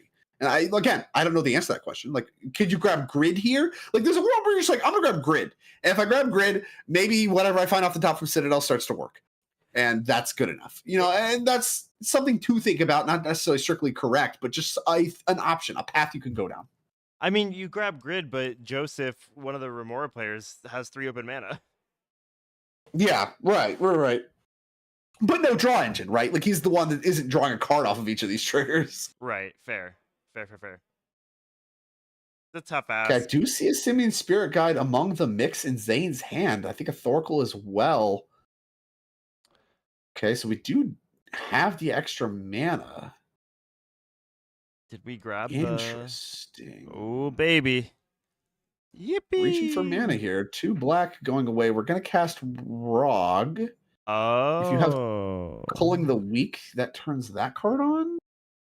I think he's going to do something. Oh, Jessica's Will to 5 we go. And does Rog just gets shot here? So Absolutely destroyed. But you get to pick both modes on. Is it on cast? Yeah, it's on cast. It's on cast. I think it's on cast. Yeah. So it's cast with both modes. So we are going to get both modes, despite the fact that Rog could easily just get demolished right here, which I assume is going to happen. I don't know. It's actually tough. I mean, Zane's at 5. Do you just go for the life total? Destroy target player instead of destroy target Rog? I think so. I think so too. And it's tough because if Zane ends up being able to use the Rog for something else, you just feel so goofy. But I mean, I think it's just correct. I would love to see this is going to make infinite red with these Remoras running. Something like a flare on your own Jessica's Will would just crack this open. But Zane's like, okay, what do you have? Let's see it. Priority. Oh, I love this. And this is the time where you need players to politic as little as possible because you don't want them to figure out a path forward. You just want stuff to keep letting stuff resolve. It's all fine. I'm going to die to this Bowmasters. You have nothing to worry about. Guys, I have a Citadel. Nothing's going to happen. I'm at 4 life. Come on, guys. No, nothing bad's going to happen to you. Just let all of it resolve. It's fine. And Joseph has seen enough. It is time to get involved in the stack interaction. It's force pitching force. Ooh, I'm wondering if we're starved a little bit on blue cards, Mr. Drake Sasser. I think we have to be. There's no shot you do this if you have another blue card that isn't critical to your game plan. That'll also trigger the Remora, giving Eric a few more options as well. Jessica's Will is exiled. I'm wondering if there's still a flare play. If Zane casts Exile Simian Spirit Guide, you cast Tainted Pact, and then you flare Rog, copying the Tainted Pact. The first Tainted Pact grabs LED. The second Tainted Pact exiles your library, and then then you can't cast your Thoracle though. We've also already Tainted Pact, right? You had a Tainted Pact to get. Well, if you flare it, no, I'm saying if he has it in hand already. Oh, sure. Well, it is Spirit Guide time. As here goes a red mana. Going to use the black as well for intent. Diabolic Intent. So here we go. I mean, this is the punish, right? This is the risk to not going after Rog with the Orcish Bowmaster's triggers. Now Zane got to use it for something that was otherwise dead. It's going to be another tutor. Notably, Now what? we binned the Rog too. He went to yard. Okay. Breach pivot? What else do we? I mean, breach just does not work, right? We have 3 life points left. Yeah. Yeah, Uh, fair. I'm not sure. So Thoracle Consult, if we can find it, Thoracle Consult still works. What does it have to be? You can grab Yogwill, and if you have LED on top, no, that doesn't work. We have no mana. Yeah, well, LED is where you get the mana, right? LED is like Yeah, the yeah. most mana and kind of does something underneath Citadel somewhat. I don't know. I mean, I can kind of see Zane's deck here a little bit, and I'm not sure he knows. He's kind of flipping through back and forth. I mean, obviously, it's not getting better. Like, you still have to keep going for stuff, so getting access to any card in your deck is the help. I think this is so tough. This is a classic Zane take a 30-minute storm turn then lose the game situation. Just lose instantly. Yeah. God, I can't imagine. I don't know. I don't think there's anything. 3 life points is just too few. If you have 4, I think you have some lines, but I just don't know that there's any outs, even with Oracle Consult with 3, because you still have to make mana somehow. You don't have any mana for Dockside to just play Dockside and make that happen. Yeah. So you have to start with the planning of, okay, if I have this and there's something on top, but whatever's on top can only cost 1. Yeah. No, it can't even cost 1 because you have to cast the LED if you grab whatever. Yeah, like I think 3 is just 1 point too few for even hoping to get lucky off the Citadel. I think we might be checkmarked here. Zane's going to go through his library again, and we are talking it out. Maybe the chat will reveal some unknown line to me, but with everything face up, I think he's cold. Yeah, I think he's a very thorough player. He's kind of seeing what his remaining options are. If I'm Eric, Austin, or Joseph, now I'm telling Zane, hey, you got to speed up. You're dead in the water, and I want to take my turn. Yeah, at this point, it's like, okay, now, there is some amount of consideration to, all right, double check my options, be very thorough because there's no rush, but also, like, maybe we can play to a draw here a little bit in some capacity. I mean, you're at 3 life, you're going to die instantly, make players still kill you, like all that kind of stuff. We'll see what he does decide to do with that. But yeah, I think he's on no outs, which is it's just tough. I mean, this is an impressive turn. This was an impressive game from Zane. I mean, the table did a great job understanding everyone's role early in the game. They did a good job like stopping Zane from really being able to ever get his foothold in the game. But he was constantly a player anyway. Like after each thing that looked to devastate him, he was still a player, still threatening potential wins. Even this turn, there was potential wins. There was interaction that had to come down with the force pitching force from Joseph, and now. I think the party's all over for Zane. I think we're out of options, but I mean, just such a testament to the resiliency of Rogsai, and another among many, many, many pieces of evidence that you should just never believe a Rogsai player that's playing possum. Yeah. Doesn't matter how much they complain about being targeted; they're not targeted. Just continue. It's because they can't read their cards. Yeah, they're Japanese. They're focused on their iPad. The cards, it just doesn't do anything. Tainted Pact. I'm at 1. Make him have it. Kill you. Yeah. What will he do? I'm going to trigger my Mystic Remora. What are we doing? What are we doing? What are we doing? Oh! Oh, okay. Bowmaster's number 2 coming down here for Joseph in response to this Tainted Pact and the Mystic Remora trigger from Eric. And now this one, the first Bowmasters is good. Let me tell you about second Bowmasters. Able to pick off the first one, and that is exactly what it's going to go to work doing right away. Yep. I would almost, if you can cast a spell here and you're into the other players, I almost want to. I believe it was try to cast anything to get both of them off the table. I believe it was in response to the other Bowmaster trigger from the Remora draw. So now he's going to draw, Eric will draw Bowmaster trigger, ping Zane, Zane's dead. Yeah. And Joseph gets to be the one to finish Zane off. And Joseph had Zane's number all game long, doing a good job filling his role as the player right before Zane, so needing to kind of save things for Zane's turn. Did an excellent job with that, with the forces, the Pyroblast, now the Bowmasters, has had it all lined up. And I think that's going to be good enough to stop Zane's existence in this game. And it will continue on as a 3-person game among the 4-color non-green decks, not a single forest in sight. Everyone just living in the moment, as they say, to try to figure out who can grind out the table. Now, I can't see how many treasures Austin has, but I think that die is functionally at an infinity symbol. So whatever he has in hand, he's going to have the mana to cast it. The question is it enough? Is infinite mana good enough? Yeah, I think Austin has done a really good job on the table of being a sneaky, quiet player. It looks like Joseph did not kill Zane. But the next non-creature spell will.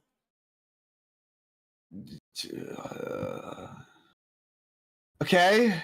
I mean, this is like good for Zane, right? Like, okay, like let's imagine a world where you're playing for a draw.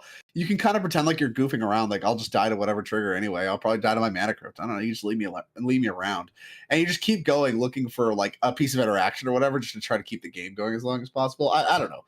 Either way, I mean, getting to take more game actions without doing any kind of slow play or something like that is a part of the factor, I guess, of playing for a draw, and maybe what he's doing here.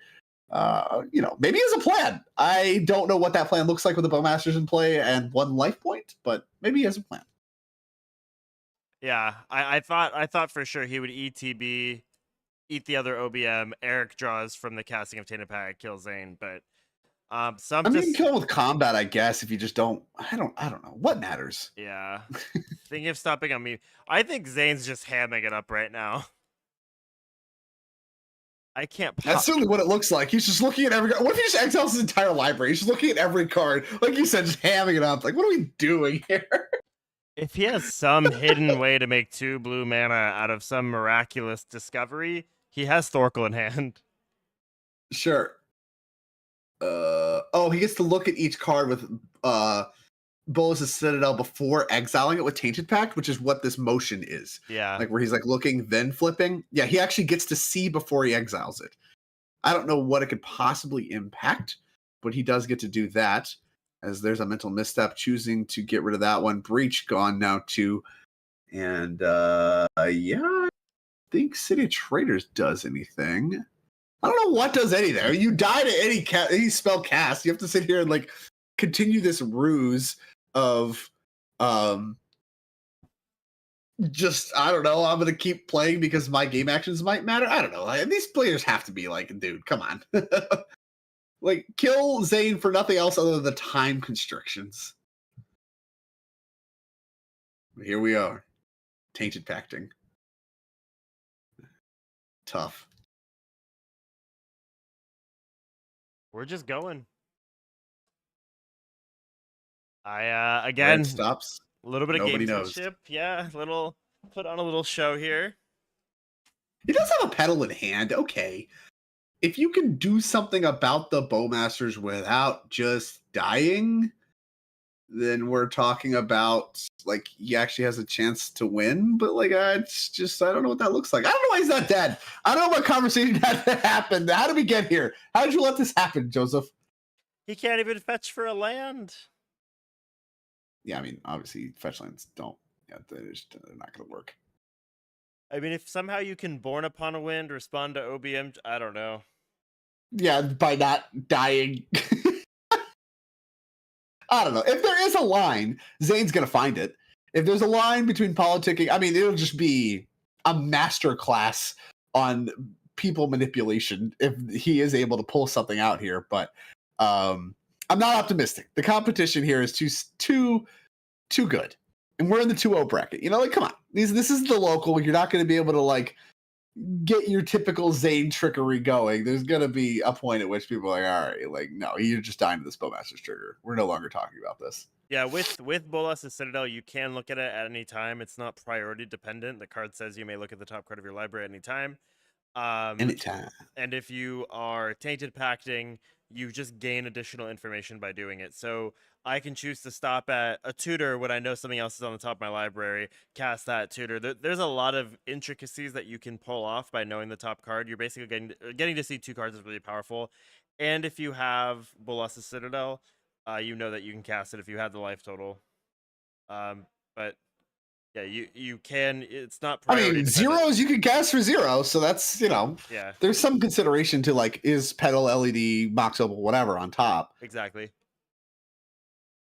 As we continue to go through our deck here. You can't cast at any time. I will clarify. You cannot cast True, at any time. but you can set up a little 1-2 punch with whatever you flip and whatever's next. Yeah, you can look at any time. Hi, Vertov. All right, down to 3 cards. Running out of options to look at and exile is Zane. And yeah, I don't know. I mean, I guess there's a console. I mean, you have 2 cards left, so Thorkel's now a win. You can't go to 0 cards if you do actually want to sell that you have a chance to win this game, because obviously you can tap Mox Diamond, tap Underground Sea, win the game on your next turn, provided by some miracle you're allowed to live. So you have to leave a card in your library. And I believe that is why we are going to stop here at whatever this is. Dockside Extortionist. Not the worst card to stop on. Oh, I guess, yeah. We could Lotus Petal, do something crazy. And Bob Thor, to answer your question, yes, if Zane were to die, and the rest of the table results in a draw, he gets the draw. The whole table gets the draw. Yes. The whole table gets the draw, even with dead players. Yep. Which is an argument for killing players faster, if that is what is going to happen. But this table has decided not to do that. As Zane, I think, done with his turn. Fine. Nope, gonna cast Petal. And we have a land drop, right? I guess. I think Zane may Maybe? have a land drop still. I think we have a land drop. I don't know if we have a land. Oh, true. Looks like he does not have a land. Unless the card on top's a land, I guess. I'll draw. Ping you. He's at 0. Dead. All right, we have managed to kill Zane with a Bowmaster's Trigger. We've succeeded on that front and drawn our card We got there from Mystic Remora. And now Zane out of the game. And over to Joseph on his version of TNK. We will go. Commanding position. A lot of cards. Bowmasters to work with. If he has a wheel, that's like the least scary thing he could do. Yeah. The ceiling rises from there. And if this gets to Austin's turn, I have to assume with Infinite Treasure, Austin can win, right? Maybe. I mean, again, if his hand's all lands, no. But his hand's not all lands, because that's just not how this works. Right. And so the question is, what happens from there? And of course, we have Timna and Crom to get more cards if that's what happens. But I mean, it's not trivial to get through Joseph's turn here. Fair. Eric has a lot of cards to work with. I'll say that. But again, so does Joseph, and Joseph also has the Bowmasters now. Yeah, I mean, a wheel really starts pressuring life totals and clearing the board. There's a lot that can be done here. I think the bottom half of the table is certainly well positioned comparatively against the now Zaneless top half of the table.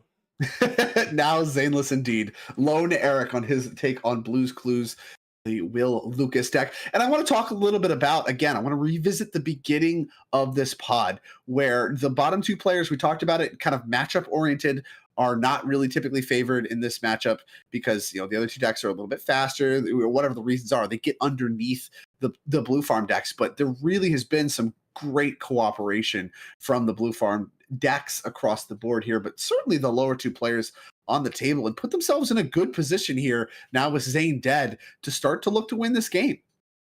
Well, Drake, I don't know what Blue Farm is. I know what Timna Crom is, but I'm not familiar with Blue Farm. But you're completely right. If I'm calling Will Lucas Blue's Clues, I'm gonna get away with Blue Farm. I'm sorry, I hate to break it to you. Okay, I don't know what Blue's Clues is either. You're right. There he is. There he is. He's so back. I'm so back. I'm activated. You're something all right. I'm going. Demonic Tutor coming down here for Joseph. I mean, do we have a breach line? I have to imagine we do. We have so many cards. Yeah, from what I've gathered in my time playing CDH, cards in graveyard are generally beneficial when I'm trying to go for an Underworld breach line. So I found that it's the more cards in my graveyard when I resolve an Underworld breach, the easier it is to cast things from my graveyard. Okay, that's an interesting analysis. I really I really think I want to impact that a little bit because Joseph only has 3 cards in his graveyard, right? Oh yeah, you're right. Well, 4 after the Demonic Tutor. Got a Pyroblast, a land, a Force Negation, and soon to be joining them is the Demonic Tutor, which is a good card. But actually, I mean, Joseph's not the one with mana. That is, you're thinking of Austin with all his treasures from Smothering Tithe over there. Joseph not flooded on mana here at all. Something notable that chat point out, that Soul Ring is Zane's that Austin has. That was grabbed via an opposition agent, which would no longer exist as a game object. It's also an Elvish Soul Ring, which is Middle Earth Japanese, which is why Zane has it. I'll say this, it probably doesn't matter for the sake of the game. Austin not really constricted on mana, but yeah, that is something we need to get corrected here, is that that Soul Ring does not exist anymore. That has ceased to exist as Zane has ceased to exist. Yep. And, hopefully we'll get that corrected here. Just a moment. As here comes an Underworld Breach. And an LED. Yep. That's a good LED. How about that? That's a great way to put cards. Yeah. Do those two have a synergy of some kind we should be aware of? Is his Pact of Negation coming down from Eric? That's going to trigger all the things. Looks like a judge may have been called here regarding the Soul Ring. And they are working to grab that now. Okay, perfect.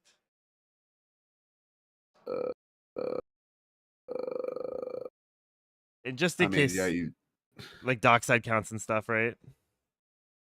Well, there's some conversation, and we didn't see it hand it right back. So that, I mean, it is Zane's, right? Yeah, that was grabbed via a that was the opposition agent target. Right. Yeah. I just want to be clear. It's just, yeah.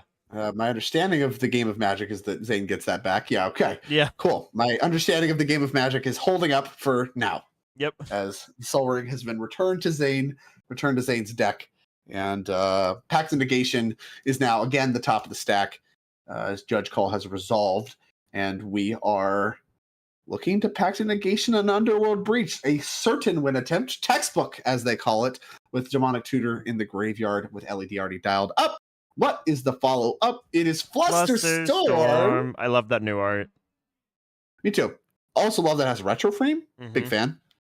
It's recognizable. Big fan. Yeah.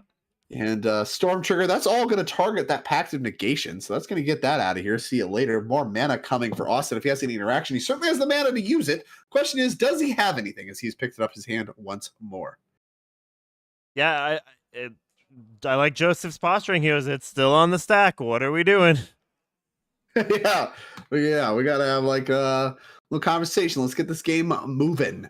I'm trying to win here, says Joseph, and we'll see if he can. There's some conversation happening here from Eric's side of the equation. I don't know if I'd be listening to a lot of yap from Eric. He's drawing a little too many cards for me to be starting the yap with only one piece of interaction used. You got more, buddy. What is it? Oh yeah, I'll die with interaction in hands if it means I don't get priority bullied. Okay, I won't do that. Okay, well, priority bullied, yeah. Baron, gonna get pitched to Force of Negation. There's an interaction piece number 2, and that's something you basically could guarantee was going to be in Eric's hand. Now, here's, after 2 interaction pieces, I think, where we, with no mana, is where we have to start being like, okay, how much more does he have? 1, 2, none? Yeah. All of those are reasonable possibilities, I think. Wonder if Joseph is regretting using that Force to pitch to Force with other blue cards. Not sure, but it looks like that is resolving. Yep. And Joseph out of interaction, I mean, that has to be great if you're an Austin fan. And, if Austin has anything resembling a win attempt in his hand, he has the mana for it, even losing that Soul Ring to Zane's death. And, he may be looking to punch his ticket to 3-0, once again navigating a pod of all Blue Farm decks, but again, has to live. We'll see if that does happen and if he has a win.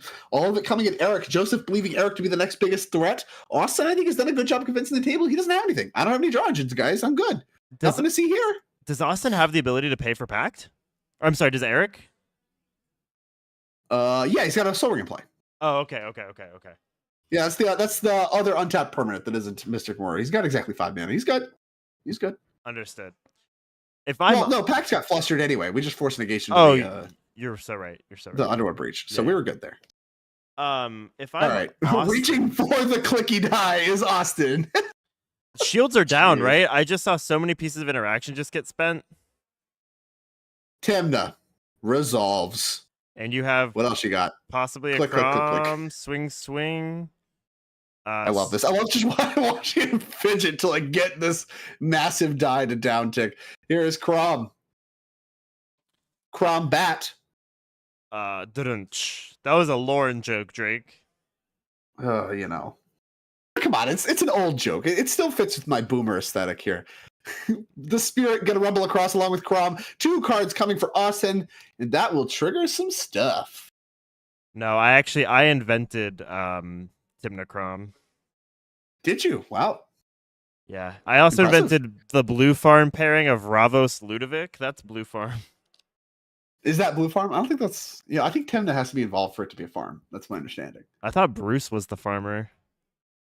Yeah, I don't know. Timna's like a weaver. Don't you like weave on the farm? Isn't that like something you do? I don't know. I don't know. I'm not a farmer. Any farmers in chat? If you're a farmer, we're just up farming. I was pretty. What is farming? Austin with all this mana, and it's Diabolic Intent. Infinite mana to work with. Have to imagine that's good enough for a win. Is there interaction? That Spirit coming back to bite you. Yeah, what a critical turn for that Spirit, huh? Not only got to draw a card off Timna, but also get to get sacrificed. Nuts. Yeah, crazy sequence here.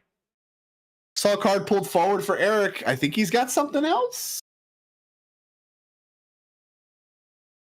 It has to be. Question is, do we use it here if you do? Does it even work is the question. Like, is it like a soft counter? Those just don't work. I guess those usually cost mana. Only been through one of the forces, I believe, has Eric. Both forces used for Joseph. Still Fierces and Swats available in the mix. Though I guess not for Eric. No commander. Yeah, Fierce is turned off right now.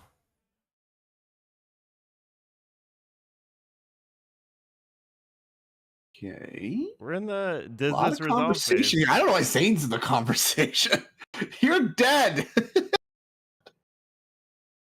Nothing you say is helpful. You're dead. Here goes Diabolic Intent. I guess, you know, every player here would rather draw than die, so maybe his counsel is helpful. Players. Yeah. All looking. We are in the thinky phase. To be 3-0. Yeah, I mean, this is it, right? Like, the question is, does the table actually have anything? They're posturing like they do, and they're just letting this intent resolved and planning to counter whatever's grabbed. But it's not clear to me that that's even the angle you want to go. I mean, I'm always posturing. I could have 6 lands in hand, and I will posture like I have counter magic. I honestly, I think what unlocks this right now is if Austin grabbed an Intuition. I'm curious if he has Intuition in his deck, but that's exactly what you need just to see more cards and assemble a breach, right? Maybe. Like, yes, if you don't put LED in the pile, I think. Because they just give you LED and it's like, what have you accomplished? Oh, you get LED. Like, you had plenty of mana already. I mean, you get LED to fill your yard and then you just recast Savines, right? Well, they just don't give you LED. Grand Abolisher. Grand Abolisher, that's the lead. Woo! That is really strong. Fierce doesn't work against that one. Nope. I think even if they give you LED, what? You're still good to go. Stop. Oh, maybe. Baby. What is happening here? Confirming treasure count, possibly? You think so? All right. Yeah, confirming treasure count there really quickly. Got that handled. Mindbreak Trap does work. Both commanders cast this turn. Yep. Abolisher Intent as well. 4 spells. So if Mindbreak Trap's available, it does work against this Abolisher, but not a lot does. Creatures notoriously very difficult to counter in this format. I do think... If there's no interaction... Sorry, go ahead. I was going to say, I think Intuition would crack the pile open, because if they give you Breach, you're good to go. If they give you Savine's Wreck, you just get the Breach back. Or if they give you LED... you just crack the LED, or you don't even crack the LED, you just Savine's Wreck the Breach from yard. Yeah, but that's still one. Like, if you want 2 attempts, right? Like, you can either Savine's flashback, or you could Breach flashback, but you want whatever you want. You're trying to get a mixture that gives you 3 attempts. So I don't know what that looks like. Probably just a piece of protection or something that's functionally a 3rd attempt. That's probably what you grab. Totally. And Wishclaw Talisman deployed post Abolisher. So we were tutor flooded here. Is Austin? Is Abolisher in Gonna the yard? pass that on over. Yeah, that one got pinged. Oh, rough. I think. Okay, it's still in play. Okay, yeah, that's the joke. It's still in play, but it's gonna get pinged down, I think, is what we're going with here. Interesting. Okay. So that we're just waiting for that to catch up. We have lag from the players. A lag, but make it the players. Yeah. Yeah, Human lag. it appears to be the case. We are As the judge is managing the size and the trigger stack here, making sure everything's crystal clear. Appreciate that. Shout out to our judges. I noticed they had some nice swag. Saw some new judge uniform swag there for Topdeck. Appreciate that. I think that's going to be nice, breathable, and looks professional. Yep, every judge here has their own Topdeck shirt that says judge on it. Baldy and Marcos are head judges for the Open and Envy respectively. They have their own personalized blue shirts as head judges. Ooh. And Marcos and Baldy each got personalized invitational playmats with their names on it. So kind of a cool gift for our judges. We love our judge team here at Topdeck.gg.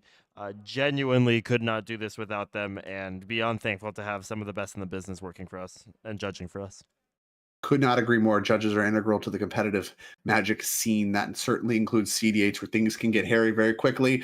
And the Topdeck.gg judges are some of the best in the business. Oh yeah, And beyond paying them on time, which other TOs have struggled with, and Topdeck handles easily and painlessly.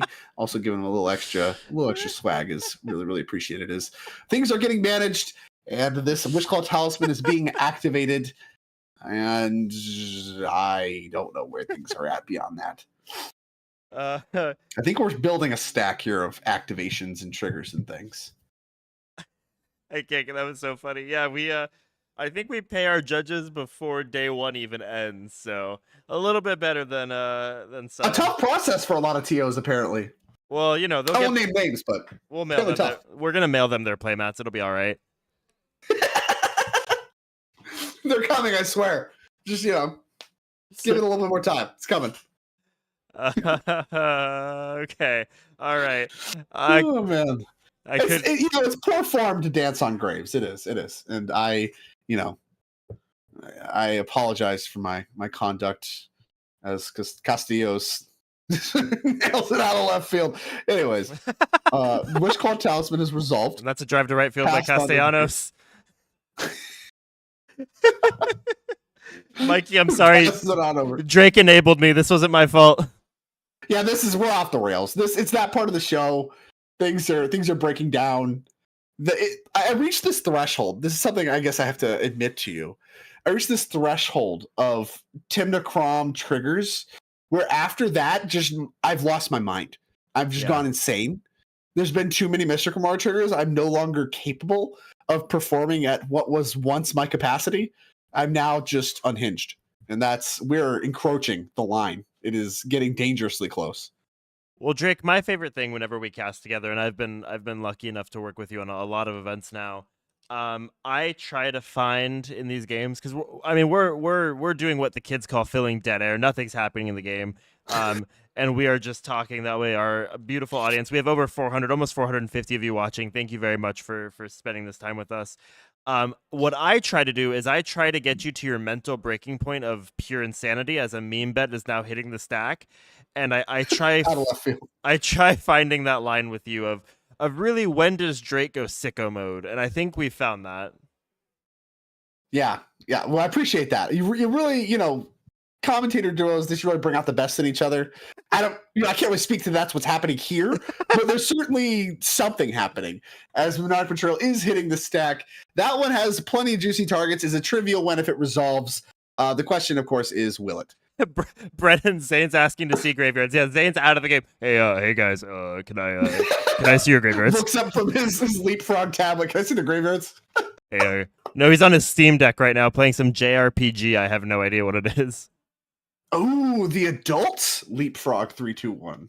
Hey guys, can we get this over with? I really want to play the next round. Can one of you just win? Like, what are we doing here? Yeah, just win. All right, so it looks like Mean Bet has resolved. We're pushing everything forward. Yeah, can I get the graveyard with the breach in it, please? Yeah. Oh no, that graveyard doesn't have a breach in it. That got force negation. Okay. What the Sigma? Do we have anything here? We have a demonic tutor. That's something. We have infinite mana from Smothering Tide. That's something else. We have a lot of interaction. That's also something else. Well, the cool thing about demonic tutor is you can use that to get any card in your library. Oh, really? Is that so? Yeah. I didn't know. Not a big deal. just it's pretty strong. I don't even know that. So we're starting off with Bowmastering the Bowmasters. I think that really clears the way to protect your Grand Abolisher here. Lotus Petal you have for free in the yard. I mean, granted, Joseph's going to draw you cards. And then you have Demonic Tutor available. I don't really see anything else. I mean, the Mystic Warrior should just stop drawing, right? Like, you're under an Abolisher. Like, you're just giving Austin mana. Yeah. Nothing works. Yeah, that's fair. Yeah, you're just feeding the treasure count. You're right. Your Odawar's in the graveyard if you're Eric. Not that you had mana anyway. And unless you're playing on cracking your LED, like, you're not going to really have anything to work with either if you're Joseph. I think you're supposed to stop drawing. And not that it's going to matter. Once again, we still have the double-digit ticker die out there for the Smothering Tithe treasures, but the question is just what's the best path to victory? And obviously, if you're Austin, you want to be meticulous here. Make sure that you don't mess this up because, things are as rolled up as they could possibly be. Players may concede at any time. These players have no intention of conceding, which is fine. So go through the motions. Do it right. I've learned that lesson the hard way. Austin shouldn't either. And, this is the highest stakes CDH event, that probably any of these players have ever played, maybe ever. Like, just talking about raw skill, the prizes on the line. There is so much more at stake here. No reason to let simple mistakes cost you anything. And, these players, this caliber, they're not going to. And so Austin, of course, should have this all rolled up. Thoracle Consults among the many options as far as a path to victory does go for Austin. Could also just go the breach line if he wants. All roads lead to Rome. Austin looking to be a 3-0 player, and I think the first and only 3-0 player here in the Topdeck Invitational in Columbus, Ohio. Yeah, looking at the standings, I don't see anybody else. This is all of the 2-0s. And I believe one player who has a draw. So this is, Austin will be the lone 3-0. And if you're Austin, you have to really be getting excited about your chances to top 16. I think you only need to find some draws and, maybe another win if you want to play for seeding and all that kind of stuff. But has done a lot of early winning, going to get paid off huge for it. Yeah, I'm wondering if 3-0X is probably the target place to go. I'm assuming if Austin wins this and theoretically drew rounds 4 and 5, 6 and 7, that puts you at 19 points. I don't know how many people are going to agree to draws, especially if you're the only 3-0, you're only going to be getting down paired, which again is going to mess up your tiebreakers as well. So if you lose a down pair game, your opponent win percentage gets changed. So a lot of varying factors that can happen and really change the posturing texture of this game. And those are posturing texture. You say texture, I say posture, I think, quite a bit. So I figured we just slam them together just like a leapfrog tablet and call it posturing texture. While on that topic, actually, since we're resolving just some textbook underworld breaching here, including a diabolic intent, which of course can sacrifice that army. Oh yeah, get it back. If people draw cards, talk to me. What's the difference between gamemanship and sportsmanship? I assume there's a dictionary difference, and I do not know what it is. We're Top Deck guys. Of course we explain the difference between gamesmanship and sportsmanship. To me... Is that sportsmanlike or gamesmanlike of you to do? So, to me, sportsmanlike is being a good competitor. Hey, someone gets injured or hurt, like you help them out. You take a knee. You show respect. But gamesmanship to me is kind of playing the sub game. It's being a little silly guy on the table. I don't know how else. Silly guy. Yeah, okay. I think gamesmanship is like playing the sub game in a professional, joking way. But you're kind of like downplaying the competitive nature by by kind of just showing a little gamesmanship, just being a little goofy goober man out there. Like imagine me playing like I think I don't play with any sportsmanship, but I play with a lot of gamesmanship. Yeah. Just goofy and ruthless. Love it. Yeah, goofy and ruthless. That's actually on my LinkedIn profile. If anyone's looking for someone who's goofy and ruthless, let me know. You're hired. Oh shoot. All right. But well, I appreciate. I'm sure the chat is so much smarter than I'll ever be. So I imagine they already knew this differentiation. But I just needed some clarification. I've not heard the word gamesmanship used as often, until I met you, and this has been a level up moment of sorts for me. Yeah, that's a level up moment is trademarked by Topdeck.gg. Just heads up, that's a level up moment here for us. But yeah, it's really playing things up, like when you see two players, like I don't know what sports you watch. Oh, you watch college football, so I don't know how to appeal to your sensibility in sports. But in hockey, like when two players are like joking with each other, but it's like like in the Stanley Cup Finals, and two players are kind of like shooting the crap with each other. That's gamesmanship. Like because football players are just incapable of joking with each other. We gotta pivot to hockey. I don't know how to appeal. Some unknowable entity. Unlike hockey, hockey players, the most relatable creatures out there. Yeah, I don't know how to appeal to your Paleolithic sports. Oh, this is just a disaster. Okay, what?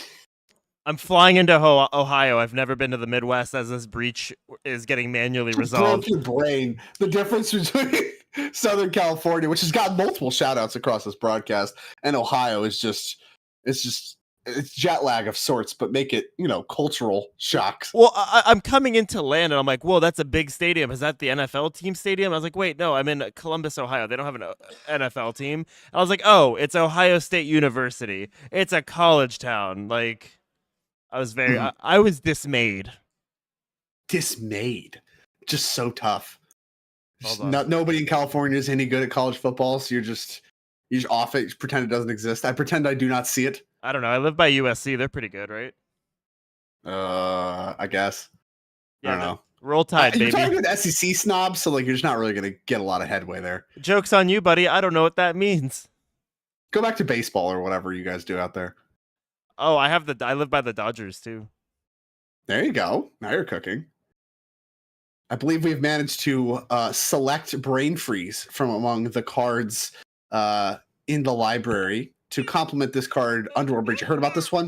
So what happens is all your cards get escape for 3, right? And this card here mills 3 cards, but it doesn't just do that. It actually does that with Storm. So the whole deck hits the graveyard, and then you just get to cast whatever you want. Typically, this card is also pretty common. I don't know if you've heard of it. Thassa's Oracle lets you win the game. Hold on, I'm gonna pull up the weather report. Yeah, there's a chance of storms today. 100% chance. Looking chilly, a blizzard, if you will. A brain freeze. You're not at Dairy Queen. You're at Topdeck.gg Invitational. All right, we have successfully counted the number. What are we doing here? I'm on the iPad. I'm sorry. I'm on the iPad. He might not have a Thassa's Oracle. Oh, there's the LED. Promise you he does. There's the LED. There's the LED. And no, I don't even know. Odoaras, no Besejus to speak of.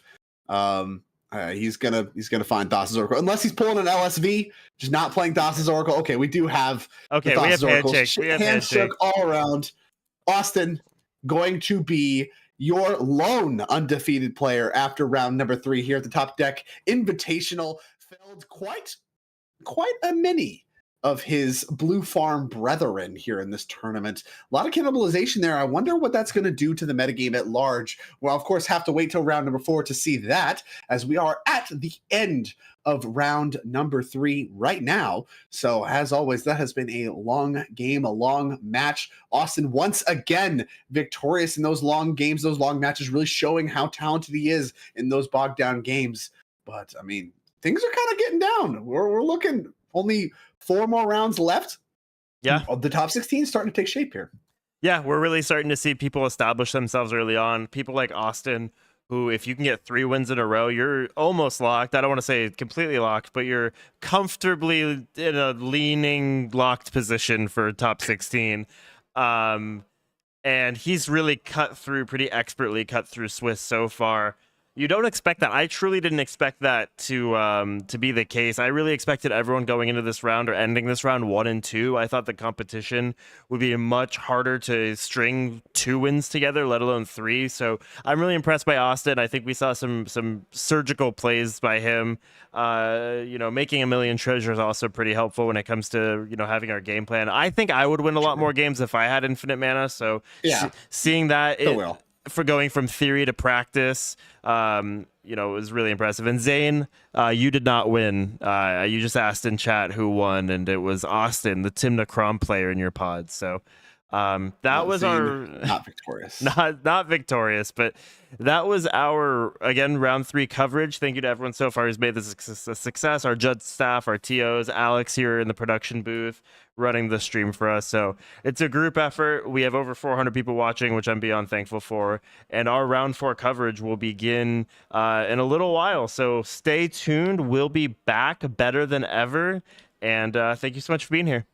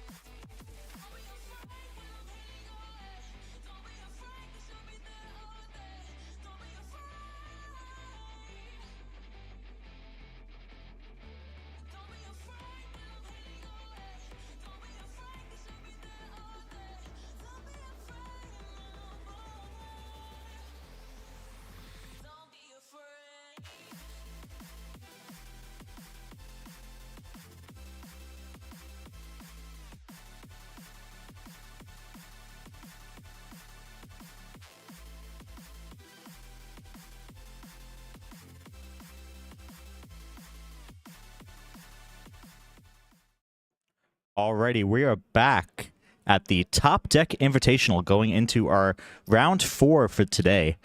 We got a pretty interesting pod here. Well, I don't know how interesting. These are basically the 3 decks that we assumed were going to be at the top of the heap here. We have Rogsai, TNK Rogsai, and Sisay. So what's kind of your early take on this so far?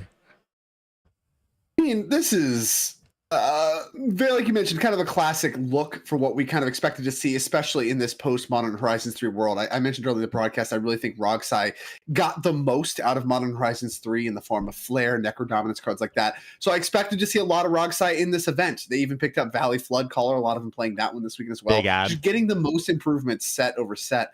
And it's just the deck I expect to rise to the top. Now, we've seen a ton of Blue Farm do a ton of winning, and we're going to see a little bit more attempting to do some winning well in one of the most competent pilots for the deck in CEDH. That's, of course, Evan Pierce, aka Freedom Waffle, piloting his take on Blue Farm. But beyond that, I mean, the double Rogsai, not something I'm terribly surprised to see. And I expect that particular composition to have a big impact on this game as far as the speed of the game. And, obviously, I think Rogsai 50-50 to win it, just if you're giving each deck an equal chance. But both Rogsais, neither of them are going fourth. So that looks good for this pod being quick.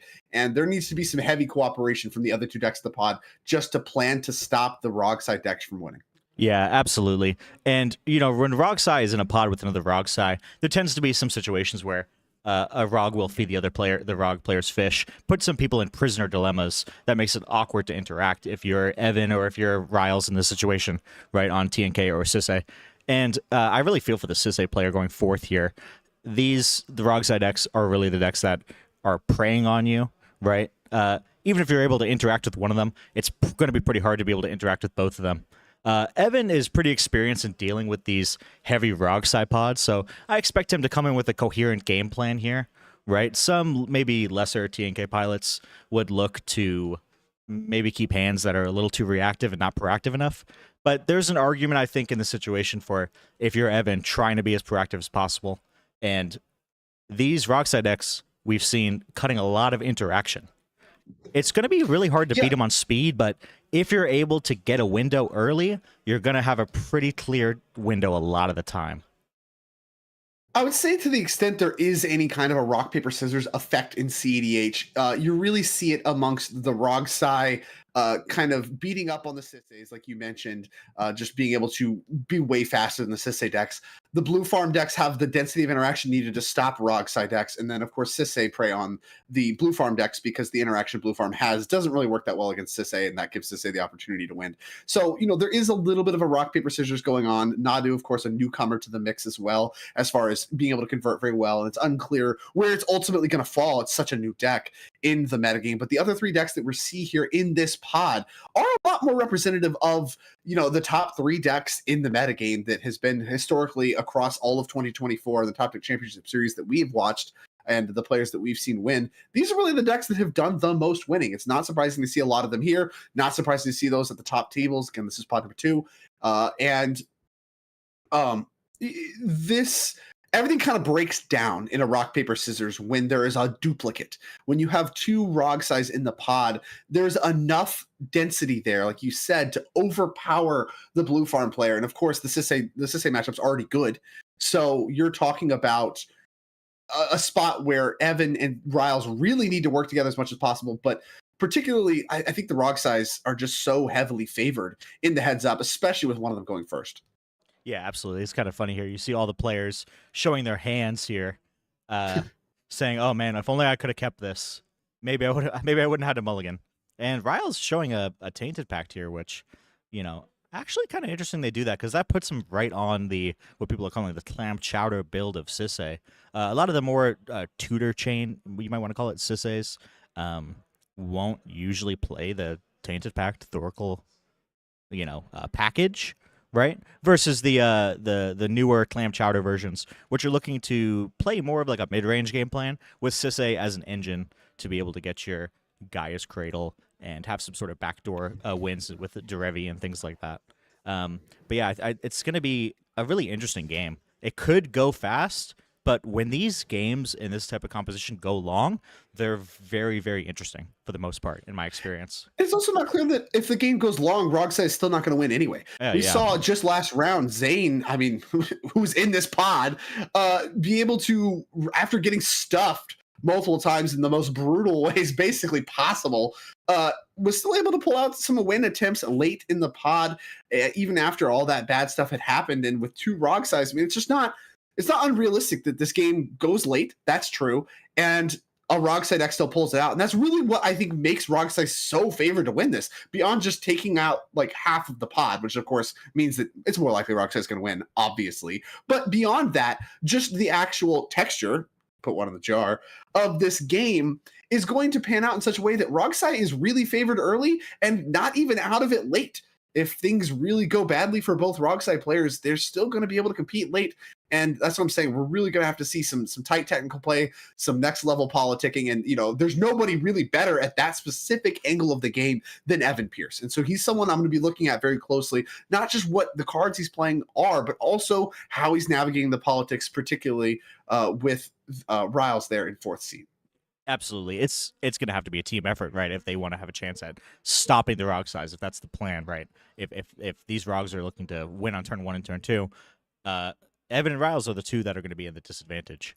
It's going to be interesting to see how this plays out because, right, like as you were saying, especially with these Rog decks cutting back on interaction, they're replacing it with more gas, with more pieces to just win out of nowhere. We're seeing people on Bolsa Citadel now, the Welder and Entomb package, just more pieces of redundancy just to keep the wheels churning. You could stop it once, but over the course of the game, if you can't gain advantage on them, they're going to keep just jamming over and over and over again. So it's going to be interesting to see how this one plays out. These are some of the, in my head, Larry Rog and not Larry Rog. That could be his new name. Larry, Evan, and Zane are some of the players that I hold in the highest regard as some of the best players in the game right now. So this is really for me a battle of the Titans, and it's going to be really interesting to see how this shakes out. And I don't want to discount Sisse. I mean, obviously in this situation, I think they're at a disadvantage, but in 4th seat, they have access to a lot of ways to dig them back into the game. Dockside, obviously. But yeah, that's the big one, right? It's like you're talking about a deck that's so far behind in not just seat position, but in kind of like matchup presence as well. I think really what is going to be able to the path to victory here for Riles, what's going to set this apart is an early Dockside. Now, obviously, that's always what you're looking for. The joke, Dockside's always good, yada yada yada, whatever. Like, yes, that's true, but there are plenty. Excuse me. There are plenty of hands that Sisse will play and keep that are based around a blue tender plan or based around, whatever. I'm going to put some Planeswalkers in play and try to play a little bit of a longer game. Maybe activate Sisse once or twice before I go ding for my Dockside. You don't have time for that here. Those hands are not going to cut it. So there's extra pressure on Riles' mulligan decisions and his opening hand to be able to produce a quick Dockside because anything else is too slow. Yeah, absolutely. And here we are from Larry. As players are underway, here we are. We're going to start things off with a Mox Diamond and a Rog. Mox Diamond pitching Undercity Sewers. And not going to look at what that card that is. That is a Ponder of some kind. From Larry. And Ponder.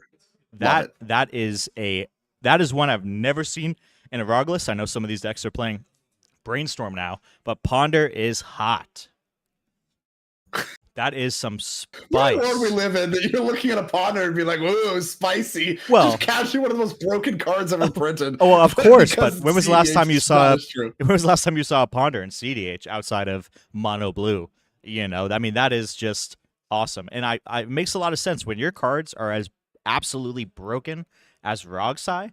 Being able to look at 3 of them, shuffle them away, make a decision, get an extra card, and just keep churning the wheels is huge. That's why Brainstorm has been very good. I think it's very powerful. I think the cards, obviously, I'm a big advocate for cantrips. It's something that I was a big advocate for when I started playing CDH and when I started really taking it seriously, over the pandemic and stuff like that. I was really a big advocate for, hey, stop cutting Brainstorm, stop cutting Gitaxian Probe. And like Ponder, I was a little more iffy on. Interesting to see Ponder the one reached for. I'm going to have to check the list, see if we also have Probe and Brainstorm cards that I perceive to be better. It looks like we do. So we're loaded up on cantrips here in Larry's deck. I love it. Love to see it. Love to see that as an innovation returning to the cantrips, and a great start here too from Gemstone Caverns, Mox Diamond, and Chrome Mox alongside the Rog. Lots of zeros. And over to Evan, who also looks to have a pretty good start. Mana Vault, Lotus Petal in the land. That's great. Zane leading on City of Traders. That is not the sequencing of a man that plans to play a long game. Yeah, that land is not long for this world one way or another. Okay, And the table might not be either. Here's Talisman of Indulgence. Any follow-up? No, just a Rog. Nothing to see. Springleaf Drum. Okay, Mana That's not Springleaf Generation. Drum. Wow, online. Paradise Mantle. I literally saw the card and thought Springleaf Drum. No, Paradise Mantle. So we have now turned it into a Birds of Rogadice, if you will. And over to Riles we go. Is going to kick things off with the Flooded Strand. Yeah, Paradise Mental, fantastic in 5th Dawn Limited. And I believe that actually. That seems like something that would Makes probably be sense, true. right? Have you ever played Fifth Unlimited? Is that something you actually played, or are you No, just memeing? I'm just assuming. It seems kind of good. Turn anything to a birds. I mean, come on, let's go. It depends. I guess just having a 0 mana, because like Affinity was in that set, right? Yeah. So like just having a 0 mana artifact is probably just great. Frogmite, was Frogmite in that set? I think Frogmite might have been Mirrodin. Ah, okay, well, never mind. Anyway, Sisse going land pass. Land pass here. This is a land pass. Which Fine if your follow-up's dockside. Okay, that's all I'm gonna say. If your follow-up's not dockside, we're done. yeah. Windfall might not matter. Larry leading on a Windfall, a great follow-up to that turn 1. All that mana, the cantrip, all that stuff, and now you get to lead on a wheel. And this is what you kind of mean too when you talk about Rogs feeding other Rogs. I mean, Zane just dumped a ton of stuff from his hand. Now could potentially get refueled, and Riles the one probably most punished by this. Only played a land and passed, 7 cards still in hand for him. Yeah, absolutely. And Evan here too, also putting 5 mana, representing 5 mana on board next turn, and now getting a fresh new 7. So this is big from Larry. Yeah, I think I completely agree. Zane very likely to be okay with this unless his hand is stacked, which obviously we can't see. But like I said, I think if Riles has a counter spell, I think they're pretty pressured to use it. And here we go, Riles and Evan exchanging cards. The duo here, A trading card game. Yeah, I won't say the Coper duo, but the Coper duo, man. There's so much Rog brain in the booth. I know here. it's tough. pretty the disturbing. Rog army infests everyone. It's It's pretty like disturbing. the Armorist of Hail Hydra. Exactly, it's pretty disturbing. The implications are insane. We've been infiltrated by the Rog brain, the virus. Top Deck is no longer safe. The mind virus. Zane himself, a member of Top Deck, revealing his hand here. I believe. Oh, there's in hand was the last card for Riles. So just cantrip flooded. Get all that out of here, and here comes fresh 7s, I believe, for each player. Well, actually, I don't think that's true. I think Riles might have mulliganed, so it might be 6. I'm trying to get 1, a 2, look 3, 4, 5, 6. It is 6 cards, not 7. Yeah, I'm trying to get a look at Riles' library here. It looks like there's a Finale of Devastation, Lotho. Not seeing too much else that looks insane. A Demonic Tutor. Yeah, maybe turn 2 Lotho was the plan. That's not the worst. I mean, honestly, in this pod composition, if you're Riles, you kind of just have to pray for a little bit of a miracle anyway. Land pass, land dork pass. It's those are the type of plays. Yeah, it's not to good say. enough. Yeah. Right. That's the thing when you're dealing with these decks that are looking to go turbo broken immediately. You do not have the time to wait. And a Lotho just means you're passing the turn unless you can convert on that Demonic Tutor immediately. But let's see here. We have fresh 7s, and we'll see what Larry follows up with. Yeah, followed up with a Flooded Strand and a quick fetch. So it looks like he does have more things he intends to do with his turn. Zane checking his graveyard as per usual. Checking all the graveyards. A couple docksides discarded. There we got one from Evan with an Oppo in the graveyard as well. So, a meme betrayal here is obviously disturbing. Huge. Yeah, if you can get 5 total mana, 3 from Beambap, 2 for dockside, then you're cooking. Yeah, you are certainly cooking. Well, let's see what Larry is doing here. Fetched a Volcanic Island. My understanding is that's actually meaningful. It is. Normally, Rogsai is a black-red deck and does not want to fetch its Volcanic, and usually only does so, and that usually signals days.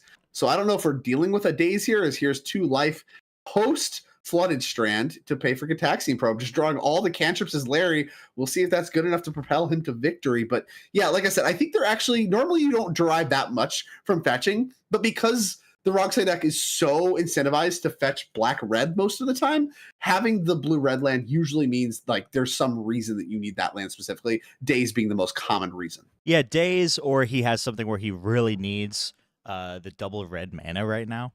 And here we go with a Talisman. I believe that's the blue-red Talisman, That is also too. the blue So red. just He's playing. restrict them. He's basically playing Delver right now, like old school Delver. He's got Ponder, Brainstorm, Volcanic Island. He's got Is It Talisman. He's representing Sure. He's representing Days right now. We might see a Ragavan come down. You know, Rog's basically Delver of Secrets. it's essentially your own Delver. So we'll see what I he guess he follows up fought with with. the Flooded Strand, so he would have grabbed Underground Sea instead if he needed black mana. So, like, Right. there is some of that, but the fetch line may not have been good. As here is an instep, believe, Vampiric Tutor off of the Lotus Petal. Okay, that's okay. Yeah. So I guess we were passing turn there from Larry, just fetching that Volcanic Island. A little bit of whispering there, I think, there from Larry. I love this. This is such a show, such a demonstration of the angles and the levels you can play CDH at. Just showing cards, whispering stuff. Oh, I love it so much. The unicorn horn coming into frame here. Looks like certainly dispels some of the mysticism around competitive Magic, I guess, but it does show gamemanship, as I learned. I learned the term from Lauren last round. Yeah. I listened to the dissertation. I really appreciated it. Yeah, we have a. I was educated. Yeah, except me too. We have players looking at each other's hands, whispering to each other. We have a fellow in a unicorn costume here. You know, we're really this is high level Magic in more than one way. At its finest. At its very finest.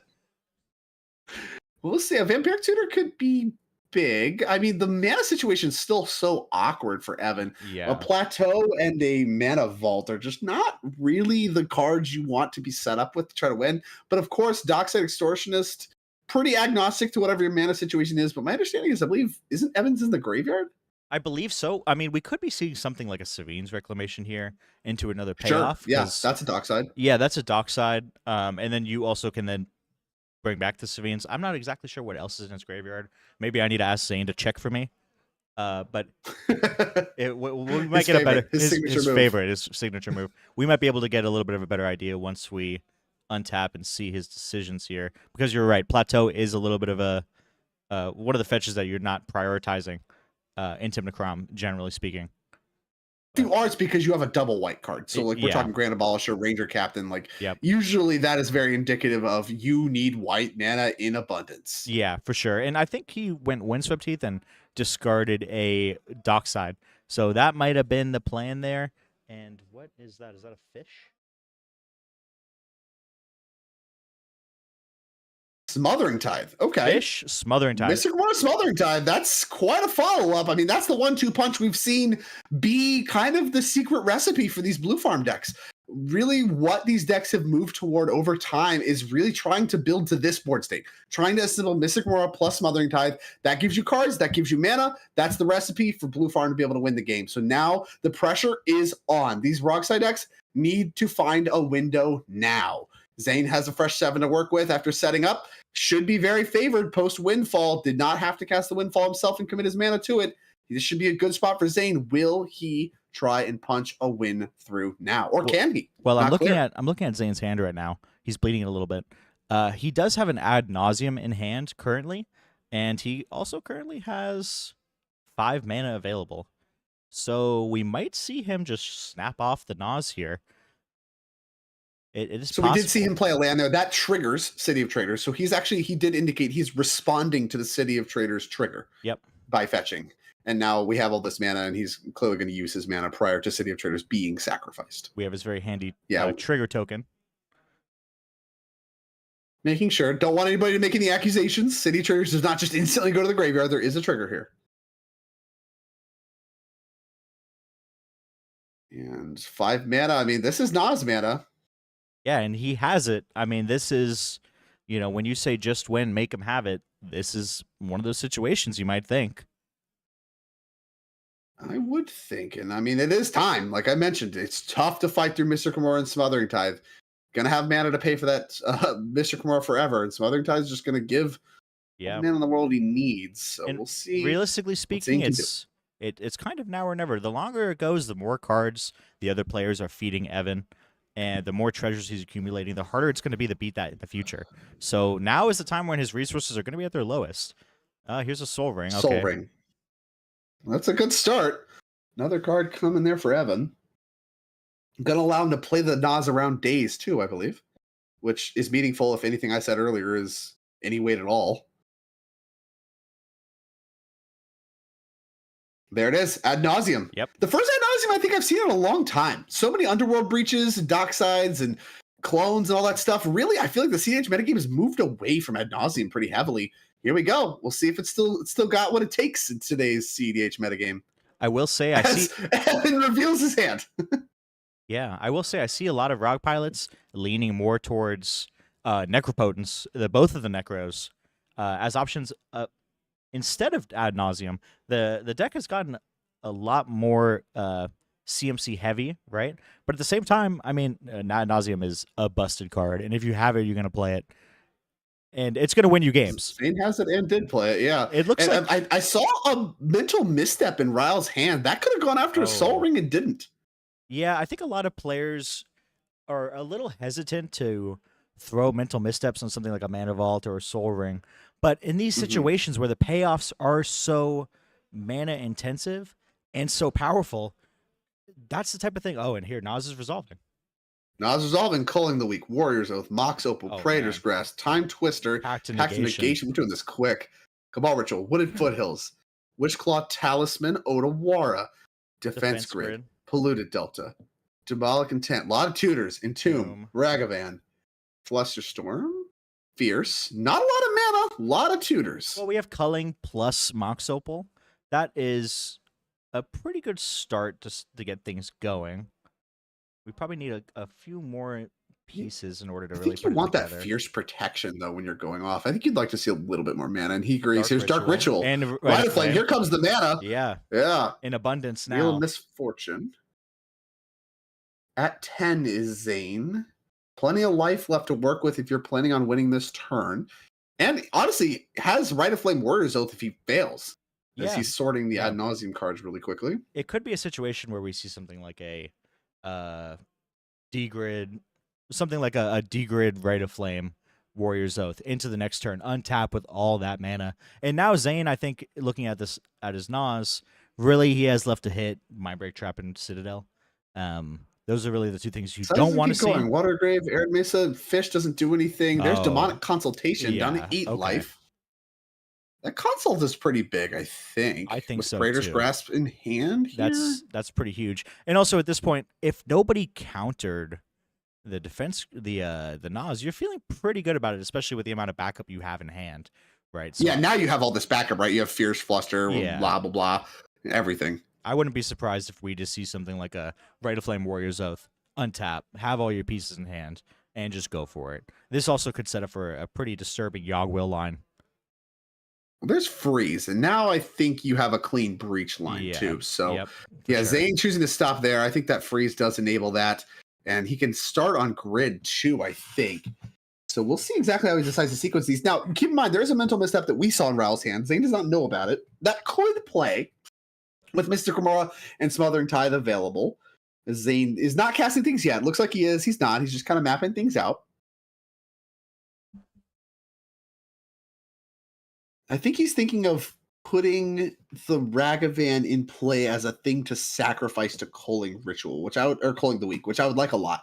I don't want to sacrifice Rog to the Culling the Weak. I want to keep that Fierce operational as long as possible. Absolutely. That just represents an extra counterspell in your hand, which is huge. I mean, you having Pact, Fierce, and Fluster, you really, especially if your plan here is to Warrior's Oath, you really do not want to have to use that Pact. And that's kind of the question too. I think that's like really the final big question here. If you are Zane, is do you want to do what you mentioned and go for the Defense Grid Warrior's Oath? Like, do you need to do that? What are the downsides? You know, is there any risk to doing it that way? Do you have to use things that are maybe too valuable and may impede on your win on the next turn? I don't think so.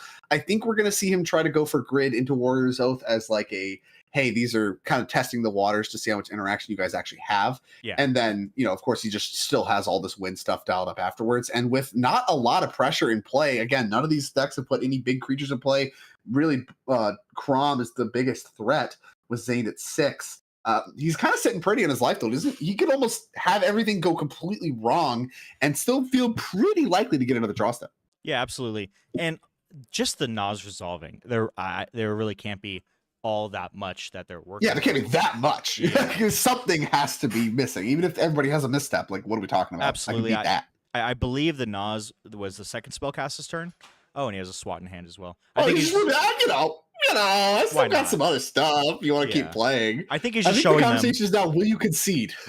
Right. Which, honestly, at this point, I might be a little inclined. Evan is showing the Nas pile here. Taking a look through. No, Evan is not a person that is going to concede with a Mr. No, of course not. Especially with this level of competition, you have to make him play it out. Zane is a competent Rogside pilot. If he has it, he has it, and it's looking more like that. But still, at this stage of the game, you just have to make people play it out. There's no discussion about it. It's just your responsibility as a player at this level. When something is not deterministic, you have to make them do it. And in my opinion, at least. And I'll tell you what, when it comes to making somebody do it, I think Zane's one of the best. His executions of combo turns, it's an underrated skill in CDH. It's something that I personally have messed up in very key situations, is executing a combo when you have a win. You have a win, all you have to do is execute it.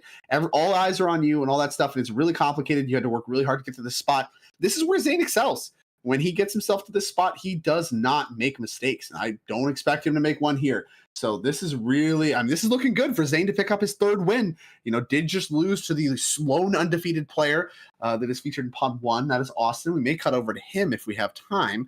But Zane looking to be pretty good to make his way to the top 16 of the first ever Topdeck Championship Series Invitational. Here comes Dark Ritual. We'll see if players want to interact with that. Like I said, I saw a misstep. I'd feel tempted to misstep this just to start to let Evan draw cards and hope to work through all the counter magic that Zane has drawn off of his ad nauseum. Yeah, I think Riles might just be feeling a little like he's in a situation where no matter what happens here, he's not going to win, which I can understand, honestly, looking at just the position of the board. You have Evan with a Smothering Tithe and a Fish who's going to be fed approximately 1 million cards, even if Zane is not able to get there. And your play is, you have an island in play plus a counterspell in hand.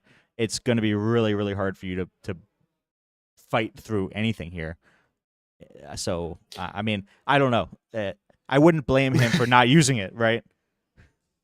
It's such a tough spot. And this is the power of Rogside. I mean, we talked about it a lot before this game started, how Rogside was really well postured against this pod in particular. I think Zane has really shown that as, we are going to go ahead and cast the misstep. And I think that's smart from Riles. I think it's smart to get that out. And in response to the Remora trigger, we're going to go ahead and fire up a Fierce Guardianship, try to constrict Evan's options here a little bit. We'll see if that does actually end up working. So Fierce Guardianship does tag the mental misstep. Another card coming off Remora, which of course was responded to by Zane. Now Dark Ritual, the top of the stack. Evan showing his hand to the table.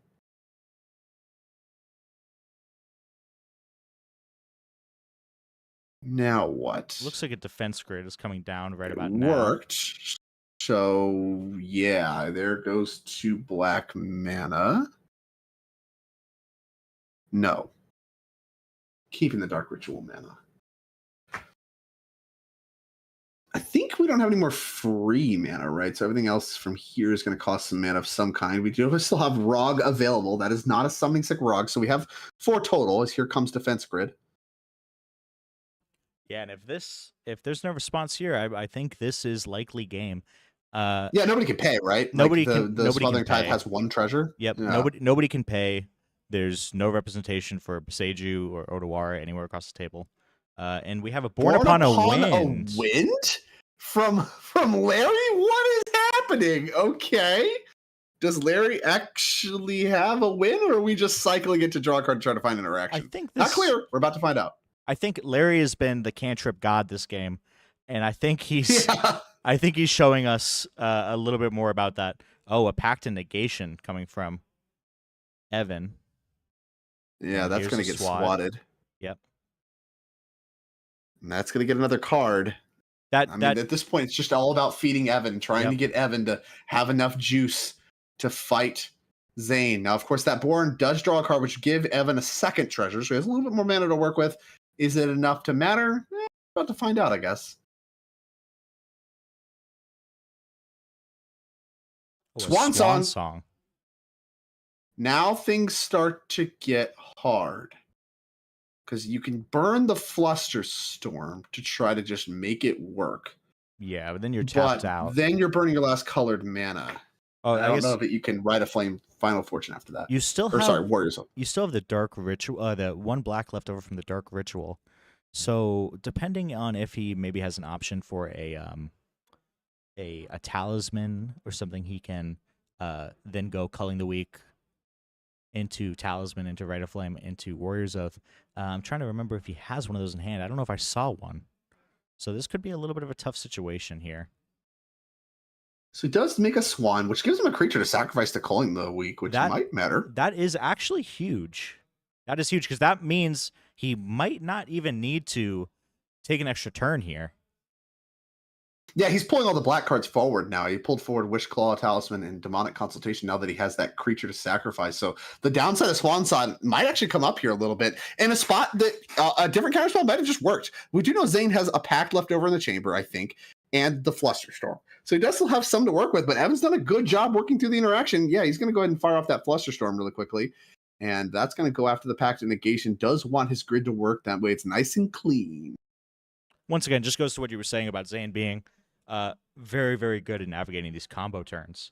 This is a sticky situation, and being able to really make sure your resources are being spent correctly and efficiently is not always the easiest thing to do when you have this many cards in hand and this many options. Really, that's the thing that Nas gives you, is almost an unlimited amount of options, and if you can't navigate that correctly, that can sometimes lead to punts, right?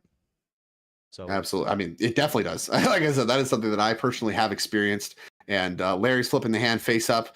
It's a Dark Ritual. It's a Talisman. It's a land. That doesn't add anything to the mix. Defense Grid is going to resolve, it looks like, unless Evan has anything else left in the chamber. It looks like the answer might be no. Evan did have a lot to work with previously. Does he have anything left? I think he's showing a consult by how he's shrugging. It's hard to tell. I mean, what else would he be just kind of shrugging about? I'm not sure. But Defense Grid is on the stack, and I think there's a very deterministic win if it does resolve. Yeah, I don't think any question about that at this point. It looks like he might be firing it off. He's definitely considering you have to, right? Like, yeah, but the you have problem to. is, like, you have to answer grid, and then you have to draw more stuff after that. Like, it's so tough. But the other path is literally death, so you don't have any options. And I think we're confirming that. Oh, it's not. It's a Swords to Plowshares on Rog. So we're gonna go ahead and try to fire that off. I feel like he had to have drawn that late, because if you draw that early, I mean, you shut down Fierce and SWAT. Yeah, that's such a tough time for it. I think I would have preferred to sacrifice Rog to the Culling the Weak, maybe in response, but you can just wait till the grid resolves. You necessarily don't need the creatures. Yeah, that's exactly what I think is happening. Execution. Zane's so good at it. I think that was a little bit of bait to see if he would take it. He would do it. Yeah, exactly. And I don't think Zane certainly didn't take it. And here we have 4 black mana coming down. And, well, he has a Diabolic Intent, but the Rog being gone does hurt that a little bit. I believe Threshold is certainly online after that Windfall. So 5 Agreed. black mana. And now a pile of black mana available. Do we have Yogwill in this deck? I think Yogwill might also just do it. Yogwill, absolutely. I mean, that might just be getting too fancy. Well, here you do have an option if you go, let's say, Consult into Yogwill. I believe that does open you up pretty well, because there is a Dockside Extortionist in the bin. So if you can find a way to make that one red mana, and your Thoracle is not exiled, you have the P-Grasp, so it actually doesn't even matter. Yogwill is probably pretty clean here if you can just consult. Yeah, it's not clear. Like I said, I think this might be an all roads lead to Rome. You just need to find, like, the floor. The absolute floor of this is you just go find a single way to make red mana, whatever that looks like. Lotus Petal or whatever. Pick something. Oh, he has a Wish Claw as well, so that's... And then you get to do your Rite of Flame, Warrior's Oath, go to your next turn, and then, you have just so much mana from that you are going to have so many deterministic paths. Yeah, he could just go Wish Claw. And that's the floor. Yeah, Wish Claw... So this is deterministic. It's very deterministic. Wish Claw Simian Spirit Guide, Lotus Petal, Rite of Flame, Warrior's Oath. You have enough to still P-Grasp, get your Thoracle. Next turn you untap, Thoracle Consult. That's all she wrote. Check, please. That's going to be my new catchphrase, by the way. We're right, established. It's good to have a catchphrase. It's a nice, important thing for commentators to have. Yeah, absolutely. We're going to spend 3 black on Praetor's Grasp. Target Nevi. Larry. Yeah. Larry, yeah. Cannot take his Ponder. Also, there are some rules around concessions. You can't like try to stiff him by conceding in response. There are some mechanics in place in the tournament structure to prevent that from happening. I will not dive into the details here and now, but there's just some common sense rules, adjustments to the way Magic is played here that allow cards like Praetor's Grasp to actually work. Not just be, oh yeah, well, I'm just going to get bullied into conceding by the other 2 players because I'm trying to force a draw or whatever. Like, that's obviously something we want to discourage, and there are some very easy ways around that we take. So that is not an option that any of the players would have in response to Praetor's Grasp. As here's Wishclaw Talisman being very quickly passed to Evan. Nothing the players can really do except look on. And we'll see what Zane does decide to find with Wishclaw Talisman. Looking like he's going to be reaching for Lotus Petal. Yep, so there we go into the Lotus Petal Rite of Flame. I think we're very likely to see here in a moment. And it looks like he took the Underworld Breach off of Larry's deck with the Praetor's Grasp. So set up for just a clean, simple... Yeah, and it's funny. Larry revealed his hand, too, so there's no question of maybe it's in his hand. Right. I know it's not in his hand. He revealed his hand. And so there's kind of tough. Lotus Petal, that's going to make Rite of Flame mana, so we're going to have red. That's going to let you cast Breach with a black floating.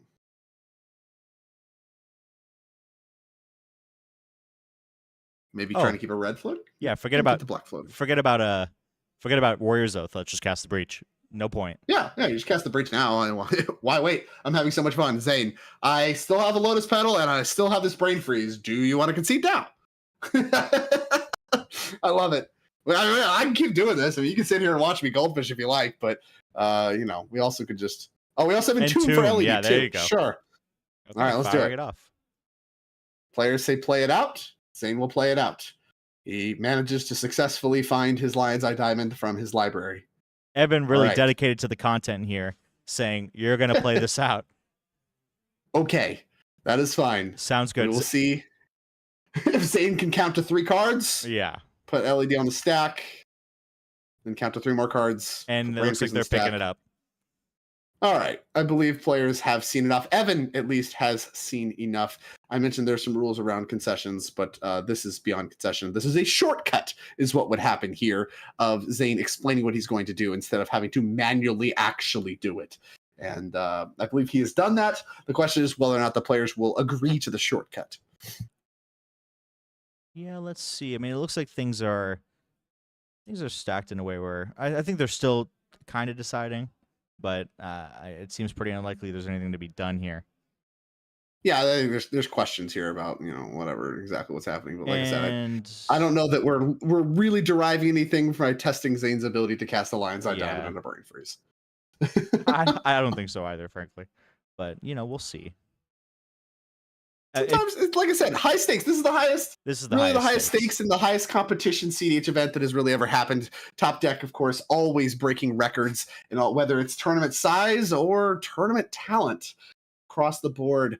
This has been a groundbreaking first season for the Topdeck Championship Series, and I believe the 2025 season is already getting some dates and some structure posted on the website. I don't know if that's public yet, but it's something I saw, so it's public to me. Public enough. 2025 looking to be a great year for CDH as well, as these players are going to recognize Zane's ability to count to 3, and they are going to get some fist bumps, and Zane is going to emerge victorious. 3 wins and a loss, looking good on his chances to make the top 16 as we break the first half of the Swiss rounds here, as that is round number 4. We have 3 more total rounds of Swiss, 1 more round left to be played today. But before we do that, we're going to cut over to our backup feature matches. That was a pretty quick match. Took less than half of the time in the round. So we're going to cut in live here to our backup feature match. Zane, someone we will certainly be seeing more of later today and into tomorrow. Let's see exactly what we have here as we're getting the deck list pulled up. We're going to dive in live as we try to adjust and see what's going on here. Austin among the mix, our lone undefeated player as the first seat. So he's, of course, on his take on Blue Farm. Andy Beach here. In the second seat, his take of Rog Sai, the deck we just saw one there, Pod 2. We have Alex in seat 3, the Karark Thrasios player that we were going to watch and then didn't get a chance to. Finally getting to cut in and watch some of what's going on there. And last but not least, another Rog Sai. So this is another double Rog Sai. Of course, we saw a little bit of Eric in round number 1. He is in 4th seat again here playing Rog Sai. So another double Rog Sai with a Blue Farm. Very much kind of the posture of the top tables of many CDH tournaments that I have been privy to watching. And a real treat. Get to watch Karark in play here. Yeah, pretty exciting. I mean, Karark always leads to interesting games, to say the least, right? There's been discussions about Karark leading to games that are way, way too long, storm turns that are too convoluted, issues with, judging what is a deterministic storm line, that type of thing. Karark Thrasios, I don't think deals with that as much. When you don't have Sakashima, those lines tend to be a little more deterministic, from my understanding. But what we're looking at here is a pretty interesting game. So far, it looks like our Karark Thrasios player has a fish online. Pact of Negation. Pact of Negation is public information for some reason. And so is Offer You Can't Refuse. Okay, interesting. Okay. That's not like a combo or anything. I mean, I think it is when you have Sakashima and stuff, but we don't have access to that here. At least not now. Yeah, it looks like there might be what looks like a diabolic intent on the stack for the player in the top right, the Rog Sai player. That's what I think that card is right there. So let's that's see. NATO 64, aka Andy Beach. Yeah. He seems to have a bunch of cards. I don't know why those are revealed. Maybe like a Jessica's Will, perhaps? Yeah. Jessica's Will, yeah. Just like the way they're postured. I see 2 cards face down, presumably to be in hand. I think there's like a defense grid over there. And that is what's on the stack, I think. And then we have some cards revealed in the form of Ancient Tomb, Mox Opal, and what looks to be a Phyrexian Tower. Unclear if a land's been played or not this turn, but funny to go from a Rog deck that was just winning over to a Rog deck that may also be just winning. Defense Grid, of course, not a card you really want to pass the turn after casting. Mystic Gamora and Rhystic Study in play here as the cards kind of defending the home fort here from the Rog Sai Menace, if you will. And we'll see if Andy has what it takes to work through that. Not a lot of resources, only 2 cards in hand. It seems to be setting up the spot. It's an Underworld Breach is the follow-up. Yeah. That's a pretty good follow-up. That's a good follow-up. Yeah, follow-up. it had to be Jessica's Will because I see a bunch of red mana over there. Okay. And now that you mention it, that's making a lot of sense. The defense grid into Underworld Breach, generally a pretty decent line in my experience. Is it? especially against an opposing fish. We just saw this exact same sequence. A D grid against a fish, the D grid's usually going to win out unless they can produce outrageous amounts of mana. So let's see here. I mean, it seems like this one might also be in the bag for Rog Sai here. Yeah, another Rog haters in shambles, as this may be another win at the top tables for the Rog Sai deck, the Rog Sai Menace. Absolutely powerful deck. The Rog brains infecting me even more by the moment. I could feel the tendrils of Rograk, caressing the curvature of my brain folds as we speak. Okay, wait, hold on. Sorry, my brain is very smooth. It's very smooth. So there's actually they don't play Tendrils of Agony. Do you know that? You know what? That might be a mistake. Maybe Tendrils. I think so too. Especially if you have the Bolus set up. You seen that combination? Oh yeah, gain the of life course. back. Bam. Tinker. Kill player. Whatever. Yeah. Tinker, Citadel. I mean, then from there on, your Tendrils, you're cooking. Absolutely. Tinker is big time banned. Yeah, big time banned. That's the one issue with this play. That's the one issue. But if it wasn't past it. If it wasn't, I can dream. I could wish. But let's see here. I mean, would Tinker even be busted? Like, what would he grabbing? Bolus' Citadel? Is that it? Is that the only? I think so. There's got to be something broken. I think so. I'm sure there's something broken. Like a portal, not Portal to Phyrexia. I'm thinking way too Vintage Cube right now. Yeah, your Vintage Cube brain. Vintage Cube brain. So hard right That's now. just 2 halves of my brain. So people say the left half is creative and the right half is your intellectual side. My left half is Rograk, Silas, and my right half is Vintage Cube.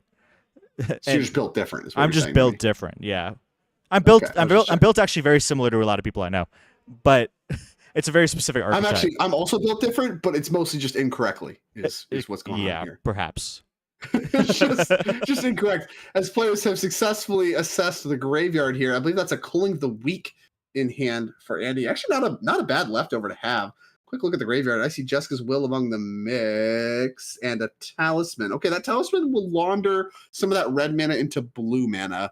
But I think our plan here might just be to Jessica's Will a bunch of times, which is like pretty good. Yeah, I mean, certainly not bad, especially when you have access to rocks, right? He has access to blue mana through the talisman that you just mentioned, and he has the Culling the Week. He is in a pretty good position to replay Rograk here, and if you filter cast into a bunch the of Talisman, Rograk. you have that Opal in exile that will be turned on with Yeah. Metalcraft finally. Yeah, So that just turns on all the mana, and then there's Dark Ritual, and you're cooking. it's pretty unlikely if you're resolving more than one Jessica's Will. In this situation, protected that you're going to run into a spot where you're not able to convert anything at all, especially with the Diabolic Intent still in play. Is that a Diabolic Intent? That might be the Rograk. A little hard to see. I think from that's my the angle. Rog that's at the top of the screen. Yeah, I think that's the Rog. Oh, so even better. So he's in a very, very good position right now to be able to make this happen. Yeah, I think the glared cards here are a Defense Grid and an Underworld Breach. Gotcha. And then the Rograk. I don't know why we're looking at the graveyard. None of you can cast spells. Like, what are we talking about? I think they might have just been I watching. see. There's a Ranger Captain in play, so that's what the entire I crux of this see.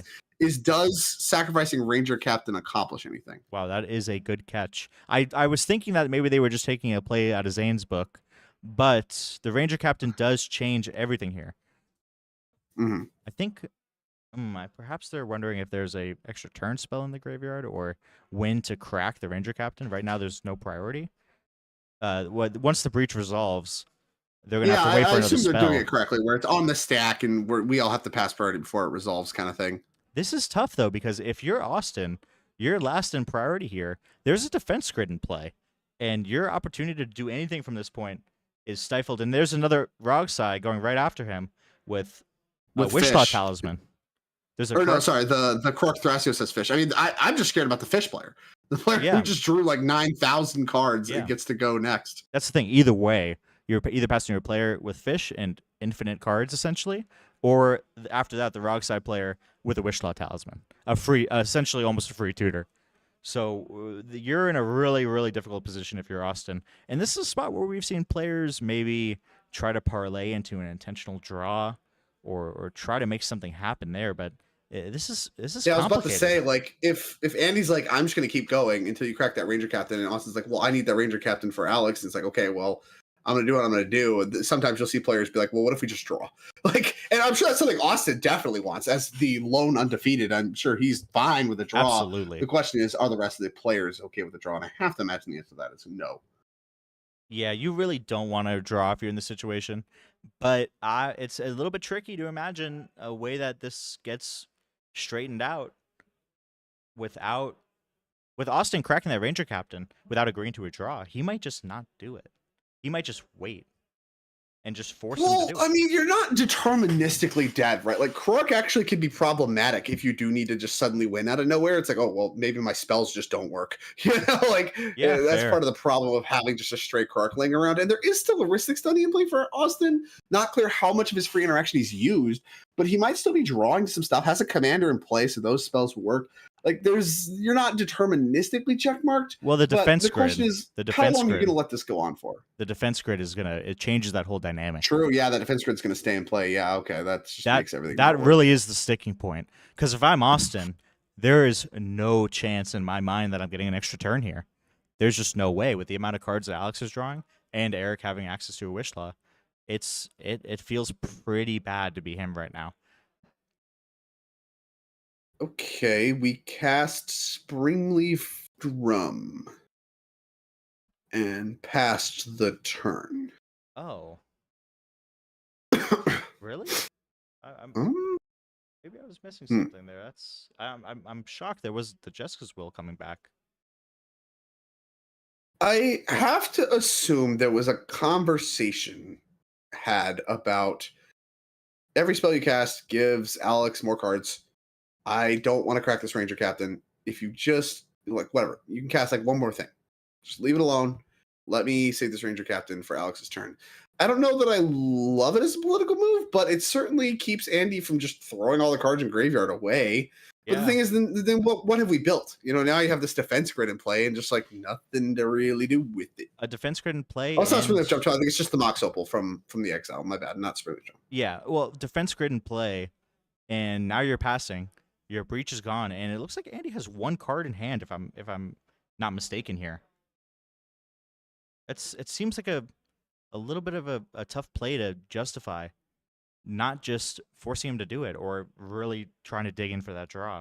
But I don't know. I mean, we'll see, because this looks like it could be pretty tough to get back around. With Jessica's Will, if you do hit one of the extra turn spells off of the exiled 3 cards initially, you are maybe insured against Ranger Captain, and that might be one of your only ways really around it. I mean, Ranger Captain, every game I've played with Ranger Captain against Roxai, I mean, it's really just one of the Fair Deck's best cards against Roxai, because Roxai has to do so much just to finally put something that wins the game on the stack, and you can usually see it coming a mile away for the most part. And so Ranger Captain is just really one of the best insurance policies you can have, and the best way around that, if you're Roxai, the counterplay to that are the extra turn spells. Where's the Final Fortune, anything like that.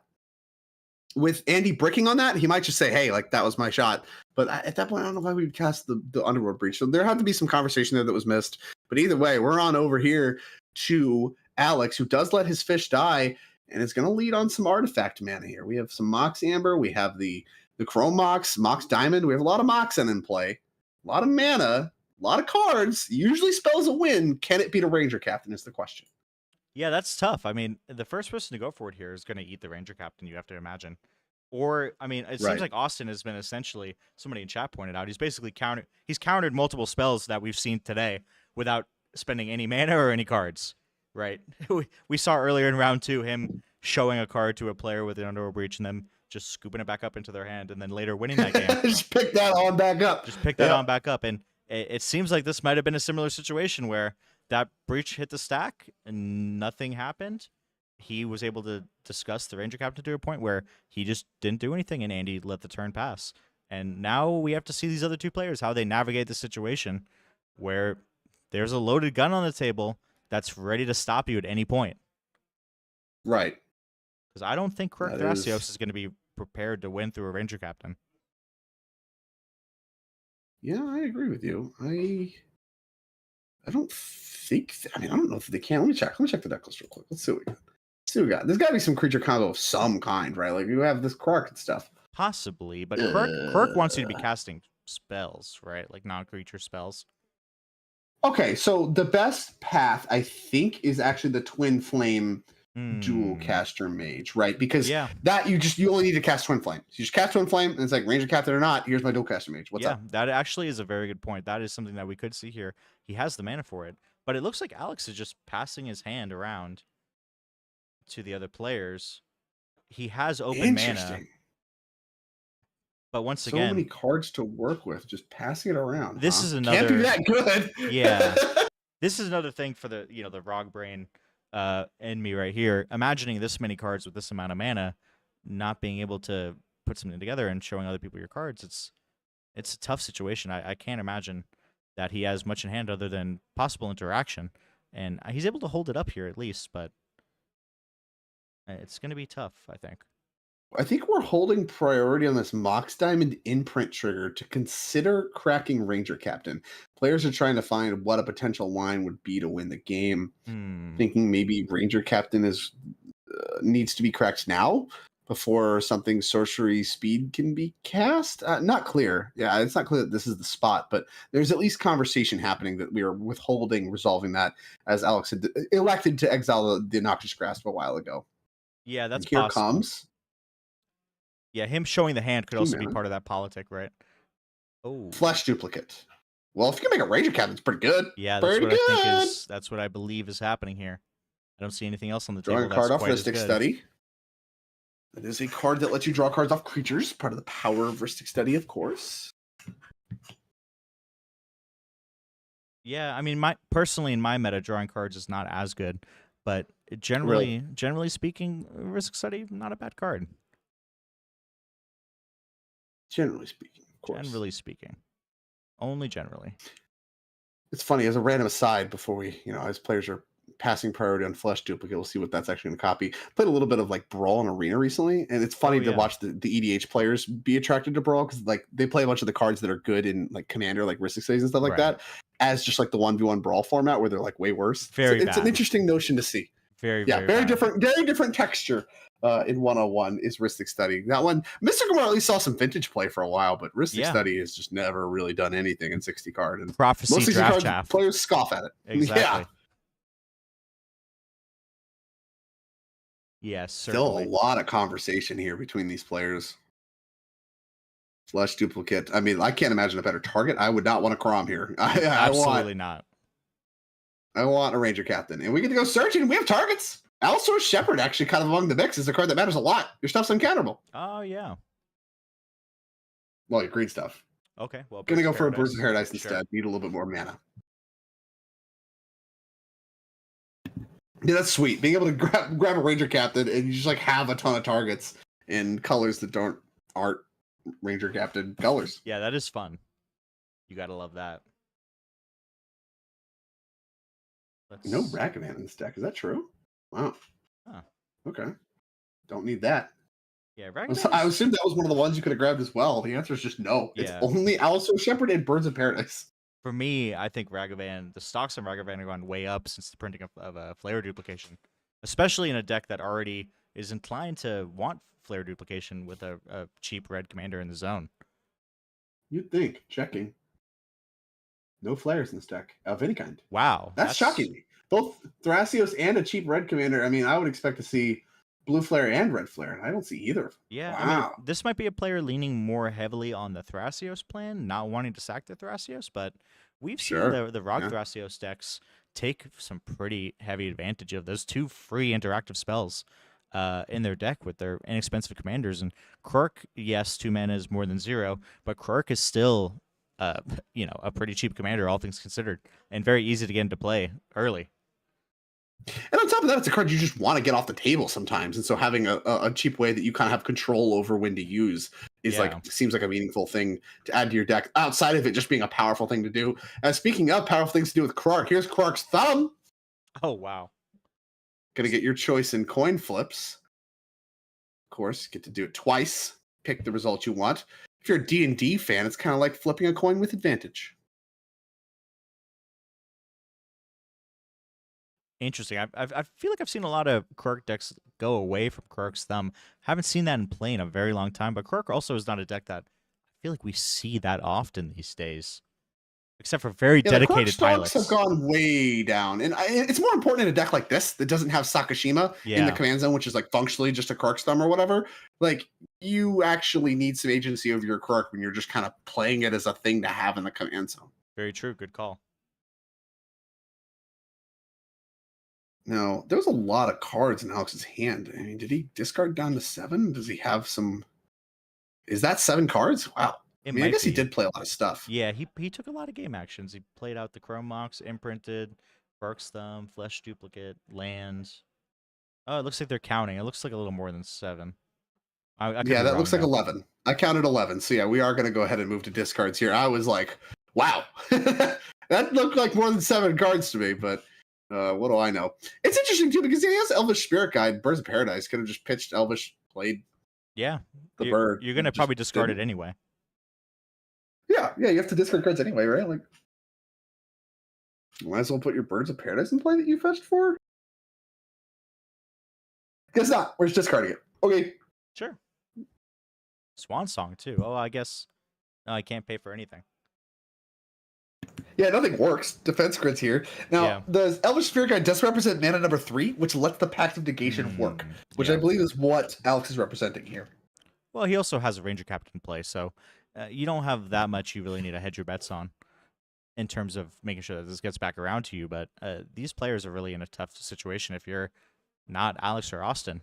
These two Rockside pilots, you're facing down 2 Ranger Captains, 2 different players. It's going to be pretty tough to break through that. Yeah, Ranger Captain, one of the cards that I was a big fan of in like Najeela setups and stuff like that, is just aggressively fetching it over things like Derevi with your creature tutors because of its just potency against, it's your best card against all of these turbo decks, especially Rogsai. It's just really your best weapon. Now, of course, Najeela has kind of gone the way of the dodo, and now Sisay more the implementer, and of course Blue Farm as well, the implementer of that feature and how powerful Ranger Captain actually is, one of the real draws to white. But having two in play, Rogsai is pretty resilient in a lot of spots. Having two Ranger Captains in play, things start to get tough. You start having to look towards, okay, is there Cyclonic Rift? Is there Toxic Deluge? Can we get both of them off the field at the same time? And even then, you have to do that and hope to not just lose to the other Rogsai player. So, the instant speed one in the form of Rift, maybe the best of the bunch. A lot of mana to commit to the bit, though. Yeah, and those are two cards that have been cut pretty far much across the board from Rogsai pilots. The amount of removal has gone way down. And I think that especially the issue here is Frog actually has a lot of tools to deal with a Ranger Captain these days with Final Fortune, Born Upon a Wind, Valley Floodcaller. But when there's two in play, you don't have the luxury of being able to respond to the initial activation, right? So this is really a scenario that you're probably not feeling that great if you're one of the Rog pilots. Although we have Eric here putting another land into play, 3 mana represented, and passing the turn, so possibly holding up. Oh, never mind. He's actually just playing spells. Yeah, we're doing stuff. Maybe not. Eric thinking about doing stuff. It's tough if you're Eric. I mean, you can land a spell essentially, but anything beyond that is going to be tough. We could see something like a Necropotence here, which would be pretty good if I had to guess. Yeah, that's one of the better ways to fight through some Ranger Captains, is just put some wins into play. Now, activating Ranger Captain is tough. Or sorry, activating Wishclaw Talisman is tough here because, if you don't win, you're getting somebody else a tutor, and maybe that's fine. Who do you give it to? I think Can't give it to Alex. I think you give it to Andy. I think you give it to the other Rogsai pilot. Little Rogsai cooperation? Yeah, I think so. We have Austin cracking his Ranger Captain here. Love this timing. I was kind of wondering if there was going to be a little discussion about who's cracking who's Ranger Captain, right? A little bit of a showdown there, two loaded guns. But yeah, Austin just going ahead and cracking it. I think if you're Eric here, you end up giving it to Andy. He only has one card in hand. Sure. And these other two players have a lot of cards. And well, it does enable Metalcraft for the Moxel below, which actually could matter a ton. Certainly could. There are definitely plenty of cards that Andy could fetch with the amount of mana he has that would win him the game. But I think if you're Eric, you kind of want to put these players into a situation where they have to make some decisions. Yeah, okay, so there was a little bit of, can Eric, who's almost certainly going to give the Wishclaw to Andy anyway, get a little bit more information about what Andy's working with. Andy, happy to oblige, probably a whole lot of nothing. As here goes the Wishclaw Talisman going towards Andy. Now, I like you mentioned, no real discussion over the Ranger Captain crack. Makes a little bit of sense because, you're not going to win that argument as the person about to untap with a Ranger Captain and go for a protected win. Absolutely. But, two Ranger Captains does create some of those conversations in some weird spots. Notably, Alex's has Vanishing. So, you do actually have to use it in the first 3 turns, which doesn't usually matter, but might matter if you're looking to just keep it, kind of wave it over the table for the entire time and try to win with something like combat damage. You do actually need to find a plan over the next 3 turns, which not a tough ask, but can matter in some really grindy games. 18 minutes left on the clock, though. I don't know if we're going to have enough time for the game to even go that long. Yeah, I would probably doubt it. And this is an interesting tutor situation for Eric. If he has something like a Necropotence in hand, he could fetch a Born Upon a Wind, recast Rograk, and then next turn, go for it, right? Make a land drop, play your Necropotence, and then be able to... Oh, Dockside. Right, so we're Ranger Captain, so no non-creatures. Yeah, Dockside is a creature, so that one is going to actually work. You are allowed to do that. Dockside count here is a lot. A lot. The Krark's Thumb, looking very mighty juicy. That pile of tapped artifacts there for Alex. Looks like 1, 2, 3, 4. 5, 6, 7, 8, 9, 10, 11 plus whatever's is that treasure tokens with the die on them. I don't know what that is, but we're starting at 11 is the number. Yeah, pretty good. And if Eric has one of those spells like we mentioned, the Final Fortune, the Born Upon a Wind, well, as soon as that Ranger Captain on Alex's side gets cast, he has a pretty clean window to go for with this amount of mana, supposing that he has one of those pieces plus payoff in hand, which is certainly not a given, but a possibility that we might see here. Yeah, I mean, that's really what the game's about, right? Is getting these Ranger Captains cracked, doing something scary enough that makes people crack the Ranger Captains. Now, I am such an advocate for waiting as long as possible on your Ranger Captains. I'm not somebody that likes to crack them aggressively, even ad nauseum. I'll wait. Whatever. Show me something scary. I'm keeping my Ranger Captain until it's something that if I don't crack it, I lose. Yep. And, Wishclaw Talisman may or may not have been that, but it's at least a conversation is like, was that premature? I don't know. I think I like the timing. But Raider Capture is just so strong in play that once you crack it, it's like it really opens the floodgates, and that's something that becomes the dance here for the Rockside players. Yeah, so looks like 6, 12, 13 treasures coming out here for Eric. Okay, so there's 2 of whatever's going on over there. Yeah, 13 treasures is a lot. Gonna recast Yes. Rog. That will trigger Crom. Austin on point with that has been just not missing a single trigger. Blue Farm Master, of course, as he is in our Topdeck Invitational. Have to expect only the tightest play as we move on over. Gonna roll for Mana Crypt is Austin. 12 mana up. Rog in play. Eric passing the turn. A lot of mana available if things do start to look like there's going to be a window. Maybe you could go for some instant speed wins. Valley Flood Caller, Born Upon a Wind, just cards in the deck, Final Fortune to play. There's a lot of potential. Yeah, a lot of scary stuff that they can do in response to this Ranger Captain. That's the thing. Once there's only one on board, it becomes a lot trickier to be able to manage when you need to crack it, when's the right time to crack it, if cracking it makes sense, if it's going to matter. Yeah, there's a lot of stuff that it could be in Eric's hand that could crack this wide open. Like a Ranger Captain. That's the name of the game. A lot easier to answer one Ranger Captain 2 than 2. Like a removal spell works. You don't need a sweeper. Like having that one off the board. I mean, the Rog sides can start licking their chops a little bit. This has gotten easier to win. The question is, can Austin do some game actions that can help push his position on the board forward? Wishclaw Talisman appears to be his contribution right now.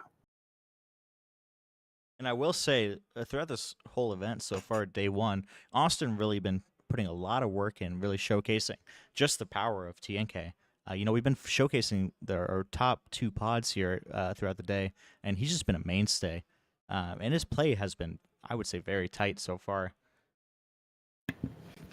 Yeah, certainly just an incredible run in this tournament so far. Our only undefeated player right now in this tournament at all.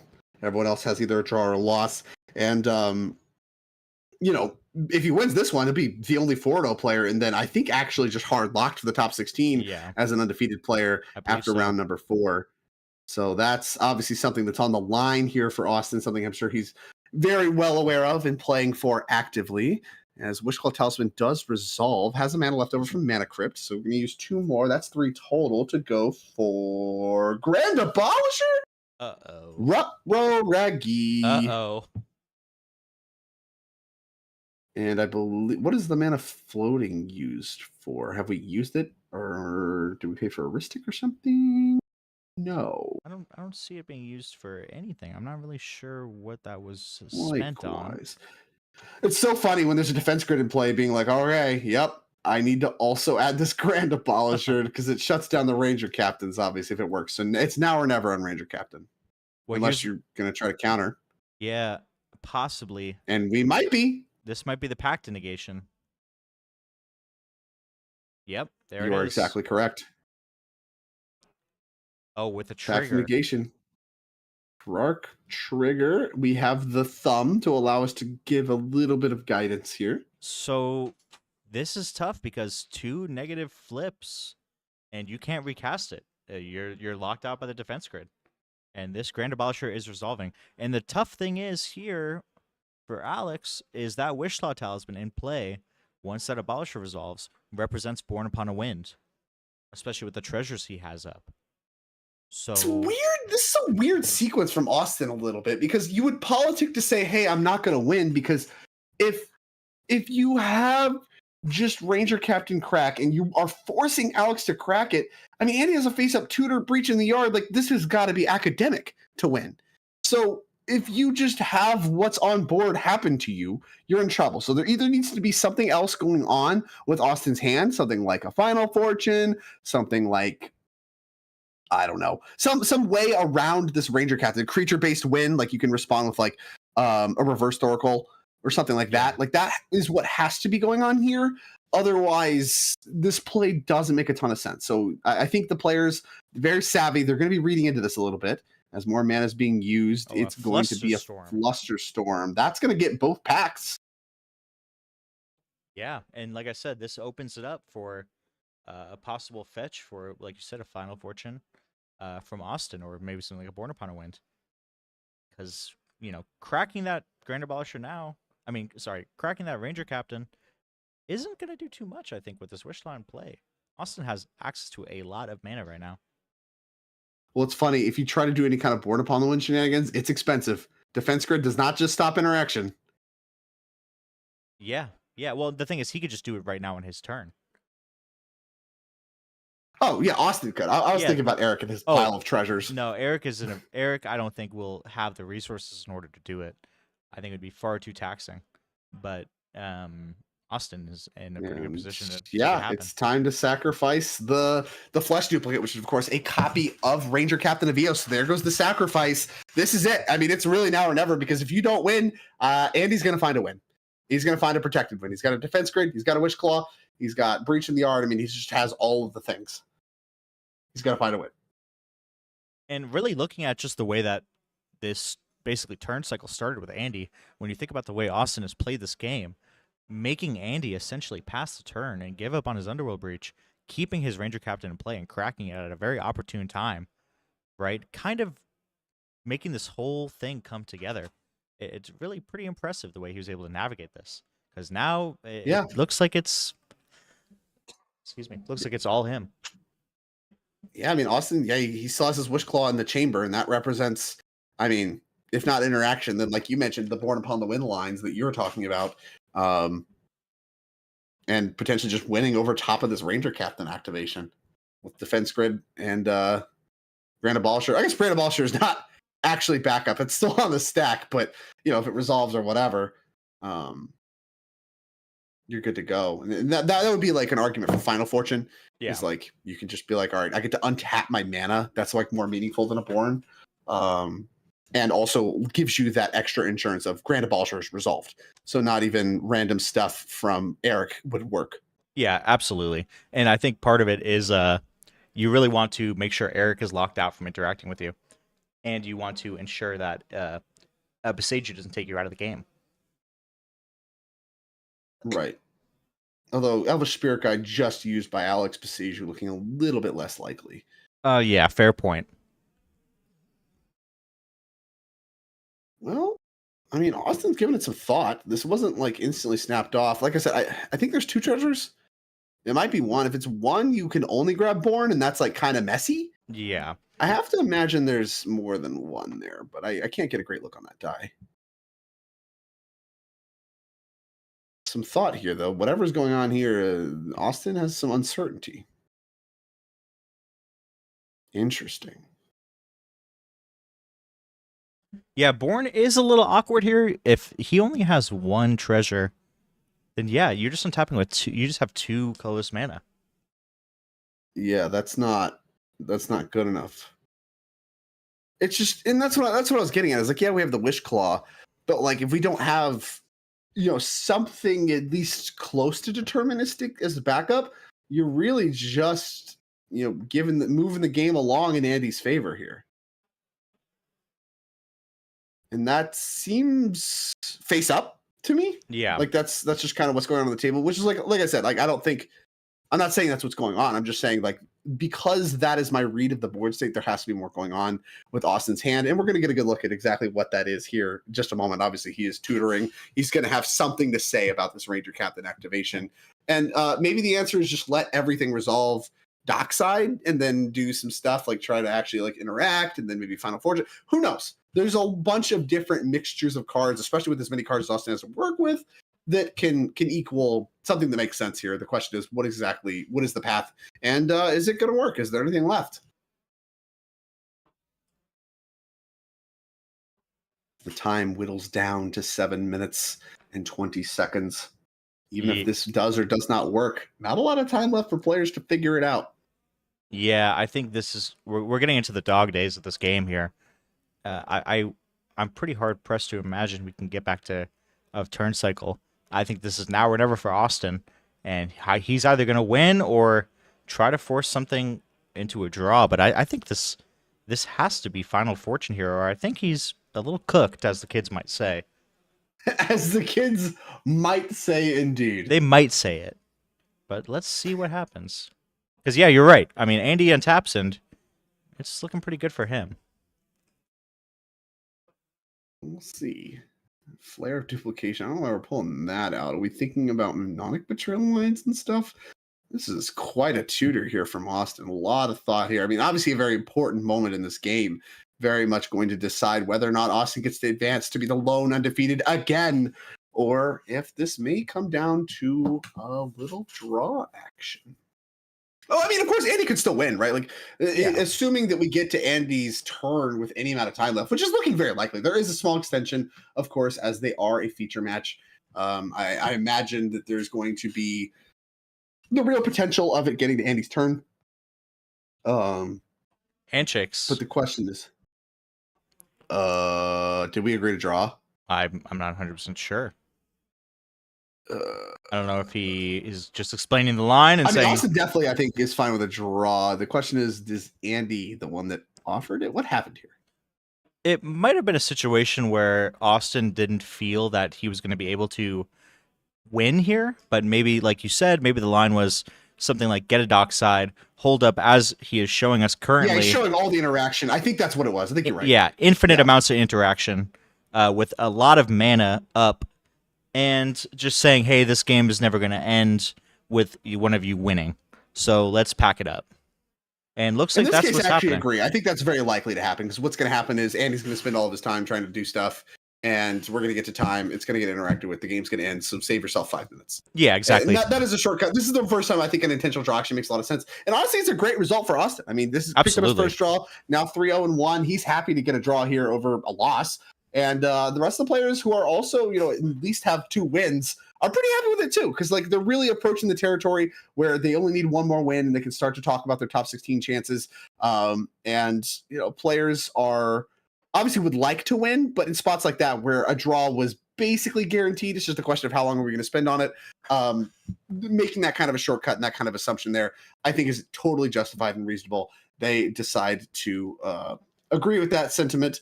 And it is going to move into a draw for pod number 1.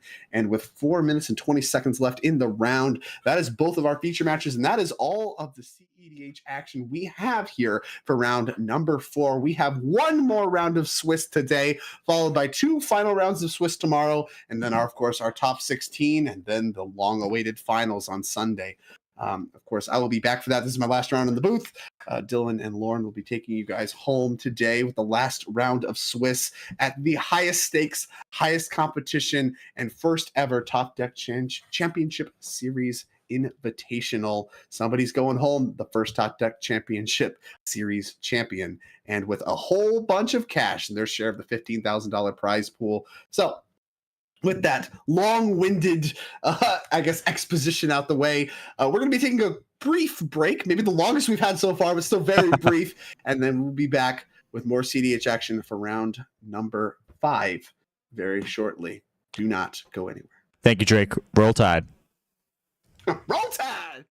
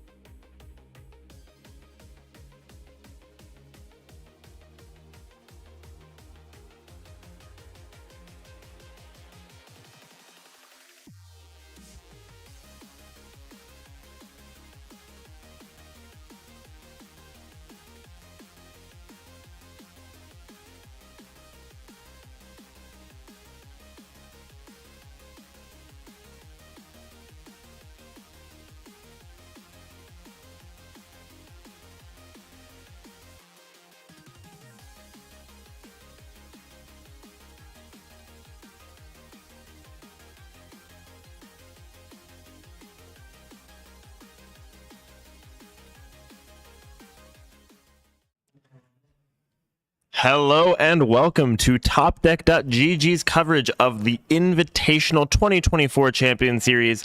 I am Lauren, aka MTG_hotdog, joined by my actual podcast co-host. Coincidentally, we are casting this together. My friend, my neighbor, Dylan Scorish. Yeah, what's going on, guys? Dylan Scorish, aka Scorishism on all platforms here. Initially, I told the Top Deck guys when they hired me, do not put me and Lauren on the same stream at the same time, but they did not listen, and now they're going to pay the iron price. So here we go. We're rolling into round 5 with a pretty interesting pod here. Well, we've seen these decks. I don't know if I can say that, right? So we have Austin, a mainstay. Oh, sorry, not Austin. My bad. I'll pull it up. We have Ryan. We have Ryan on Ryan Rogsai. on Rogsai. Rogsai Ryan. Rogsai Ryan. Leyline of Anticipation Master. Tad on Rogsai. And I'm sorry, Christian Johnson, who I actually don't know what Christian Johnson is playing. And we have Austin yet again, 3-0-1, the best record right now in the tournament at 3-0-1 on Tim Necrom. Oh, it looks like Christian is playing Tivit, Okay. if I'm not incorrect. Being at the top table in Tivit, I'm Surprising. happy to see it, but I am surprised. Yeah, I am surprised. It's not a deck that was really on my radar at all going into today. I know that there was a little bit of a discussion about some people playing it, but seeing it at this top table is pretty impressive. Yeah, I'm happy to see it. I think it breaks up sort of the monotony that we're used to. Top decks do well, and there's no getting around that. There's a reason these decks are picked. There's a reason they're powerful, and we're in the Pro Tour of CDH. So seeing again these top 4 decks in the top 4 pods, I mean, I'm not shocked, and it's cool to see Tivit again. Like, not on my radar at all. Yeah, exactly. And yeah, the Top Deck Invitational scoffs at the Pro Tour. That's the level of play we're dealing with today. So this is going to be a pretty fun and exciting game, I think. We're dealing with high-level players and playing a high-level game. And it looks like we are just about underway. Tivit with a command tower pass, and we have Ryan playing out a land and deploying his Rog. Ryan of Fishbowl 4 fame. It was a gold event on our circuit, one of the last ones before the invitational cutoff here. Ryan won that event with Leyline of Anticipation in his deck, kind of his marquee card, which actually secured him. It was a feature match on top 16 as transitions to Austin's turn here. Really explosive start with a Exotic Orchard, Mana Crypt, Mox Diamond. So we're making mana for days right now. Well, he cannot cast Days currently. Well, actually. But here we go, and he is tapping 4 mana, and let's see, this could be a 1 ring. Smothering Tithe. Smothering Tithe. We've seen this card from him earlier. It made about 15 million treasure, I think was the exact count. Yeah, that sounds about right. Between all the Mystic Remora triggers. Notably, that Exotic Orchard is a quad land, and we're followed up by a Jeweled Lotus here. Command Tower from Tivit and Command Tower from Rog equals Tim Necrom can play any color. Anything they want. Yeah. Yep. So let's see. We have a J-Lo. Looks like that's going to be hanging out for a little bit there. And Tad with a little bit of an anemic start. The Rog side player is actually doing the least of it right now. Land Rog Pass. Pretty fair starts from decks that are known for not being too fair. Yeah, not generally in the playbook. Not really exactly what you want. And let's see, Tivit tapping 2 here. I think an early Dranith maybe would slow things down. I said that before when Christian was on, and we're already sharing hands. Here we go with the 2 Rog players sharing hands. The Rograk collusion. Yeah, I mean, they share one brain cell already. Exactly, So they might as well share their hands here. They're not stopping each other. There's no interaction left in any of these decks. They're just comparing what Japanese cards they What have. what cards are more Japanese? Yeah. Wait. Oh, you have that in Japanese? I'm waiting on mine from Haruya. Haruya? Yeah. Not sponsored. Not sponsored. We have a Lotho coming down from Tivit. People have, except for Austin, there's only been 1 spell per player. And a Forbidden Orchard giving Tad a Spirit token. That is pretty huge. Yeah, that's scary to give to the Rog player. We saw in a previous round that immediately turned into a diabolic intent. Absolutely. It's pretty diabolical, the intentions of these Rograk players here. And I have also been fired from the top picture for that one. So let's see. We have a J-Lo as well from Tivit. Looking like a turn 2 Tivit pretty likely at this point. Every time you say J-Lo, I think you're referencing the pop music star. I usually am 90% of the time. But this time, I'm talking about the card. Not one I generally like playing, but here we are. I don't know. I think there's room for it in Rog. Possibly recast your Rog, cast your Silas. So we are. Is there a Free off bracket Citadel? slash link? Yes, there should be a bracket link pinned. Brandon McDonald. Oh, it's not pinned. I'm sorry. It's in the description. It's in the description. We couldn't afford the pin feature on YouTube. All right. Looks like we are fetching for a Rumpus Room, the red-black Surveil land, and we are drawing for turn, bidding a Grim Monolith. Ryan, or no, excuse me, a Grim Tutor. Grim Tutor, notably not on Ristic Tutor. So Points off. Style points off. And we have another land. These jokes are S tier. Thanks, Rex. Please don't encourage us. Either of us. Yeah. Okay. Phyrexian Tower. We have 3 mana, 3 black mana. I'm assuming there's a few 3 black mana spells in the deck that are pretty good. Is that a Necro that's It hitting looks like the a field? Necro Dominance Yeah. is hitting the field. New card out of MH3, unplayable in MH3 limited, but very good in the hands of these Rockside pilots. For anyone keeping track at home, do not play Necrodom. in Do not MX3 play limited. even in mono black. It's not gonna play the way you want it to. Necrodom, notably the worst of the two.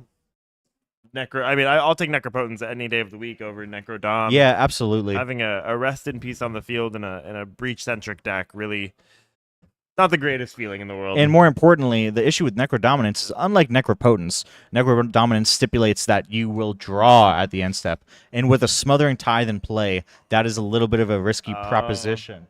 I didn't even think of that. Yeah, Yeah. for every card that you are paying the life for will be a draw trigger. Exactly. Will feed cards to Smothering Tithe. I don't know if Ryan knows that, or maybe he does. But He might not care. He might just be looking to make something happen right here and right now.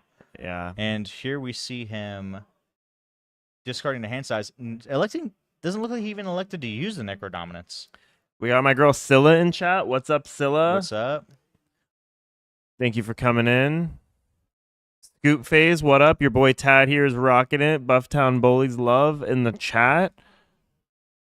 And we are looks like passing back to Austin here.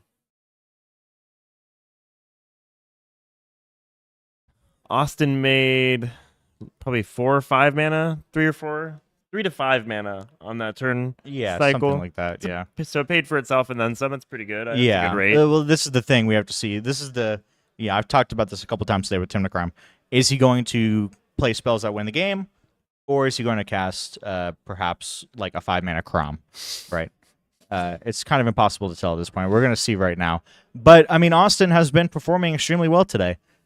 So we will see. I wouldn't put it past him to be able to crank this one out. I mean, as a Tim Necrom enjoyer myself, I can roll with the punches of insulting a 4/4 flyer. Yeah. It's a statted Sarah Angel. Exactly. So I understand where your ROG brain couldn't comprehend it, but that's one of the strengths of a deck like Tim Necrom is, and I said it before with Drake, it does everything. It does everything a little worse, Right, but it does do everything. Whereas Right. a lot of decks don't have that same luxury. Yeah, absolutely. That's one thing I actually was looking at coming into this tournament today. When you're thinking about Tim Necrom, the big plus of Tim Necrom into an open field is that it's going to generally be better in terms of quality than a majority of the decks you're going to be facing that are not Tim Necrom. And if you're an average to above average pilot, you're going to be able to take advantage of the players who are not prepared for it. But in a situation like the Open, Tim Necrom is going to be about average to worse than some of these more focused decks at getting their game plan underway. So you have to skill diff, as the kids say. I've learned all these terms lately. Genjo says, great synergy between these casters. They should start a podcast. Well, we're not here to plug our podcast, but thank you. I'm glad you're enjoying the content. We will eventually at some point, but we'll see. Looks like we're passing turn there after we deployed a Timna and Crom, drew some cards, shipping the turn to Tad. Felwar Stone up, it looks like. Felwar Stone is up, notably still, much like the Yeah. Exotic Orchard, can tap for any color. How have you guys been enjoying the coverage? We've had quite a few of you here with us all day today. Interesting. It looks like Tad fetching for a Watery Grave at end step lost EV for not playing a Surveyor land there. Unless he has one in hand already.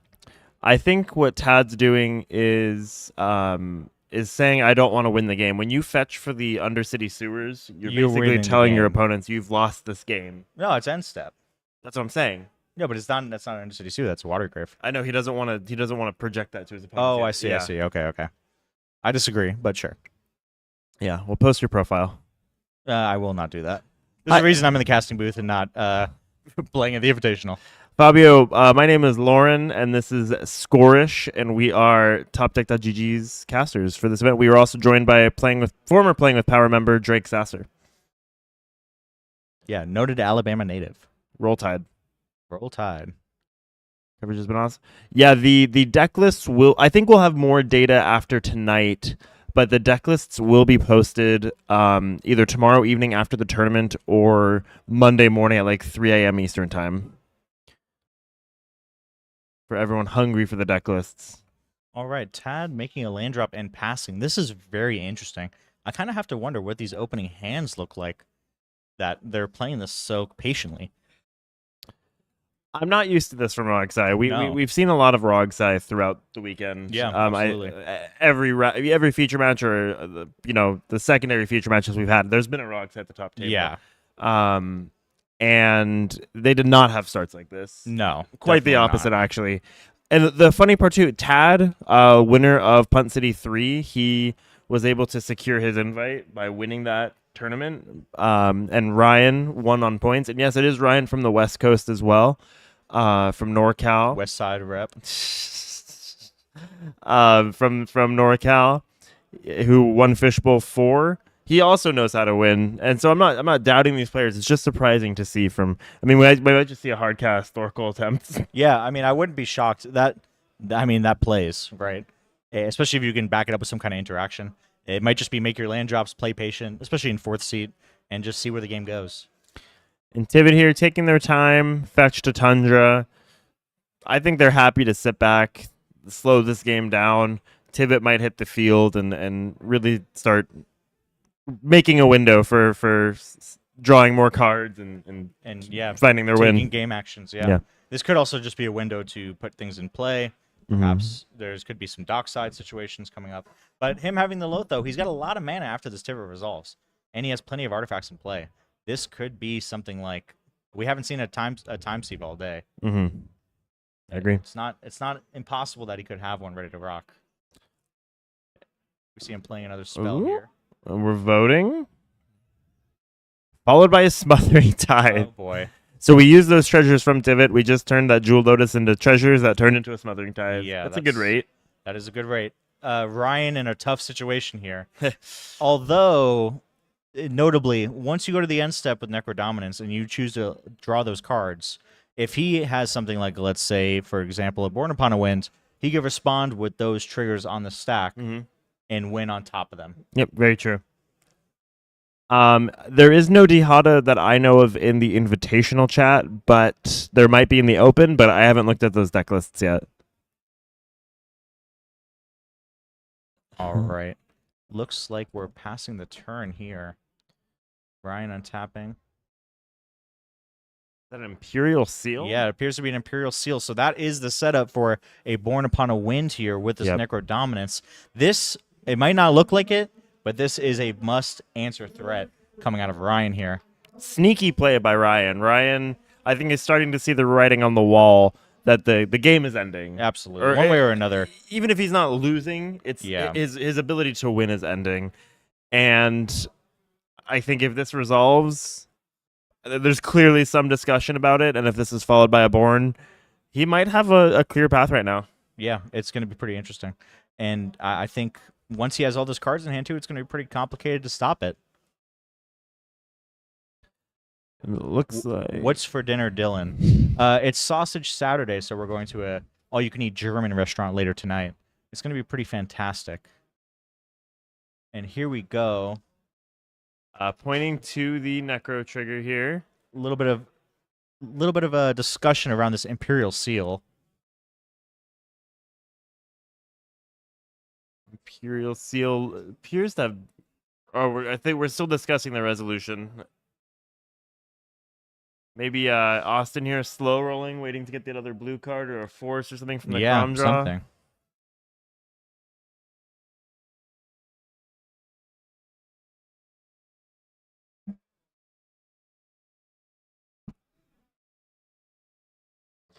All right. So there is a discussion right now. We're showing hands here. I think this is. We don't have anything. Are there? This- Interesting. Yeah. Are they scooping? Are they scooping to this? They just scoop. I think they might have just scooped to the Necrodominance Imperial Seal.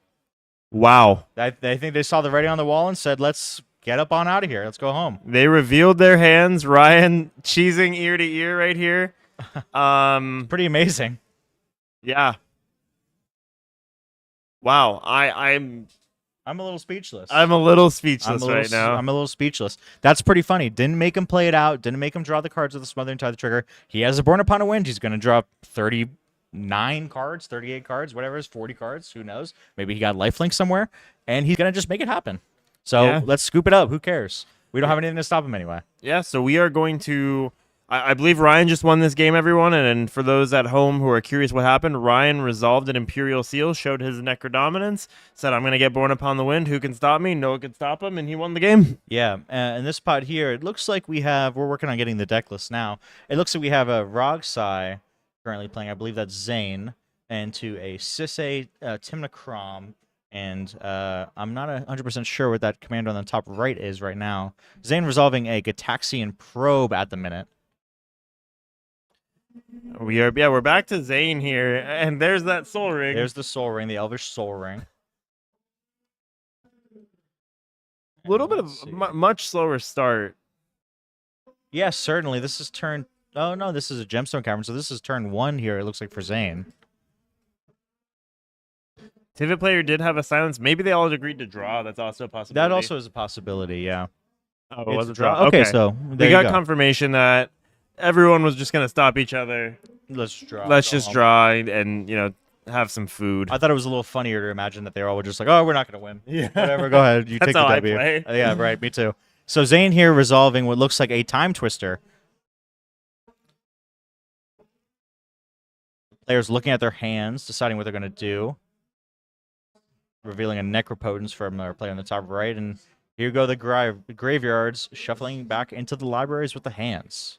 We're going at it. I know there's some storylines here. Jeremy and Zane played against each other. They've played against each other a few times at California events, but they had a top 16 game at MXP San Francisco that I Oh. remember that they were both in. So it's kind of you've seen other players on the circuit across the country. Now you're meeting up here again. It's interesting to see. Nato. I don't know. Let's see. I can look real quick. Do we know? I'm gonna look up and see what deck lists Andy Beach is on. He's on Rogsai. Andy Beach in the top right is a Rogsai pilot today. Notably played Atraxa for a very long time on the circuit and swapping over to Rogsai for the Invitational. As far as I know from people, he's been really enjoying the deck and just experiencing the raw power that, Grixis colors and having a little 0-mana dummy in the command zone provides. Yeah, it turns out having a mana dork is pretty good. Well, unless you're paying one green mana for it on turn 1. Then it's a little mid, as the kids also might say. Check, please. Check, please. And here we go. Post Time Twister. Hands have been drawn. And let's see if Zane has a follow-up here with an Otawara.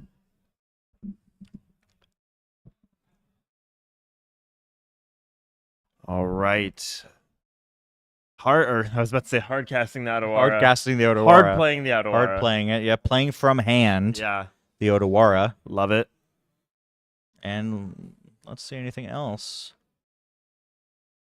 How have you felt about? I know this is your first event casting. Kind of talk about it while we're resolving a laborious Time Twister here. What have you felt watching games from this side of things? Yeah, it's been very exciting. I mean, these games have been very, very interactive. They've been very, what's the term?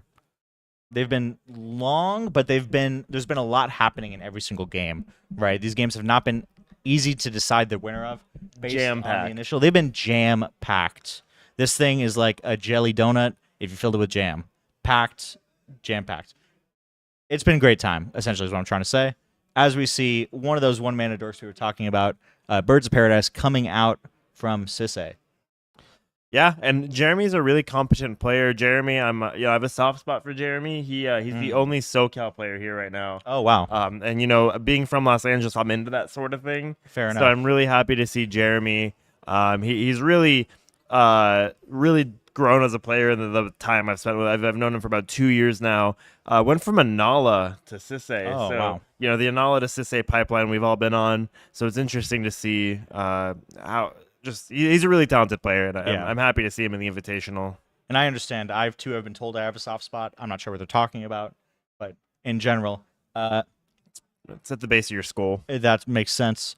The Anala to Sisse pipeline is an interesting one, as we see Skylar fetching a tapped Hollowed Fountain at the end of the turn here.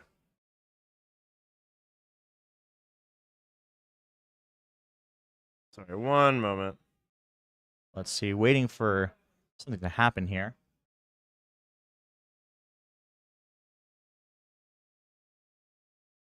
Deck's getting cut, and it looks like we're getting into Skylar's turn. We are back to Skylar. I knew there was going to be a lot of Team K, Tim Nakrom, Tim McGraw. Yeah, whatever, however you want to say it. There is way more than I thought there would be. Well, I mean, it rises to the top in these kind of tournaments, right? I mean, it's a great deck, and if you're a good player playing a great deck, you're going to do well. That's generally how it works. I know we don't have experience with that necessarily. I don't, but that's when I watch it, that's what happens, right? And so we've seen these pilots on very strong decks for Oxide, TNK, and Sisse being able to convert, make wins happen, and get here to the top tables on the end of day one. I mean, I'm willing to go out. If we pick the top 4 best decks in the format, it's Rogside, and no in particular order, Rogside, TNK, Sisse, and Nadu, right? Well, it's hard to say Nadu for me right now, mainly because we just have not seen it represented here today. For me, yes, it's doing very well into an open meta. It's proven that it can be a real and good CDH deck. But the fact that none of these top competitors have brought it to this tournament, for me, is a little bit of an indictment on what these players might think about it. And I think it's to be seen. We have our upcoming first Platinum event of the season, the Boil 2 in Atlanta, November 9th through 11th. When I think there will be a good spot for us to see how Nadu shakes out and if it's going to continue to be a force in this meta. But not seeing it represented here today has put a little bit of a damper on it for me personally. Makes sense. And we're still, looks like, resolving a fetch land of sorts. I want to get a player's perspective on this, and I would love to talk to them after this, kind of bring some information into the next coverage tomorrow, next piece of coverage tomorrow. What I want to know is, did you stick with the deck that you did well with? Yeah. Or was there a very specific meta call? Are you playing Rogside because you see the results popping up all the time now for it? Well, we know Andy specifically. Andy Nato was a player that was a longtime player on Atraxa and ended up making the swap to Rogside. And here it seems to be paying off for him as he's performing very well this tournament so far. Yeah. And, when you look at Atraxa and you look at Rogside, Atraxa has just not been putting up the numbers that it might have at one point in this current meta. And Rogside just has gotten more and more tools to be turbocharged and take advantage of the current meta. Speaking of turbocharge, we see Skylar here dropping some mana rocks. We have a Chrome Mox imprinting, an Entomb, and a Lotus Petal. Paying 5 mana, we are getting Crom, so we do have the ability to pivot into Crombat and really start attacking life totals directly now. Yeah, at this point, it's sort of what Rogside player do you worry more about, right? You're going to swing at one of them, but, which one do you think you need to worry about? For me, I feel like I'm probably swinging at Zane because he's further along in turn order, right? You want to be able to let them use their interaction on Andy, and then Zane, hopefully he can't get there. Yeah. It's those are little things that when you're talking about 4 life points, it eventually will end up adding up if this game goes long. But those are just little decisions that you have to make in terms of 2 Rogsides sitting next to each other in priority and where they are to you in seed order. The only thing I would maybe consider, and Andy just backed up my point a little bit more, before I saw this Ancient Tomb and Rog deployed, I would, although Zane has more mana, I would maybe be attacking the player with the Talisman of Dominance only because Painful Mana does chip away over time. And Mana Confluence, notably. Yeah, Mana Confluence, now Ancient Tomb. And into a fish. So I mean, hindsight's 2020. Andy beat me to my. I was gonna look really smart. You were gonna look like a genius. But First time for everything. yeah, Mana Confluence, Talisman of Dominance, Ancient Tomb. I think I'm swinging into Andy. Yeah, that does make sense. I do agree with that. And here we have Zane untapping. Zane, a player very willing to feed a fish. Yeah, Zane goes fishing with a bazooka. Oh, and speaking of a bazooka, dropping an Underworld Breach onto the field with a floating mana and 2 Underground Sea and an Odawara up. I mean, no one's really doing anything, and all of a sudden you just put a breach on the stack, and everyone's like, what the Sigma? Yeah. Check, please. Check, please. I'll have what she's having. And that's an Underworld Breach. That's an Underworld Breach. And Zane's pointing to it. Hey, it's on the stack. What are we doing? What's the plan? What's the plan? What's the plan? You guys stopping it? We'll see. I mean, it seems like players are looking at their hands. Andy's looking for answers. Jeremy and Skylar have their hands face down. Their body language doesn't show me that they're really particularly Oh, it looking to resolved. resolve anything. And here comes a grinding station. And if this goes, Zane essentially has it here if nobody has a response. It's going to be tough to grind with the station through the fish. But Yeah. if he can land like defense grid, let's say, it's going to be pretty hard. And we see Zane You wanna pointing at the concede? players. Priority, priority, priority. Yeah, I don't think anyone has anything. I don't think It so will be either. hard to win through the fish, but Andy right now is really the only hope for the table. And Zane just showing why he's such a talented player, right? Like, Yeah, absolutely. Just forcing the issue. yeah. I think some players may be hesitant to do that, maybe a little Scared of the fish. scared of the fish, something. But I'm not saying it's GG's yet. Zane does have some limited resources. He's having to escape the Soul Ring. It's not over until it's over. But he's, when you have a grinding station and an Underworld Breach, it's certainly a win attempt. Yeah, absolutely. This is not you're not value breaching with your Underworld Breach grinding station. This is a win in progress. And if Andy can't find something to stop it, and if he can land something like one of those defense grids, one of the defense grid in the deck, Mhm. then it's over for the table. Oh, we have a misstep on the Soul Ring. Oh wow. That is a solid answer. And what do we have here from Zane? A Fluster Fluster. Storm. Notably, Zane untapped the grinding station a little too early. But actually, when the grinding station came in, Oh, I see. They Yeah, untapped yeah, her, yeah. yeah. You're so right. You're so right. You're so right. I'm just being crazy kooky. it's okay. I forgive you. Anyway, MBT's live now. yeah, MBT is live. It could rip the Soul Ring and the Fluster. Yep. Does Zane have enough cards in Yard? He currently has 1 card in Yard, as far as I can tell. It's just the Time Twister. And then you'd have Fluster in Yard. Fluster in Yard, Soul Ring in Yard, +3. Oh, okay. If this Yeah, you have it. resolves. You have it. Yeah, then you're perfectly fine. He almost needed to use that Fluster Storm in order to get the cards he needs to really get this station moving here. Yeah. Andy's staring at his hand. What that indicates to me, just from this side looking in, is something like a Pact of Negation. Possibly, yeah. This could be. Well, the tough thing is Andy could pay for it too. Yeah. So it makes the conversation about IDing a little more complicated if he has that pact. Yeah. And this is the. Oh. We have a flare duplication. on the Fluster. It might be on the misstep. Oh, it's possible. Yeah. Yeah. It's possible. It could just be on the misstep. Hit the Soul Ring. Yeah. Although, Oh, yeah. You were right. You got yeah, it. I think so. This is tough. This is tough because Zane will only have 3 cards in Yard. And the only other way to get cards into the graveyard is grinding away your grinding station, at which point you are short cards to make the loop happen. And mana. Cards and mana. Things that are very important for your Underworld Breach, generally speaking. All right. Well, I thought the game was ending for a second. Yeah, me too. Buckle in. Enjoy the ride. And yeah, I mean, that's what it's all about, right? Have you guys ever been on an airplane and the 2 pilots are very cool, making jokes the whole time? That's what you're on right now. Yeah. We're going on a journey. I have.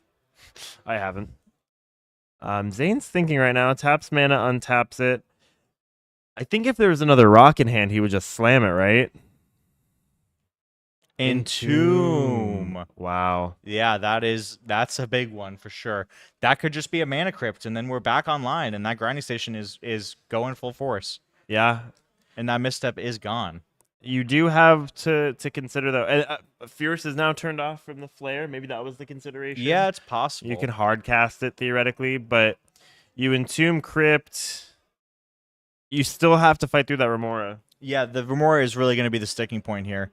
But you just kind of have to see how far you can stretch this thing and how long you need to go until you can find the protection you need. Find an LED, get the rest of the cards out of your hand, find the brain freeze, and just get this thing moving. But it's going to be tough. This is not an easy way to execute an Underworld Breach combo. No, Zane chose to do it difficult.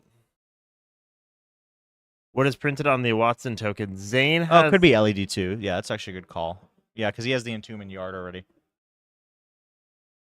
Yeah. But it's still a little tight. We'll see. Only downside to LED, and he has it under his thumb. Yeah. Yeah, that seems reasonable, Fabio. Well, at this point, what Zane can do is entomb the LED, recast it, crack it for mana, grind the grinding station itself away, recast entomb for a brain freeze, put it right into the yard, and then off into the races. No, I think you feed fish too much that way, because then you're giving them 2 cards for every one. I honestly think Crypt is better because you generate the mana. Yeah, but every time you do it, you lose 3. Right? I'm not sure. I'm really not good at math. That's probably why I'm in the casting booth and not playing in the Invitational, right? Yeah. So let's see. Let's see who is right. Let's see who is right. The cool guy or the bad boy? We'll let you decide, chat. Who is the cool guy? Who's the bad boy? Oh. Juked us out a little bit. Yeah, changed his mind. It looks like he was getting the LED. Maybe he thought Lauren might be correct. Maybe he mind jacked into Lauren's brain. Zane is a Klingon for those. Yeah. Is that the space elves? From Star Trek? Yeah. I don't know. Oh. I watch like sports and cool guy shows. Oh, I'm such a bad boy. I don't know. Yeah.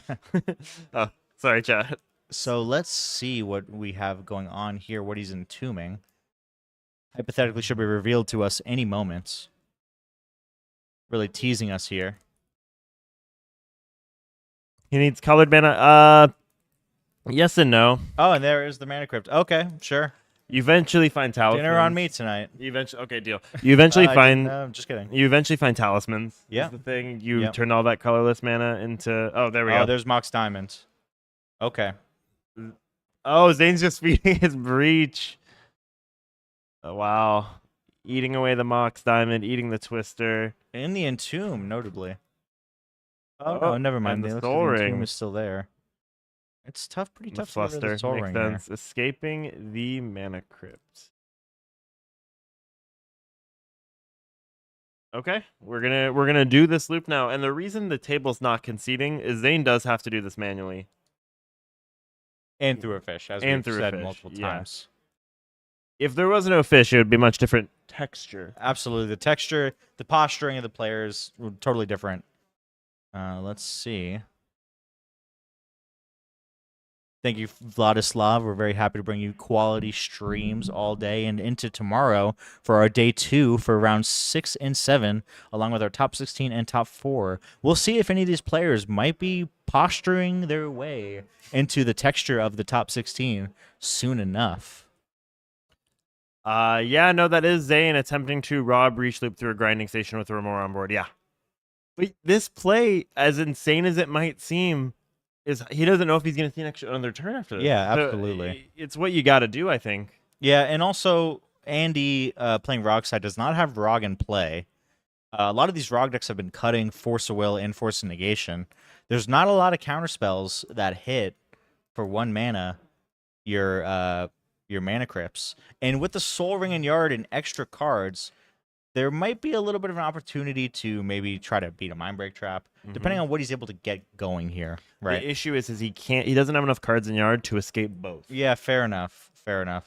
He can really only escape 1 card at a time. He has himself locked with the the amount of cards in Yard. Yeah. So we'll see. And he's about to exile away the Pact. It is tricky because Pact Packed, Mindbreak Trap, are really the two things out of Andy that you have to worry about at this point. Yeah, packed down. So really, Zane is looking to dodge basically 2 cards. Okay, we just escaped the Talisman of Indulgence. I'm wondering now if this is with 2 colorless floating, if Zane is going to hit us with a wheel. If he can find Dockside. Yeah, Dockside really Blows this thing wide open. Yep. Yeah, that's 9 cards in Yarn. So he's taking that, floating the black. Wishlaw Talisman actually is huge here. Yeah, that's big. Because you can also, once that trigger is on the stack, you can grind it away. And just redo it. And just redo it again. And you have a tutor as well. Yeah. So that really just allows you, kind of the world here. But electing instead to go with the Mana Crypt, keeping that Wishlaw Talisman in exile, in fact. Wow. Exile the toots. We're still feeding that fish. Yeah, I mean, at this point, there is the defense grid. If you escape it, you can't escape. Yeah. Tough. Really tough situation. And if you're Andy here, there comes a point where you're almost incentivized to just let him keep doing it, even if you have the interaction. Because he's so constrained on resources, it's going to be hard for him to fight you once you have it. And he's just letting you draw as many cards as you essentially want. Yeah, the thing is he still can only escape 1 card at a time, with the only exception being he can grind his own station if he really was trying to put something together. But yeah, he would need to have a card in hand that would allow him to continue breaching here. And the other thing too is he only has 1 card in hand. Yeah. So it's not like he can LED and dump it. It's not going to be effective here. Andy has to have something, because I don't know. Maybe you still manually let him do it, given how high the stakes are for this tournament. Yeah, but possibly. But it is tough. If you blink at the wrong time, you can put yourself in a bind where you're just losing the game based on a mistimed piece of interaction. One way or another, too early or too late.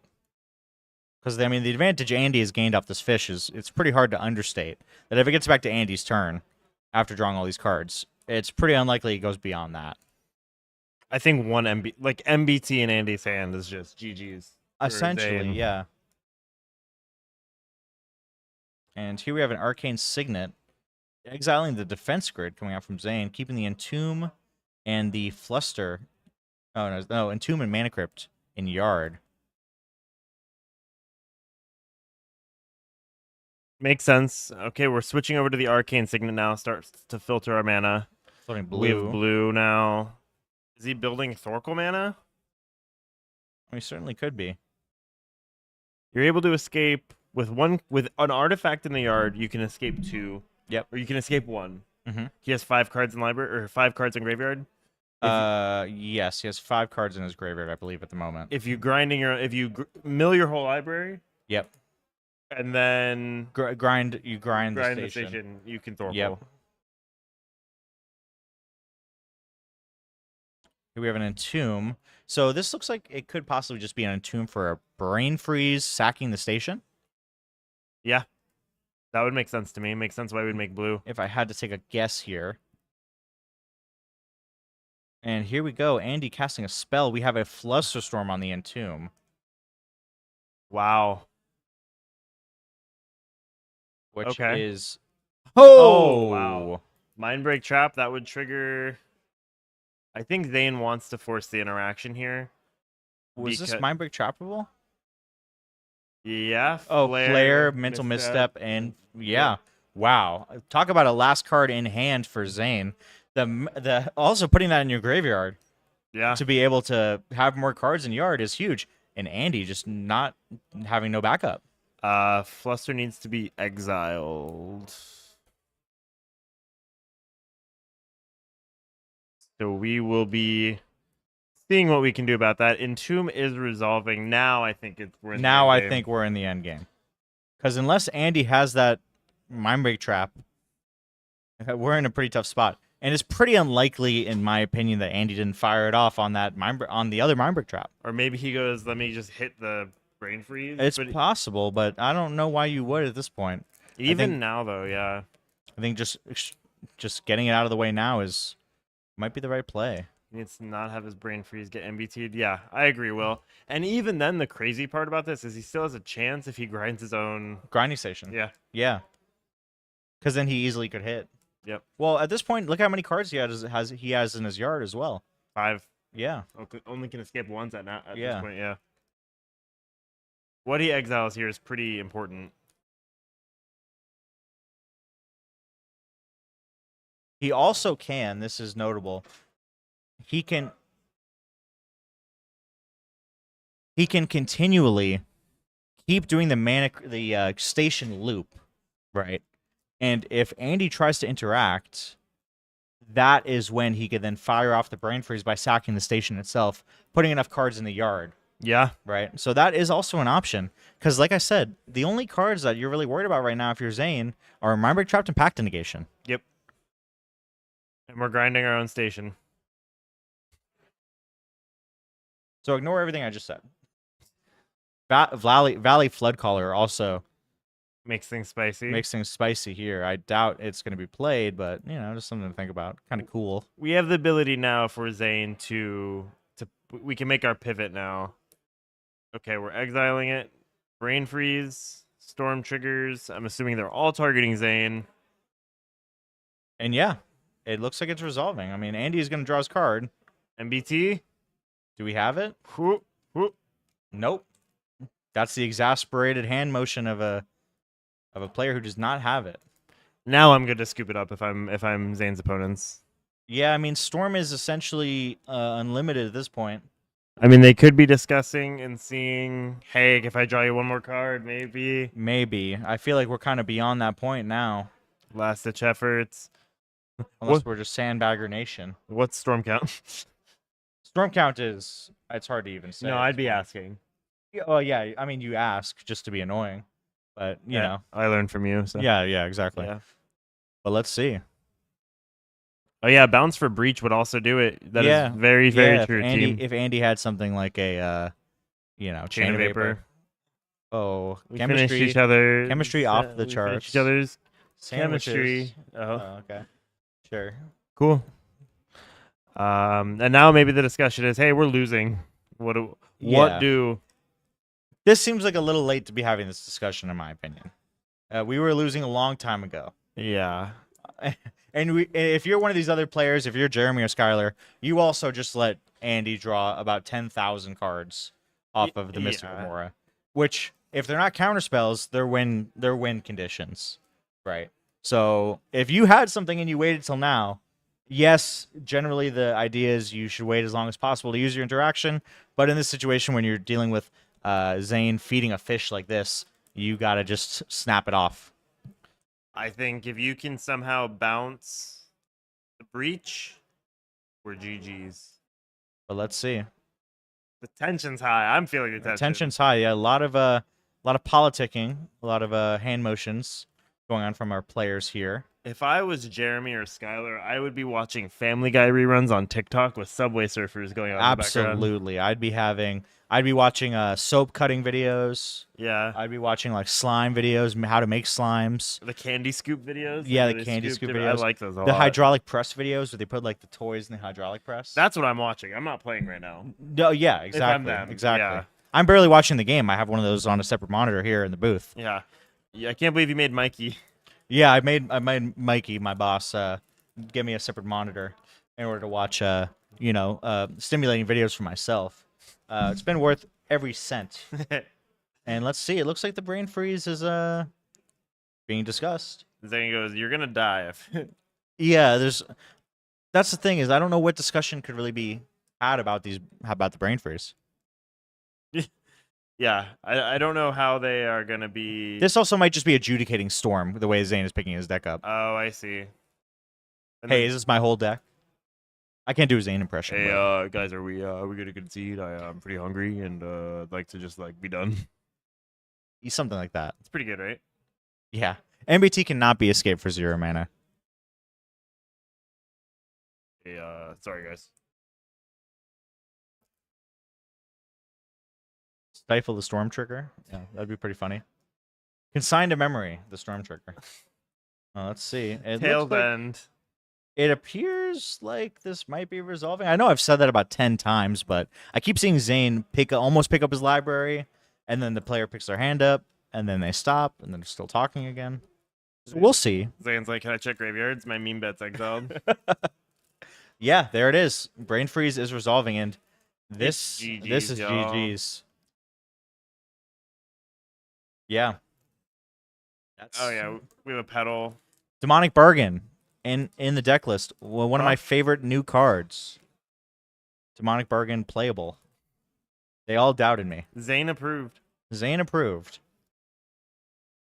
We should be able to win the game. There's the fastest Oracle. We have Tainted Pact in yard as well. Generally a pretty decent way to go about it. You can be really cheeky, make sure to brain freeze everybody else. Yeah, I mean, if you wanted to. The nice thing here too is that he let's say your brain freeze gets countered again. As long as you have 1 mana up, you can recast your mana crypt, cast your grinding station, do that whole thing again. It's pretty hard to lose from this point on. Yeah, I don't understand how you lose this game if you're Zane. Yeah, I think it's pretty unlikely. Yeah, Demonic Bargain is quite a bit better than Restitutor. I know me and Lauren have a bit of a disagreement on this. But, you know, that's the way it goes. Yeah, well, one of us spiked the price of a card and one of us didn't, so just Well, after they see this, the financial markets when they wake up in the morning are going to have a big hit once they find out how many Demonic Bargains I've bought in the last 5 months. How many do you own? Oh, I mean, they were like 10 cents, so I've just been for the last probably year just emptying out the coffers. I am in huge amounts of debt to my Demonic Bargains, and if you would like one, please let me know. Find me on Twitter. Uguay, you asked maybe the funniest question for me and Dylan to argue about. Yeah. My argument is it's CDH. No one has 2 mana. And mine is, who cares about 13 cards when all your cards are good? I forgot who I told. Half of your cards are probably slop. Yeah. Probably lands. It's CDH. Yeah, it's CDH. We're CDH guys. Of course we don't care about the top 13 cards. We're CDH guys. Of course we're doing this while eating a chicken bake. And there comes a Pyroblast on the fish. Easy. Now one less thing to worry about. Easy, yeah. Defense grid in exile, notably. Cringe. But that definitely doesn't seem like it's going to be necessary. If you didn't have it then they definitely don't have it now. What I always say. And here comes the please, are we good? Yeah. Now that the fish is gone, Yeah. if I'm Skylar, if I'm Jeremy, if I'm Andy, I am fine conceding. And here comes the graveyards.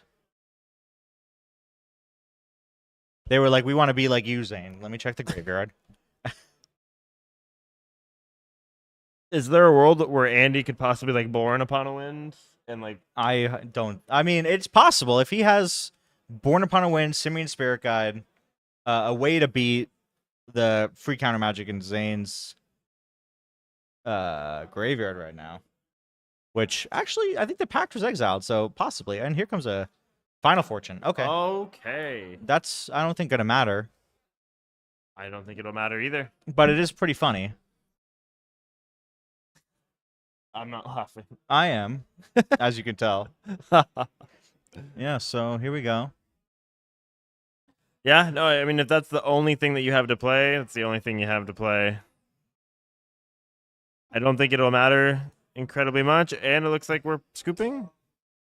Okay, there we go. Game is over. Scoop. Congratulations, Zane, Pony Player Nair, Very well done. on your incredible run. I believe you're 4-1 today in the Envy. Is he? I believe so. Wow, that's very impressive. So I am beyond impressed, and we're back. Sorry, we have both headphone, both hair have headphone hair today. and yeah. impeccable chemistry. And insane. Yeah.